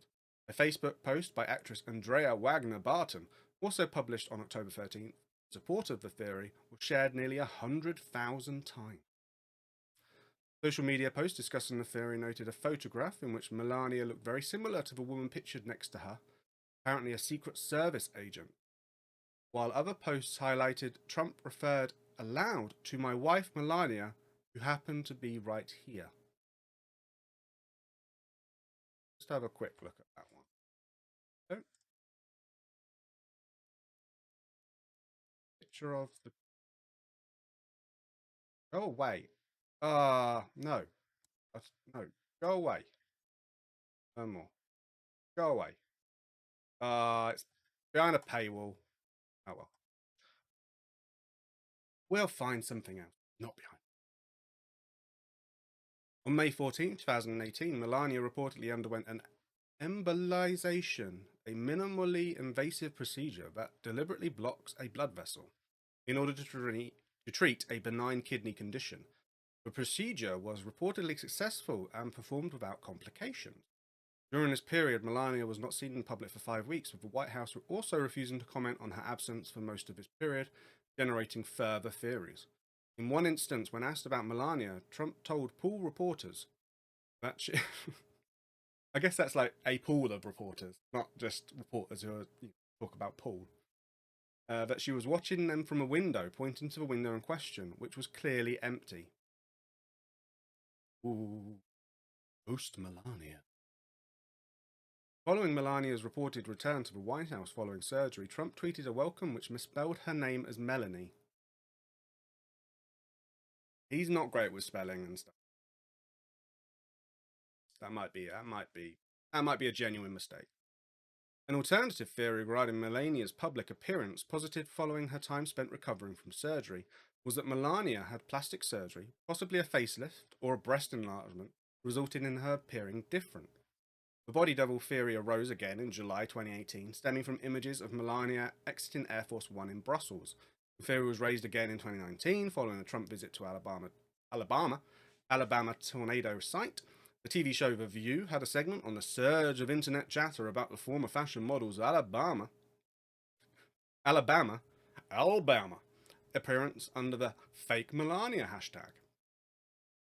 The theory resurfaced again in October 2020, with observers finding differences between Melania and the woman who accompanied Trump to the final presidential debate. Director Zach Bornstein tweeted, "The only thing I'll miss from this administration is them swapping in new Melanias and just pretending we won't notice like a 4-year-old with a guppy." Former White House Communications Director Anthony Scaramucci. Sorry, that was really mean. I'm sure it's pronounced less Italian. Seemed to confirm the rumour whilst a guest on Have You Been Paying Attention, stating, "You know Michael Cohen, the president's lawyer, insists that there is a body double and insists that actually her sister sometimes replaces her on the campaign trail. And usually when you see somebody more affectionate with Trump." So it's a split. It's the other way around. Interesting. Response. Following his trip to Alabama. Can't not say... Why am I saying Alabama? Alabama. In March 2018, Donald Trump tweeted, "The fake news Photoshop pictures of Melania propelled conspiracy theories that is actually not her by my side in Alabama and other places." Great punctuation. Trump gave no evidence of any Photoshop pictures. Melania's spokesman called the segment on The View shameful and beyond petty. One scholar, University of Pennsylvania's history professor Sophia Rosenfeld, noted that the conspiracy theory of Melania's replacement follows a long line of similar claims of noted figures. Pornographic labels featuring a sex-obsessed Marie Antoinette in the years before the French Revolution are simply the ancestors of today's news stories, claiming Michelle Obama or Melania Trump is actually a man, or a body double, or a lesbian, or anything else salacious. Parodies. Okay, yeah, I know. There we go. Avril Lavigne replacement conspiracy theory, and list of conspiracy theories promoted by Donald Trump, and also Paul is dead. That's a great episode in itself, isn't it? So, list of conspiracy theories that Donald Trump has talked about in some way, and then going through them and explaining them from someone who is well versed in the world of conspiracy theories, like myself. Very interesting. The idea that she wouldn't want to be part of public life, or that she's died, again, lends credence to the celebrity style of body double, and then also having to do so much and not really getting paid. It's not her job. Just because she's married to the president doesn't mean she is the president. The president gets paid and, is doing his thing because he wants to, and blah, blah, blah, blah, blah. Or she wants to, eventually. She's not really she's just a figure. And if she doesn't want to do it, she doesn't have to. So refusing to or not wanting to makes sense. And I can imagine someone like Mr. Trump, former President Trump, wanting to have someone by his side and requiring that body double. But also, you know, the fear of American Secret Service, all that kind of stuff. I don't know if that seems very un-American. Just surround them in bulletproof glass. That's more. Okay, so a couple of websites. This is going to be a short episode because it's not really it's something we can dig into or go down a rabbit hole like we usually. We've got a couple of websites. Let's go on to Snopes first. They've done an article on it, as they usually do. Read it and see.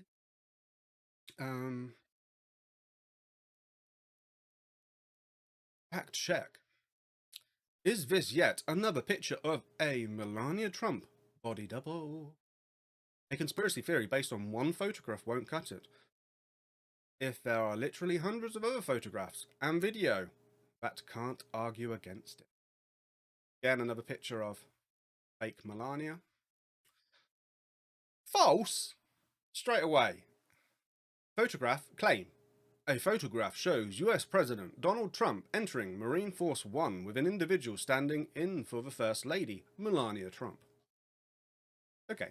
A rumor that US First Lady Melania Trump uses body doubles, is that? Yeah, that's okay. To take her place in public events has been a persistent feature of the Trump administration. Snopes has previously debunked several instances of this claim. In October 2020, the claim gained renewed attention with a tweet by comedian and producer Zach Bornstein. The reference to Christmas tree and nod to leaked remarks Melania Trump made about her disdain for the Christmas decoration in the White House suggests this specific accusation may not be a serious one, but the claim has nevertheless gone viral. The purported evidence is similar to that the person pictured entering the helicopter in the photograph doesn't really look like her.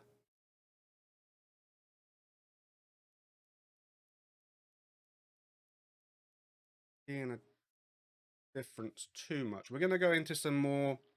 We're going to go into some actual genuine deep. That one? No, that one. Some genuine deep stuff. Some proper science. All instances of the present body double accusation rely on a single picture, taken by Associated Press photographer Alex Brandon, as the Trumps departed the White House, bound for the final presidential debate in Nashville, Tennessee, on October 22nd, 2020. Here's the thing about a photograph of the president. Usually hundreds, if not thousands, of other photographs accompany them. Maintaining a belief in this iteration of the body double theory requires being suspicious of all other photographs or video. This is that's one of the. Yeah, that comes up a lot in conspiracy, doesn't it? Where it's like, wow, we've got one photo that's out of sorts, but the others, look at all the other evidence that we faked. Well, you know, this is the one that got through the net. Okay, a visual history of Melania Trump's day. I don't really care. Okay, yeah. Entering next tin. Okay, is there any? No widespread suspicion of a body double gained any traction from any of the other photographs, stage appearances, or videos, despite the fact that all necessarily involve the same person. For that reason, we rank this claim, like the other fake Melania claims, as false. A false Melania. Yeah, I did that. Do you understand? Okay, thanks, Alex Kasparak. Right, we got another site, but we also have, very interestingly, and something that doesn't actually come up all too often on Conspiracy 101, an academic style paper. How very queer. Does Melania Trump have a body double from a perspective of automatic face recognition? And this is from various people. I'm not going to butcher their names. Can you see that all right? I think you can. Maybe just. There we go. That's better. And this is from Havana, Cuba. I wonder if they'd have some kind of bias. Yeah. And also French. Abstract. We'll get to the pictures, don't worry, I'm not going to read the whole. You can search this if you need. In this paper, we explore whether automatic face recognition can help in verifying widespread misinformation on social media, particularly conspiracy theories that are based on the existence of body doubles. The conspiracy theory addressed in this paper is the case of the Melania Trump body double. We employed 4 different state-of-the-art descriptors for face recognition to verify the integrity of the claim of the studied conspiracy theory. In addition, we assessed the impact of different image quality metrics on the variation of face recognition results. 2 sets of image quality metrics were considered: acquisition-related metrics and subject-related metrics. How very interesting. So, introduction. This is not Melania. In October 2017, the hypothesis of the existence of a body double of Melania Trump appeared for the first time on social networks, then regularly. What is now referred to as the Melania Trump replacement conspiracy theory by mass media appears on the front of the stage at least once a year, with a peak during the last presidential election campaign, obviously. Come up and now. Algorithms based on artificial intelligence, image video processing, and computer vision are designed to be used to fight against fake news. Ooh, fake news, girlfriend. Oh yeah, you know it's a good study when they cite Wikipedia. In this case, it makes sense because you're showing that people are talking about it rather than actually doing it. So face samples. The presented study was driven with the interest of W9, a French TV channel, in the conspiracy theory case related to Melania Trump. The TV channel provided us with a set of images of Melania Trump collected from social media, mainly Twitter, collected by journalists. These images were labeled by the social media users as real Melania Trump or as body double. Very interesting. So we've got sets of pictures that are fake Melania and real Melania. And here they are. Can I zoom it? Can I open them in? No. Okay. So this is image samples of the real Melania. And then image samples of the alleged body double of Melania.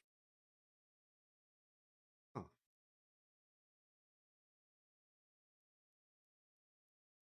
Kind of looks like makeup. No makeup. Which yeah, it's a bit she's not really smiling in all the fake ones, is she? Even in the real ones, there's a lot of variance to what she looks like, I think.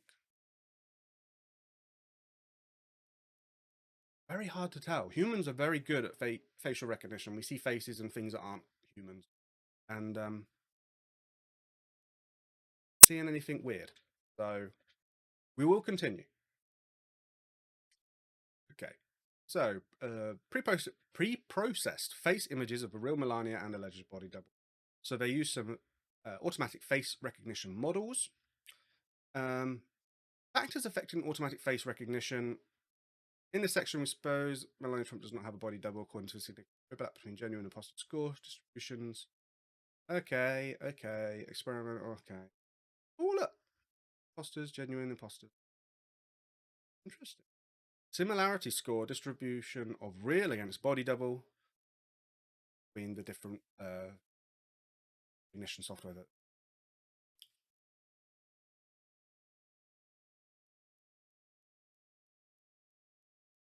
Genuines and green and red. Oh, I see. Celebrities.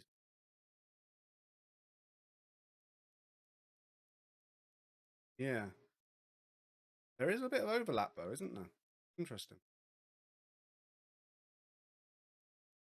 Okay, so we've got different factors that make the difference between what we see as a fake Melania or a real Melania. So you've got face luminescence, the distribution of light across the face, exposure, the amount of light that reaches the acquisition sensor of the camera, the contrast, poor illumination, sharpness, whether it's blurry or not, occlusion by sunglasses, whether someone's wearing sunglasses will obviously make a difference and recognize them or not. Femininity, an interesting one. image in her physical appearance instead of real Melania appears radiant face with makeup on. Ah, I said that. Head pose, the position of her head. She's a former model, isn't she? So she's very, poses herself well. But maybe when she's not doing that, it doesn't work so well. So here we go. Let's read the conclusion. In this paper, different state-of-the-art descriptors of face recognition were used to compare the real Melania image set to the images of the alleged body double. According to the proposed study, the answer to the question, does Melania Trump have a body double, is definitely a no. Automatic face recognition invalidates the polemical conspiracy theory, claiming the existence of a replacement Melania Trump during the presidency term of Donald Trump. This disclaimer could only be reliable if we presume that the provided face image samples were not prior manipulated previously. Recently, a new type of image manipulation intended to trick the deep learning-based models into delivering an erroneous output. This type of image manipulation, called adversarial attacks, is performed by adding an adversarial perturbation that can be imperceptible to the human eye. It could be imagined, for instance, that a replacement Melania Trump exists indeed, and that the associated image samples were manipulated in a way that the replacement will be recognized as Melania Trump. Wow, that is how you end a proper study. You go, nah, of course it's not, but it could be. Brilliant, I love it. Right, let's go to the what we're going to end on. Again, I said this was going to be a short episode. There's not that many stories that are actually, good.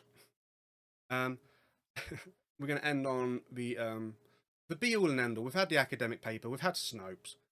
Let's move on to Cosmopolitan. The real, is this true? Is this not? Let's go ahead and debunk this fake Melania Trump conspiracy theory. Guys, come on. She hasn't been replaced by a body double.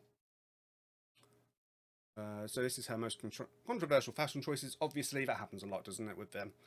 People who are in the public eye, but not necessarily aligned. I know Donald Trump's wife, but she can use that fame for causes that she's passionate about. And we've seen that with Michelle Obama and Nancy Reagan and previous,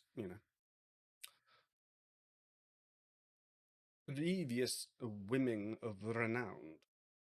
If you spent any time lurking around Twitter over the weekend, thoughts and prayers, you probably noticed hashtag fake Melania trending due to a recent picture of Melania Trump on board Marine One, or as some people online would have you believe, Melania Trump.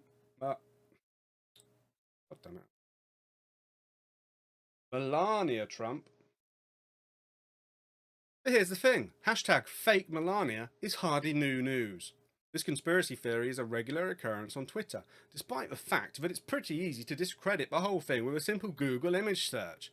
And while hashtag fake Melania has gifted us some truly amusing memes, it's important to know that what's actually real and fake in a world where misinformation is already running rampant.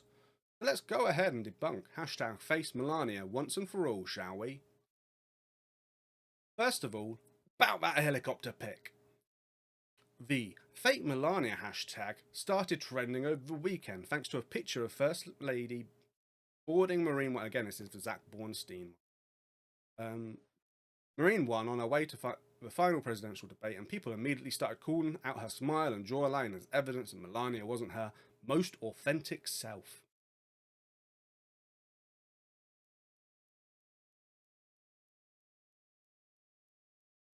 How much you zoom in on that, it kind of looks like her. But here's the thing, if you take a look at other pictures of Melania en route to the debate, it's clear that this is in fact her. Here's another angle. And another one.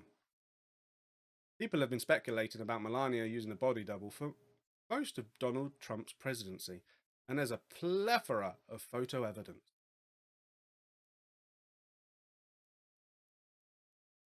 Which Melania body double wasn't. Theory really took off in October 2017 when this footage of Melania looking at admittedly unlike herself spread across.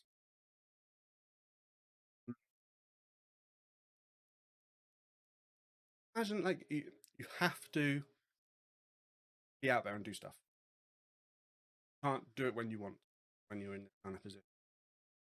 Maybe she just feels rough for whatever reason. Like, slapped on some makeup real quick and was just like, glasses on.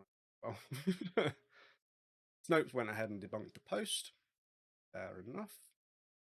Ah, there you go. That's a really interesting one with the variations from TV.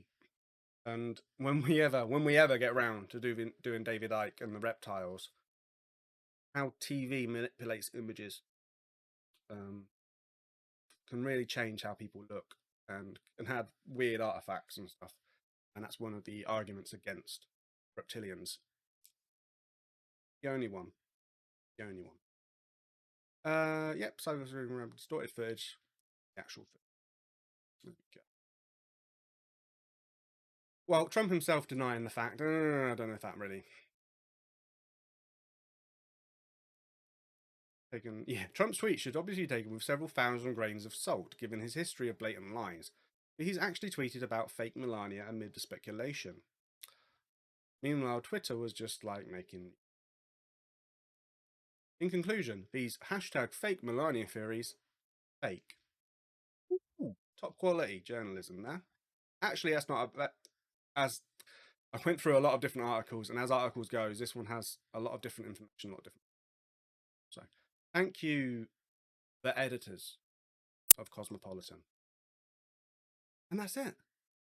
Like I said, there's not really a lot to go on here, but I feel like this is a really good jumping off point for future episodes of Conspiracy 101 when we talk about other different celebrities, other political figures, and whether or not they've actually died and been replaced by reptiles. Oh wait, no, I mean body doubles. See you later. Bye, everyone.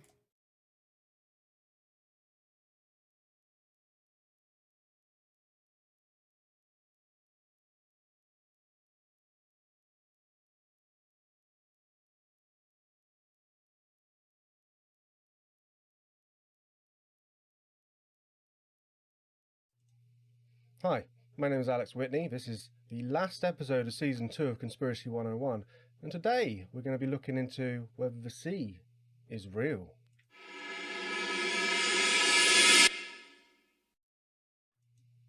The sea isn't real. A genuine conspiracy theory, or so it seems. Now, as we always do on Conspiracy 101, this is mainly based on internet research, but we do go into my history a little bit, don't we? We go into the heart of me and what it is to be Alex Witney.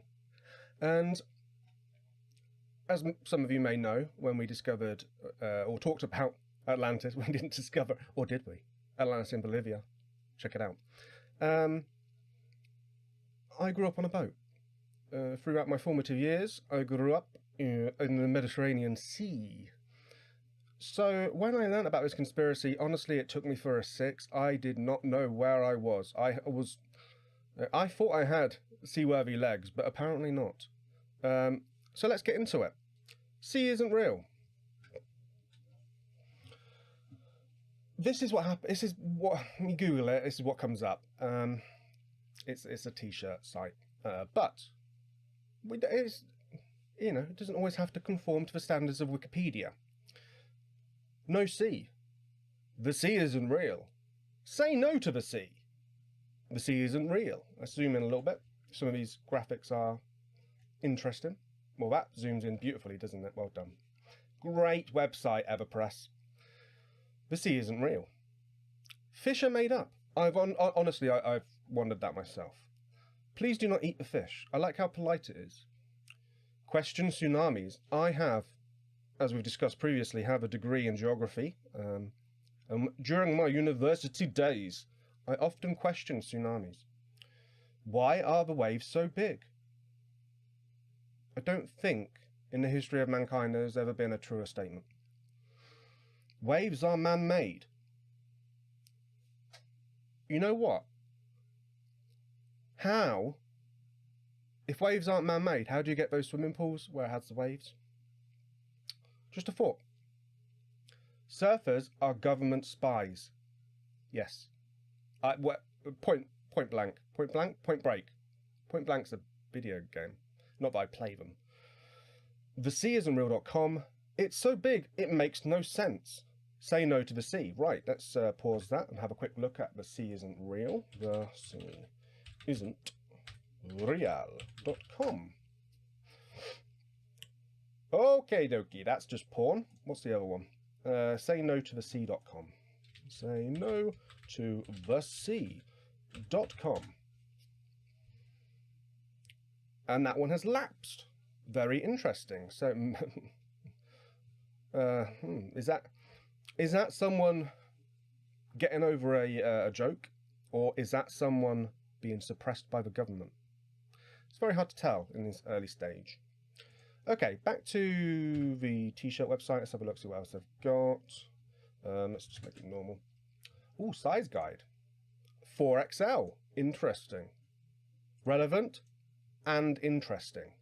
You cannot buy this anymore. Very, very, very interesting. That's just two people wearing blank shirts. Aha! There is a second. The sea isn't real. New. Honestly, not so enamoured by this one. I do like the sort of bit crushed wave. Kind of looks like a QR code. Now there's a Conspiracy 101 episode. QR codes. Okay, so you're in the mindset of someone who is starting to doubt whether the sea is real. Maybe you're from a landlocked country and you see pictures of it and it just doesn't look right. Where else do you go once you've seen this website? Once you've seen this t-shirt available, not available on a website? Well, you go to Facebook, don't you? So let's have a quick look. So this is The Ocean Isn't Real. 149 followers. More than I've got on Twitter, so clearly a very powerful page. I'm gonna go whole hog on the people responsible for keeping the secrets about the ocean from us. Pig metaphors. I love it. The biggest problem facing society today is censorship, and I'm putting an end to it right now. Share this post to spread the truth. Hard hitting. Just ignore that. Can anybody tell me what the fuck I'm looking at? How does this make any sense to these fucking people? I found, especially within conspiratorial circles, that if you swear, you tend to get your point across better. The last time I saw a map of the sea, America was on the left. Now it's in the middle. Just shows how it's all made up. Maps are bollocks, to be honest. Ever consider how anybody that stops drinking water dies of mysterious circumstances?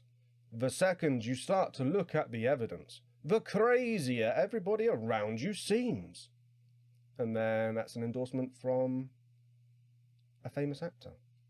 I was going to call him Michael J. Fox, but that's not his name. It's Morgan Freeman. Oh, no, that. Oh, okay, it's getting into that territory, right? Never log in on Facebook. Never give any of your information away. They will use it against you in court. Apparently, that is true. Not that I have much experience of that. Right, next. So there isn't much information about. Giving you a sneak preview. That's not what I want to do. There's not much information about the sea isn't real, but I did find a very interesting article on the Reader's Digest, which is something I peruse daily. This is under Pets and Animals. 14 Mysteria. Sorry, let me try again. Again, it's under Pets and Animals. 14 Mysteries of the Ocean Scientists Still Can't Explain. And this is relatively recent. Before you get in the water this summer, remember, there's a lot going on under the sea we don't yet know about. Exciting. The ocean floor. 70% of the Earth's surface is below the ocean. Is it? Is it? Yet 95% of that remains unexplored to the human eye. I don't really care. No, video man. Leave me be. Milky Sea phenomenon. No, I'm not doing that one. Purple orb. In 2016, researchers from the Oceanic Exploration Trust, founded by oceanographer and Titanic discoverer Robert Ballard. How do you become a Titanic discoverer? Like, you do something big, I guess. Aboard the exploration vessel Nautilus, found a strange purple blob on the ocean floor off California. Stumped as to what it could be, the scientists joked about it being a spider egg sac or a tiny mama octopus. That looks like one of those little ball things with the spikes that you give kids that are made out of like rubber, and it has a little light inside and you wobble it around, and it's just been in the sea for a bit. I think that's what it is. Baltic Sea anomaly. Could there be an alien spaceship on the ocean floor? Now this is more like it. In 2011, ocean explorers found an oval-shaped object with strange markings at the bottom of the Baltic Sea. The resulting images, which were really created by... Nope, let's just move on. Giant squid, we've seen them before. They're real. Undersea geology. Geology is shit. Geography is the way forward. Blue whales, they exist. Bloop sound.